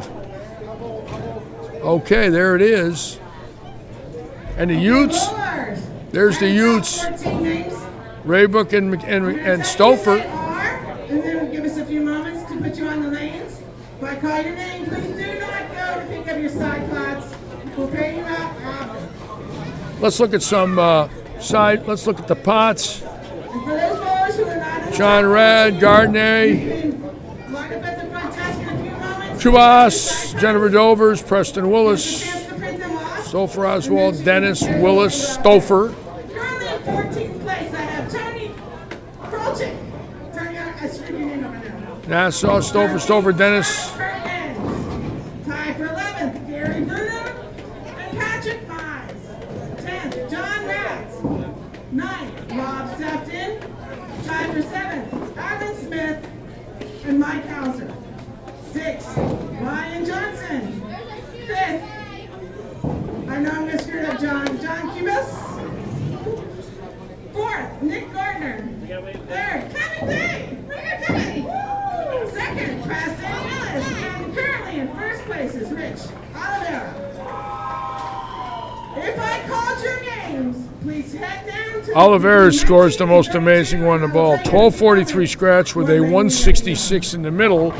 And if you take the 166 away, he's 152, 162, 20, 277 over for 4, 1077 for 4 with a 166 second game. 1077 for 4, folks, is telephone numbers, baby.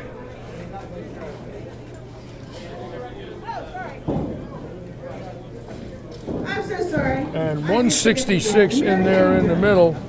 In second place, on lane 18, it's going to be Mackenzie Stouffer. Now, Mackenzie Stouffer is going to be bowling It's going to be Chris Raybuck. Chris Raybuck on 17 and 18, and we will show that game today. The last month I missed the kids. I won't do it this month. I want to apologize to their families if I missed the kids last month. I don't remember who they were. I think Raybuck was one of them. But we won't miss them today. We'll show everybody on this great day from Southwest Florida.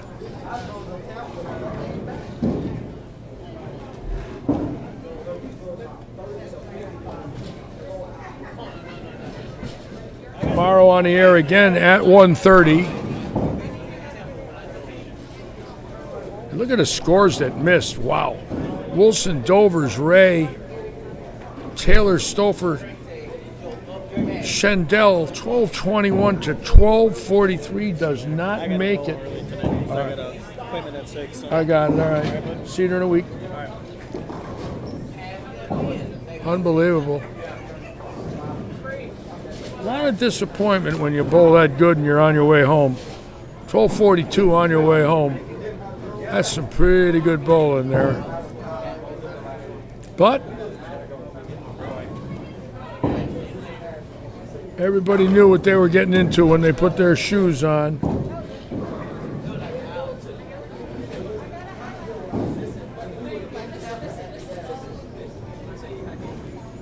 Okay, bowlers, as I call your name, please report to the lane, I tell you. Rich Oliveira, lane 25. Rich, lane 25. Preston Willis, lane 26. Preston, lane 26. Kevin Day, lane 23. Kevin on 23. Nick Gardner on 24. Nick's on 24. John Kibas, 27. John, you're on 27. Ryan Johnson is on 28. Ryan, you're on 28. Mike Hauser, I'm going to skip down to Alan Smith because we had to break the tie. Alan, you're on 21. And Mike Hauser, you're on 22. Alan Smith's on 21. Mike Hauser's 22.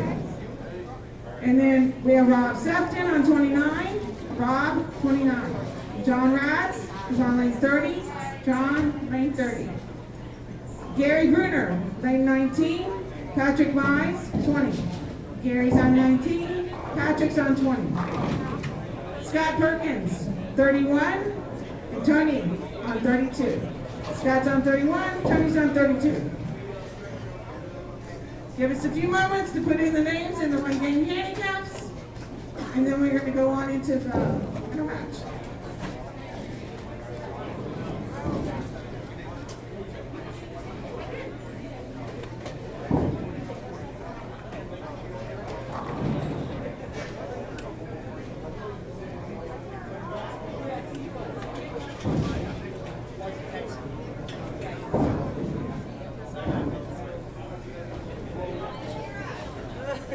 What are we doing tonight?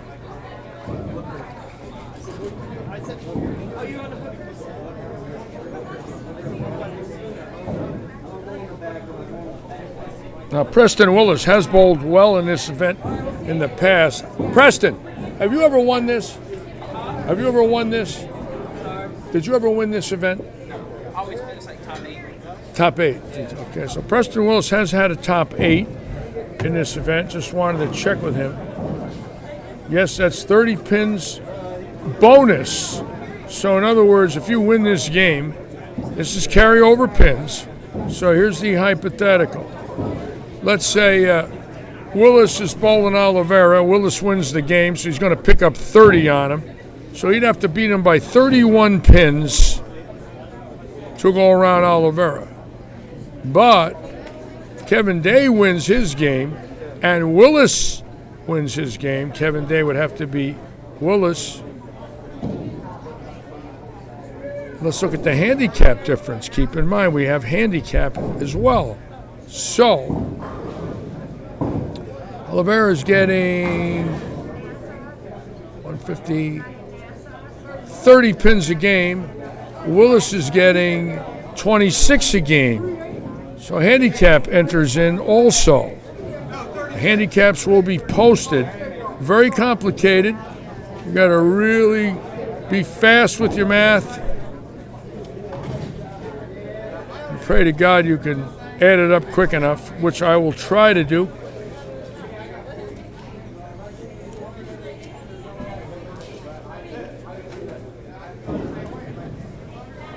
Well, everybody's different. You know, these handicap events are designed for the masses, in my opinion.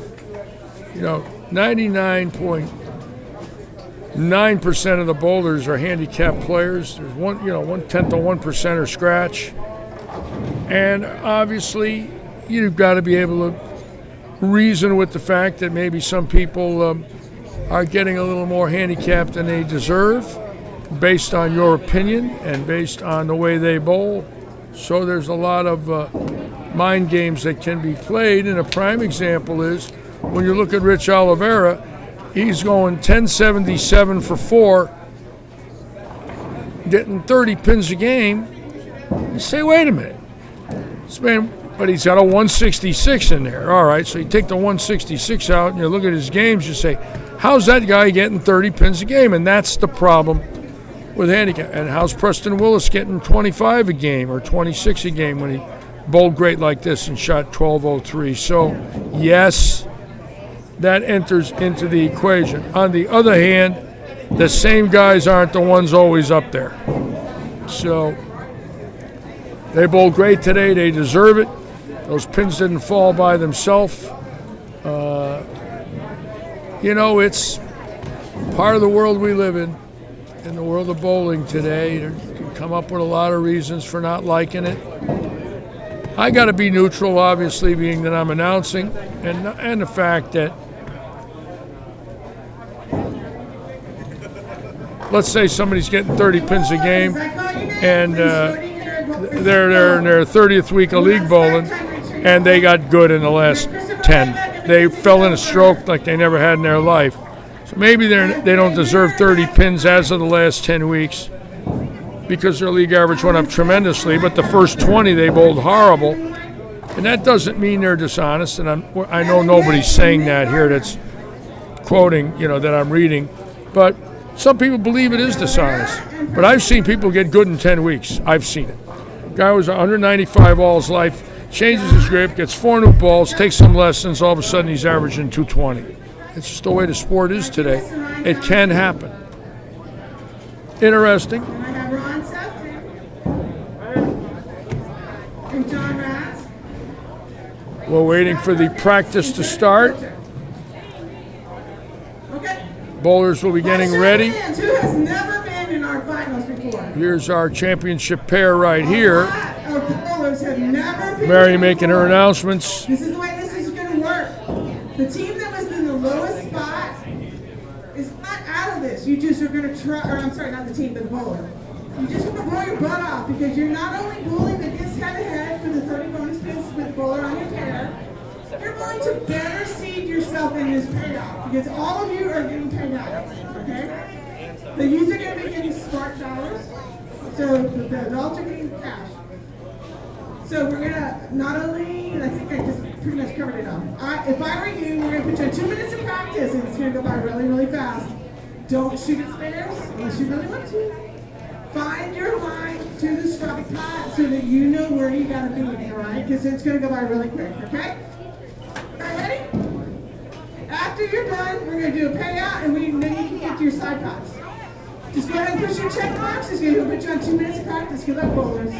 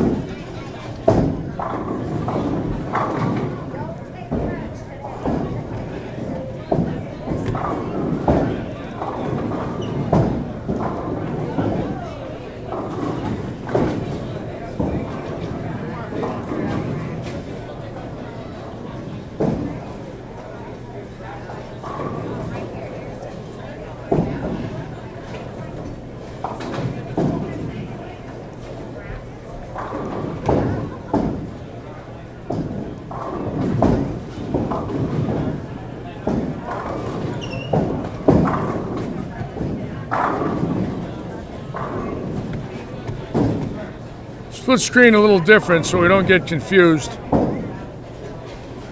This is the way I'm going to run it right now, being that this is the best I can do. It's better than nothing.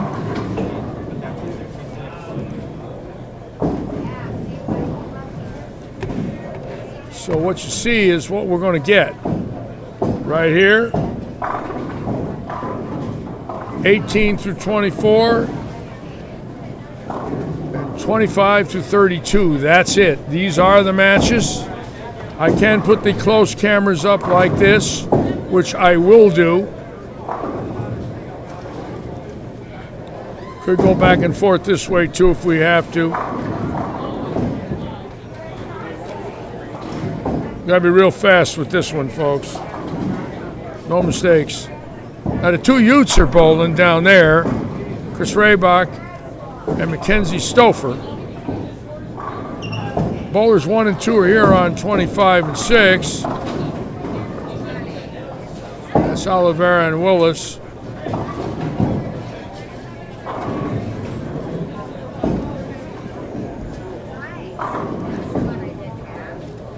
Day and Gardner. Where is Day and Gardner?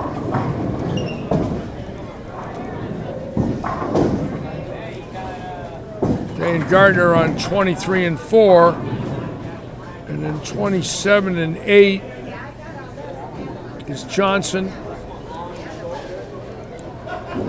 So the way it works is Dane Gardner are on 27 and 8. So let me double check.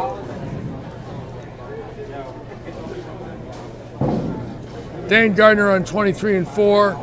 Cubis and Johnson on 27 and 8. So, the top 6 bowlers are 23, 24, 25, 6, 7, and 8. But 1 and 2 is 25 and 6. 3 and 4, 23 and 4. 5 and 6, 27 and 8. That's how Mary paired them. So we got to stay really alert, ladies and gentlemen, because it's going to go by real quick with handicap and scoring. It could be very tricky if you have to move the announcing and do the scoring and do the mathematics. Luckily for me, that's all I have to do.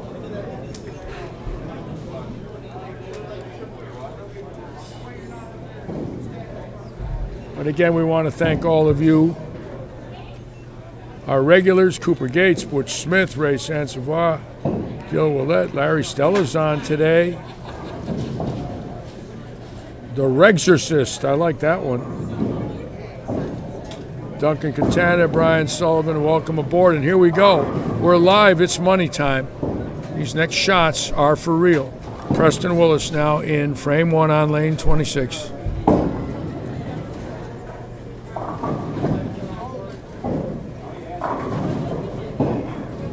Willis throwing the head pin and the 5 at the 7, and it does not move.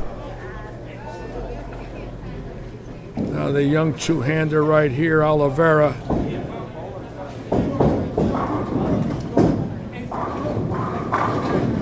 Just throwing crunchers. The ball sounds different, too, than anyone else in the house. When that thing hits the pins, I mean, you hear it acoustically. It is not the same sound, not even close. And Willis flagging a 7-pin, and that's not what you want to do in a title match. That is a mental error right there. That's not about lane reading. That's just fundamentally an error.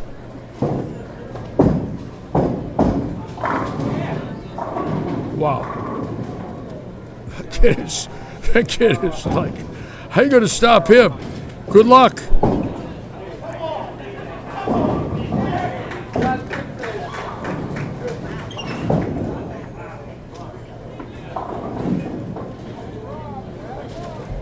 Well, let's watch him. Let's see where his hand comes off the ball.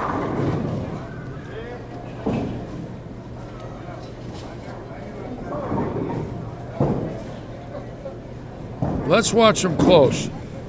Yeah, I could be saying it wrong, Gil. I believe me. I'm just fascinated by it. I mean, the ball speed is off the charts.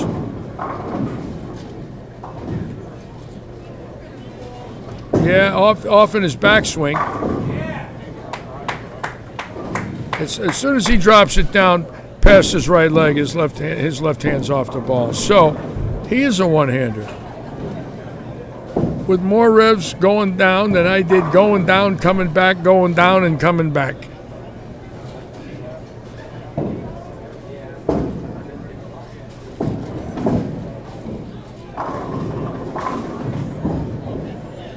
He's going to run away and hide. I think he knows this is his tournament. And, yeah, he's really a one-hander if you think about it. The left arm has to come off the ball in his downswing.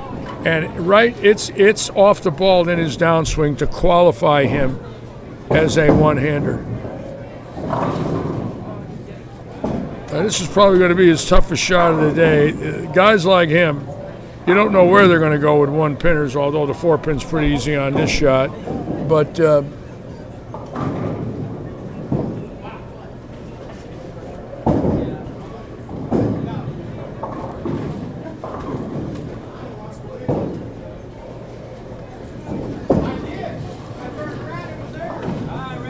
slowed it down to normal speed. It's unique and he's good, and I got to give him credit. He is not a bad bowler. Obviously, on house shots, he is a good bowler, and that's okay. And the scores say it all.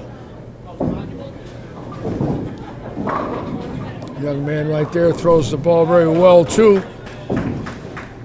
That's Carbis. Now, Willis not out of it. And coming right back.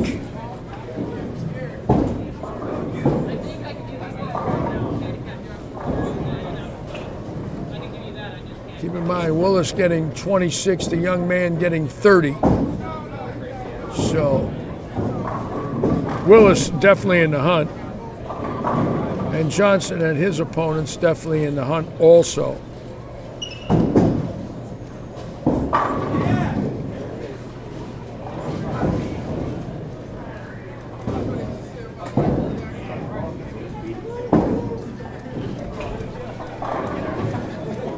Bowling for a lot of money too. Keep in mind it's $500 for first plus everything else in there.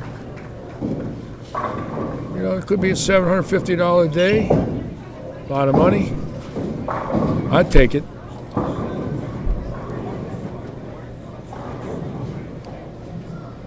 Let's go watch the two Utes. Let's watch Chris Raybeck, who is in a lot of trouble bowling McKenzie. Look at Raybeck's score, folks. 24 in the third, not the way he wanted to start.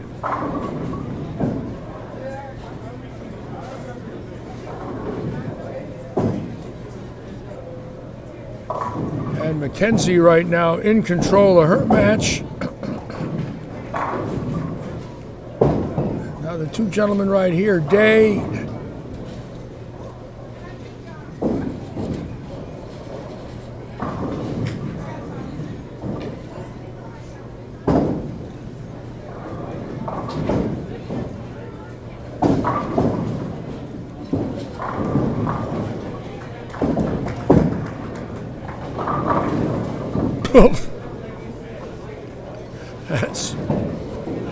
I'm sorry, folks. Don't mind me from laughing, but that's ridiculous. Those pins, you blink, they're gone. I mean, Preston Willis has got to be saying to himself, "I can strike out and I can't win." He's given them 4 pins. They can tie and Willis loses. Willis gets 26, his opponent gets 30. So Willis has given him 4 pins.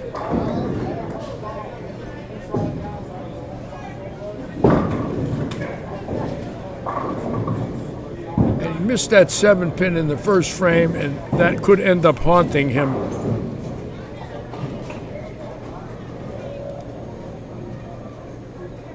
Let's look down a line here real quick.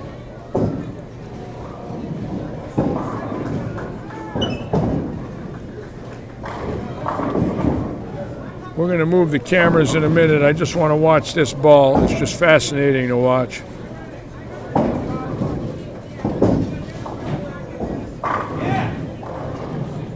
I mean, that is intimidating. I mean, in my prime, if I saw that, I'd be scared to bowl him. One day, Larry, one day. One day. That is very, very intimidating. Now look at Mackenzie. Hold on, Mackenzie. See now, Mackenzie, 77, Chris 62. She's getting 15 pins. Chris is way behind, 30 pins behind. So Mackenzie in great shape there. I didn't want to miss the kids. Last month I missed them, and I don't want to do that again.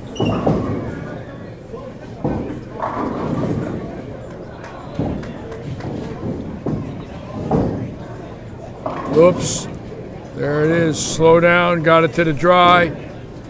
Now, Willis in a lot of trouble. What he's got to pray for is 2 opens to have a chance. He's down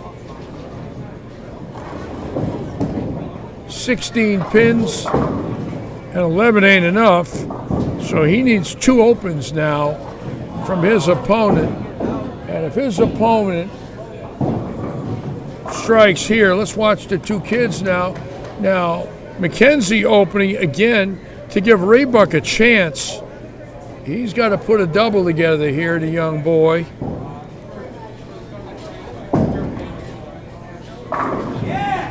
Wow.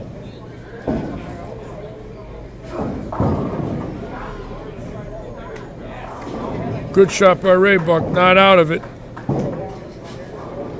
Now Ryan Johnson still in the hunt if he could put it out.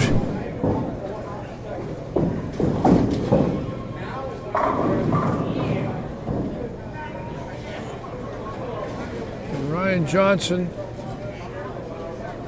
now the way it works, let's see, 27, 40, 22. It's a 26-pin lead for Oliveira right now. And I would say Willis has to strike out. Oliveira has to open twice. Oliveira strikes here. I don't believe anyone can go around him. This ball could be for the win.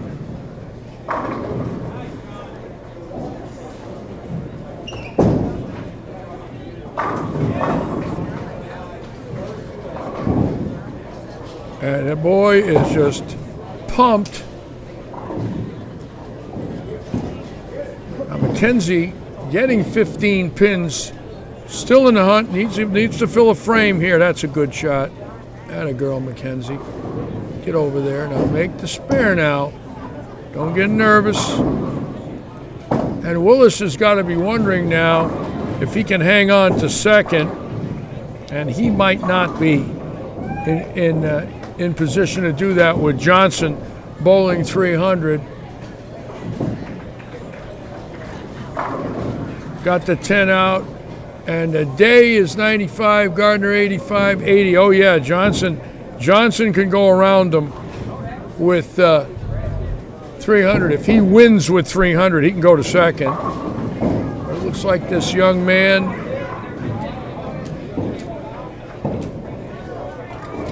who put on a show today.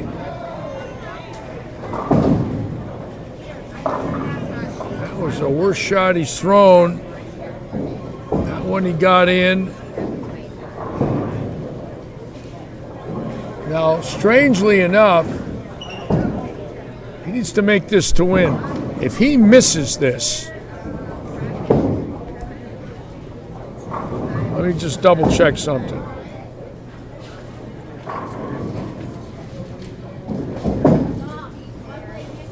He didn't miss it. So there it is, 56. He's getting 4 pins. Yep, he's a winner. He's a winner, and Ryan Johnson could go around Willis.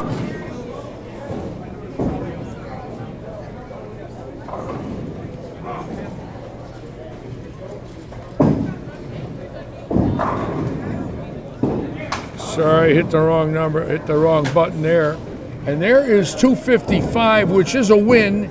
He's getting 4 more pins than Willis. So he's 259. Willis can go 257. By Willis missing that 7 pin in the first frame, he would have won the game and maybe held on to second.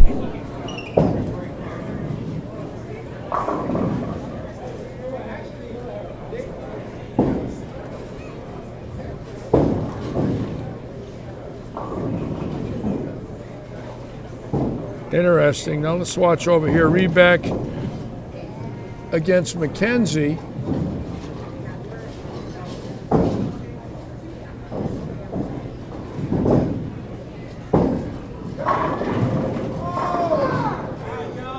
And Reback cannot win now, I don't believe, against McKenzie. Let's go to Ryan Johnson.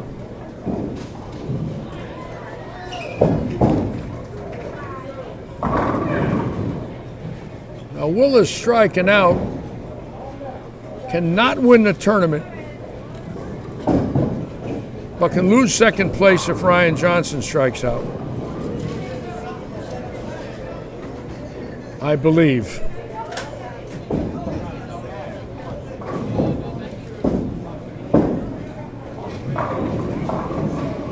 Johnson hanging tough. See, now Willis wins the game. If he strikes here, he ties. If he strikes out, he ties 30 bonus pins apiece. But that 7 pin in the first frame cost him 15 on the tie, and 11 is 26, and that's enough for Johnson to go around him. So again, there's a spare that could have cost him some pretty big money.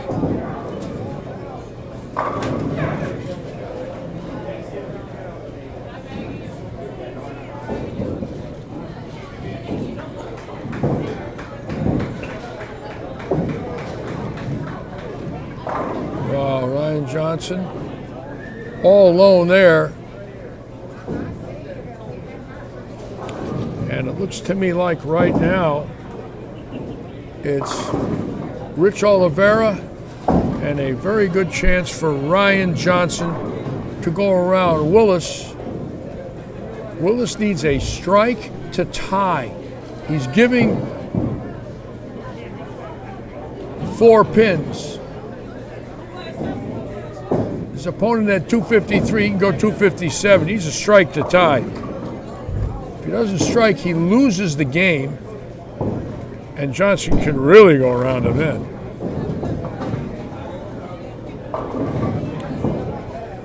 And there, that 7 pin in the first frame cost him probably second place. Rich Oliveira, an amazing performance today. with 1330 for 5 games and a 166 game. 1330 for 5 with a 166 game, his second game. Absolutely amazing bowling for the young man. 253, 1070 is 1330 for 5 for Rich Oliveira with a 166 his other game. Amazing. And right now, Mackenzie winning her first junior title. She's got to be thrilled. Joining her brother Chase. So Mackenzie Stouffer getting a win. Rich Oliveira getting a win.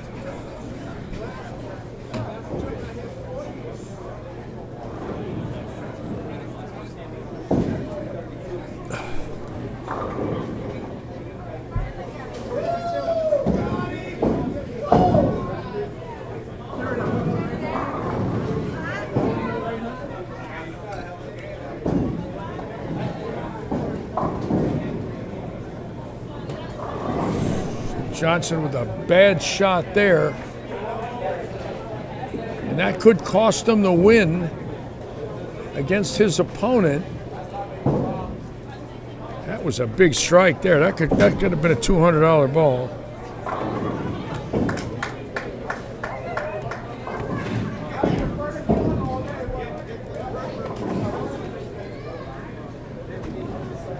Johnson is 6-2 on the first 8.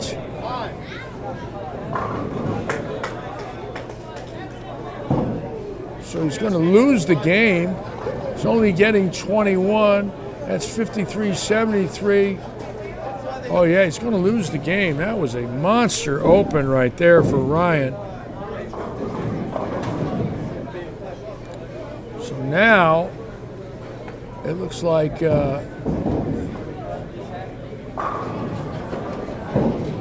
this young man here, Kubas, could go around Day. Not enough to go around Willis, but could go around Willis. Could have got the second because of handicap. We'll have to wait and see. It's close. And look, Johnson opening again, and those 9th and 10th right there was a disaster for him.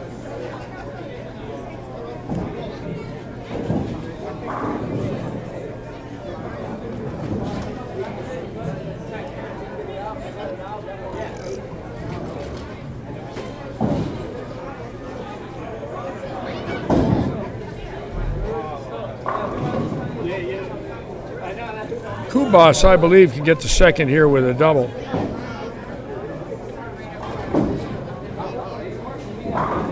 Yeah, look at that. Wow. Fantastic bowling.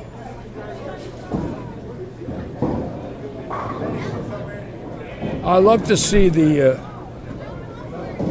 bowlers when they bowl well. They're so excited. You can just feel it. Hey, you bowled great today. That's all right. You bowled great, Preston. I stuck on the first one. Yeah. I knew it was going to be a 10. Then I go to shoot the spare. I grabbed my first ball and set my spare ball. Oh, wow. Yeah, that's the difference in that game with that one spare.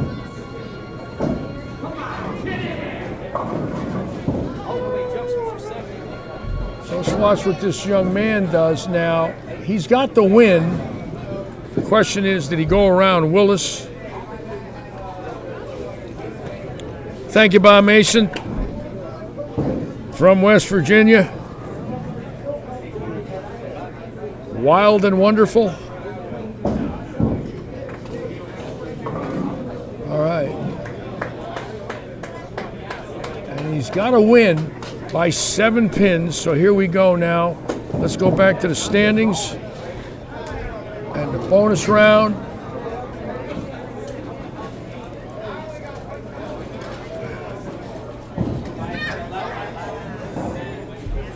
We're waiting.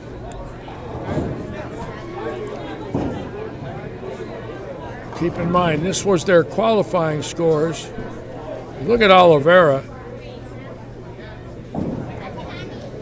1708, 1678. Wow.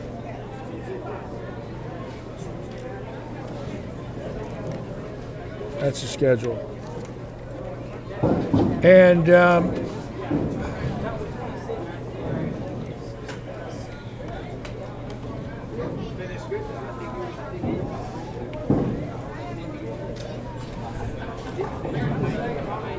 great bowling for the young man, Oliveira, and his first win here at Lightning Strikes.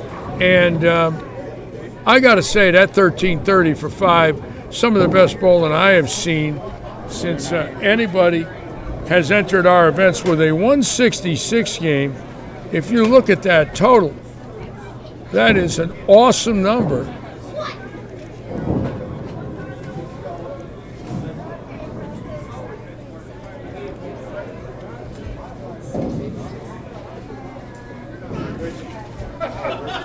Okay, bowlers. Thank you once again for attending our Handicap 5 Gamer. I'm going to do the pad. I'm going to start with our youth bowlers.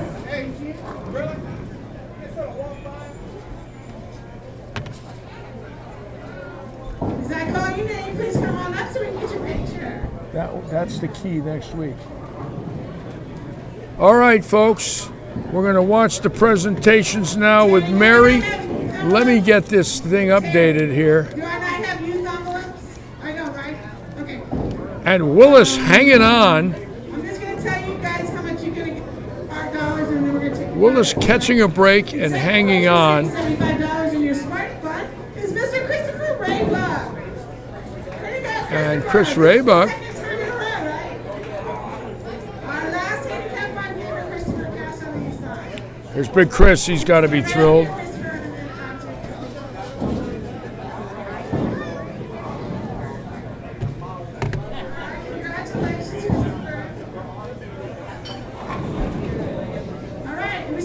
$50 in their Smart Scholarship Fund is Mackenzie Stouffer. And Mackenzie Stouffer with her first win. $150 to the Smart. That's Dave's beautiful daughter.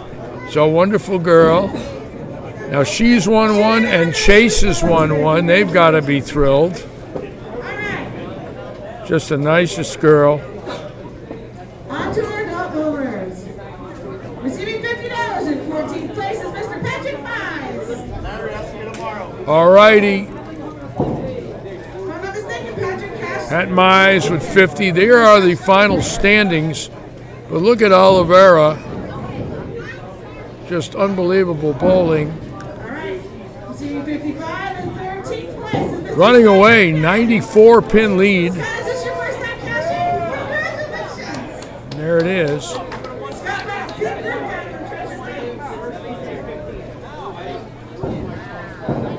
Brenda Schultz liked it. A Shike. My friend a Shike's always on. Duncan Katana, thank you for the kind words. And as you can see, we try to do our best to bring you folks a good show here from Robert Eddy's. I'm Larry Lichtenstein. I'll be on tomorrow at 1:30 again. All right, in 11th place, receiving $65 is Mr. John Rath. Nice to see a new group every week. You know, I don't believe, and I could be wrong about this, I've got to get our stats from Mary. I don't believe anyone has won this event twice in 14 months. That's how spread out the skill level is. I have to look into it. I don't recall two bowlers winning this 5-game event. They're different every time we bowl. Someone always puts on a great performance. And today, it was this young man, Rich Oliveira, that just shot 1330 for 5 games with a 166. Unheard of. Unheard of. That's the best 5-game block with a 160 I've ever seen in my life, and I've been around a little bit. I am no rookie.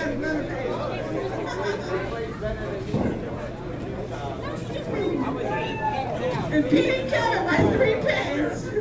Receiving $80 in 8th place is Mr. Averaging 265 for 5. Ryan and 166 for the other one. It's crazy, but hey, it happens. That's what makes the game so wonderful.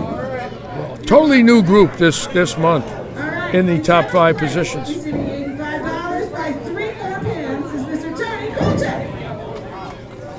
And this is only his second tournament bowling with us. This is his first real tournament. The other one was a 1997. I want to check that again for him. Hopefully we'll see more Ivy tournaments. 1393, 1593, 1648 scratch. No, that was a 1648 for 6. That's not impossible. He had a 166 in there. I have to figure that out. I don't know exactly why it says scratch. That's a little misleading. He did not bowl 1648 scratch. He had a 166 in there. It's mathematically impossible.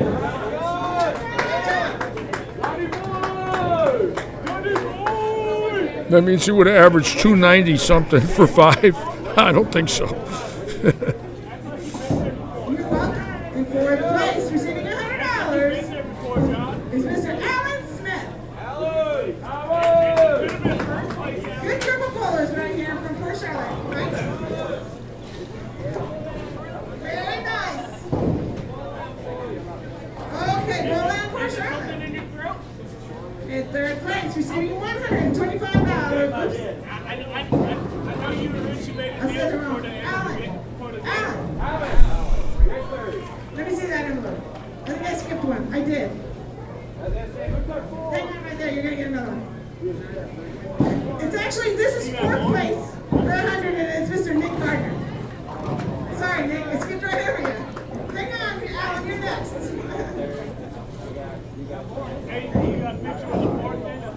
Alan actually gets $125 for third place. Sorry about that. All right, in second place, receiving $250 with a score of 16-14 is Mr. Preston Willis. Preston Willis, great bowling.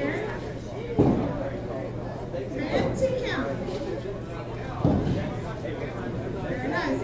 And today's champion, receiving $500, first time down here, is Mr. Rich Oliveira. Yeah, he bowled fantastic. Great numbers. Now we hope to see all you bowlers again. Don't forget, our scratch tournament is next Saturday. It's $150 entry fee for $5,000 entry first place.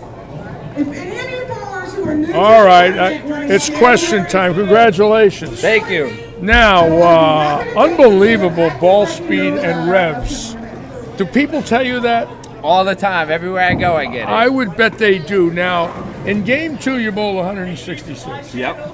Your 5 games other than that are over 1,300. You average 260 with a 166. Now, what happened in game 2? Spares? No, not the spares. I think with the oil difference, and switching lanes, I couldn't get comfortable. Got a little confused. But then, third game, I just acted like, it was a fresh start. And then that's why I shot my 299. I know you bowled fantastic bowling. First time here, and too. we were amazed at the messengers. Do people tell you about your messengers? No. They don't? Has anybody ever done your rev rate for you and tell you what No, you're I at? haven't got it done yet. It's got to be 550. It is a monster. It is one of the strongest balls I've ever seen in my life at that ball speed. I'm throwing the proton physics right now. Well, whatever you're throwing it great. Anyways, congratulations. Thank you very much. Thank you so much. Lean in more. Anyways, all your friends are watching. Yeah. Where are you from? From Port Charlotte, You're Florida. From Port Charlotte, yes, right up the sir. road. Okay. Were you bowled at Treasure and Bowland? Bowland, yes, sir. Bowland, you bowled great. Thank you. Congratulations. Thank you again. And see you next month. Yes, sir. Okay. How about that, huh?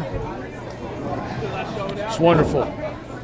Just wonderful to see a fine young man and getting a win and very happy with his friends. $500.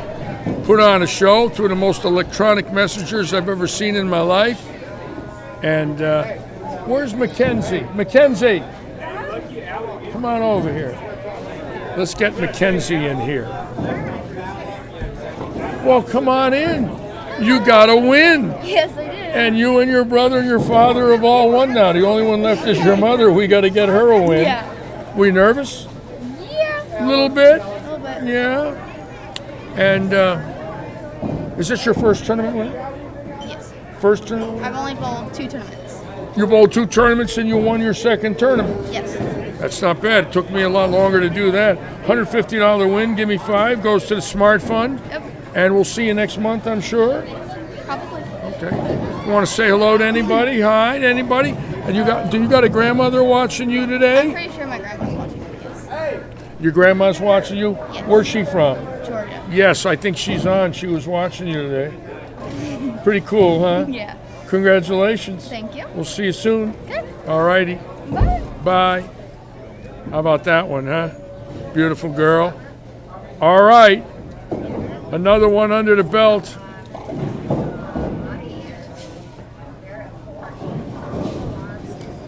Anyways, we want to thank all of you for being with us again, and we'll see you tomorrow. Again, I'm on the air tomorrow at 1:30, and keep in mind Tuesday and Wednesday night at 6:30, and then the big weekend. Next weekend, the Sweeper Friday, will be on the air at 6:30. Saturday at 12:30 instead of 1:30. The tournament's going to start at 1 instead of 2 next Saturday because of the added finalists. And then, of course, Sunday again at 1:30. So, on behalf of all our staff here, our owner, Robert Eddy, we want to thank all of you for joining us as usual. Thank you so much, all the regular guests. Again, we're on tomorrow at 1:30 for the 9-pin note tap. Have a great day, great evening. See you tomorrow. And as usual, we want to wish all of you a lot of good luck and good bowling. Thank you so much. Okay, another one under the belt.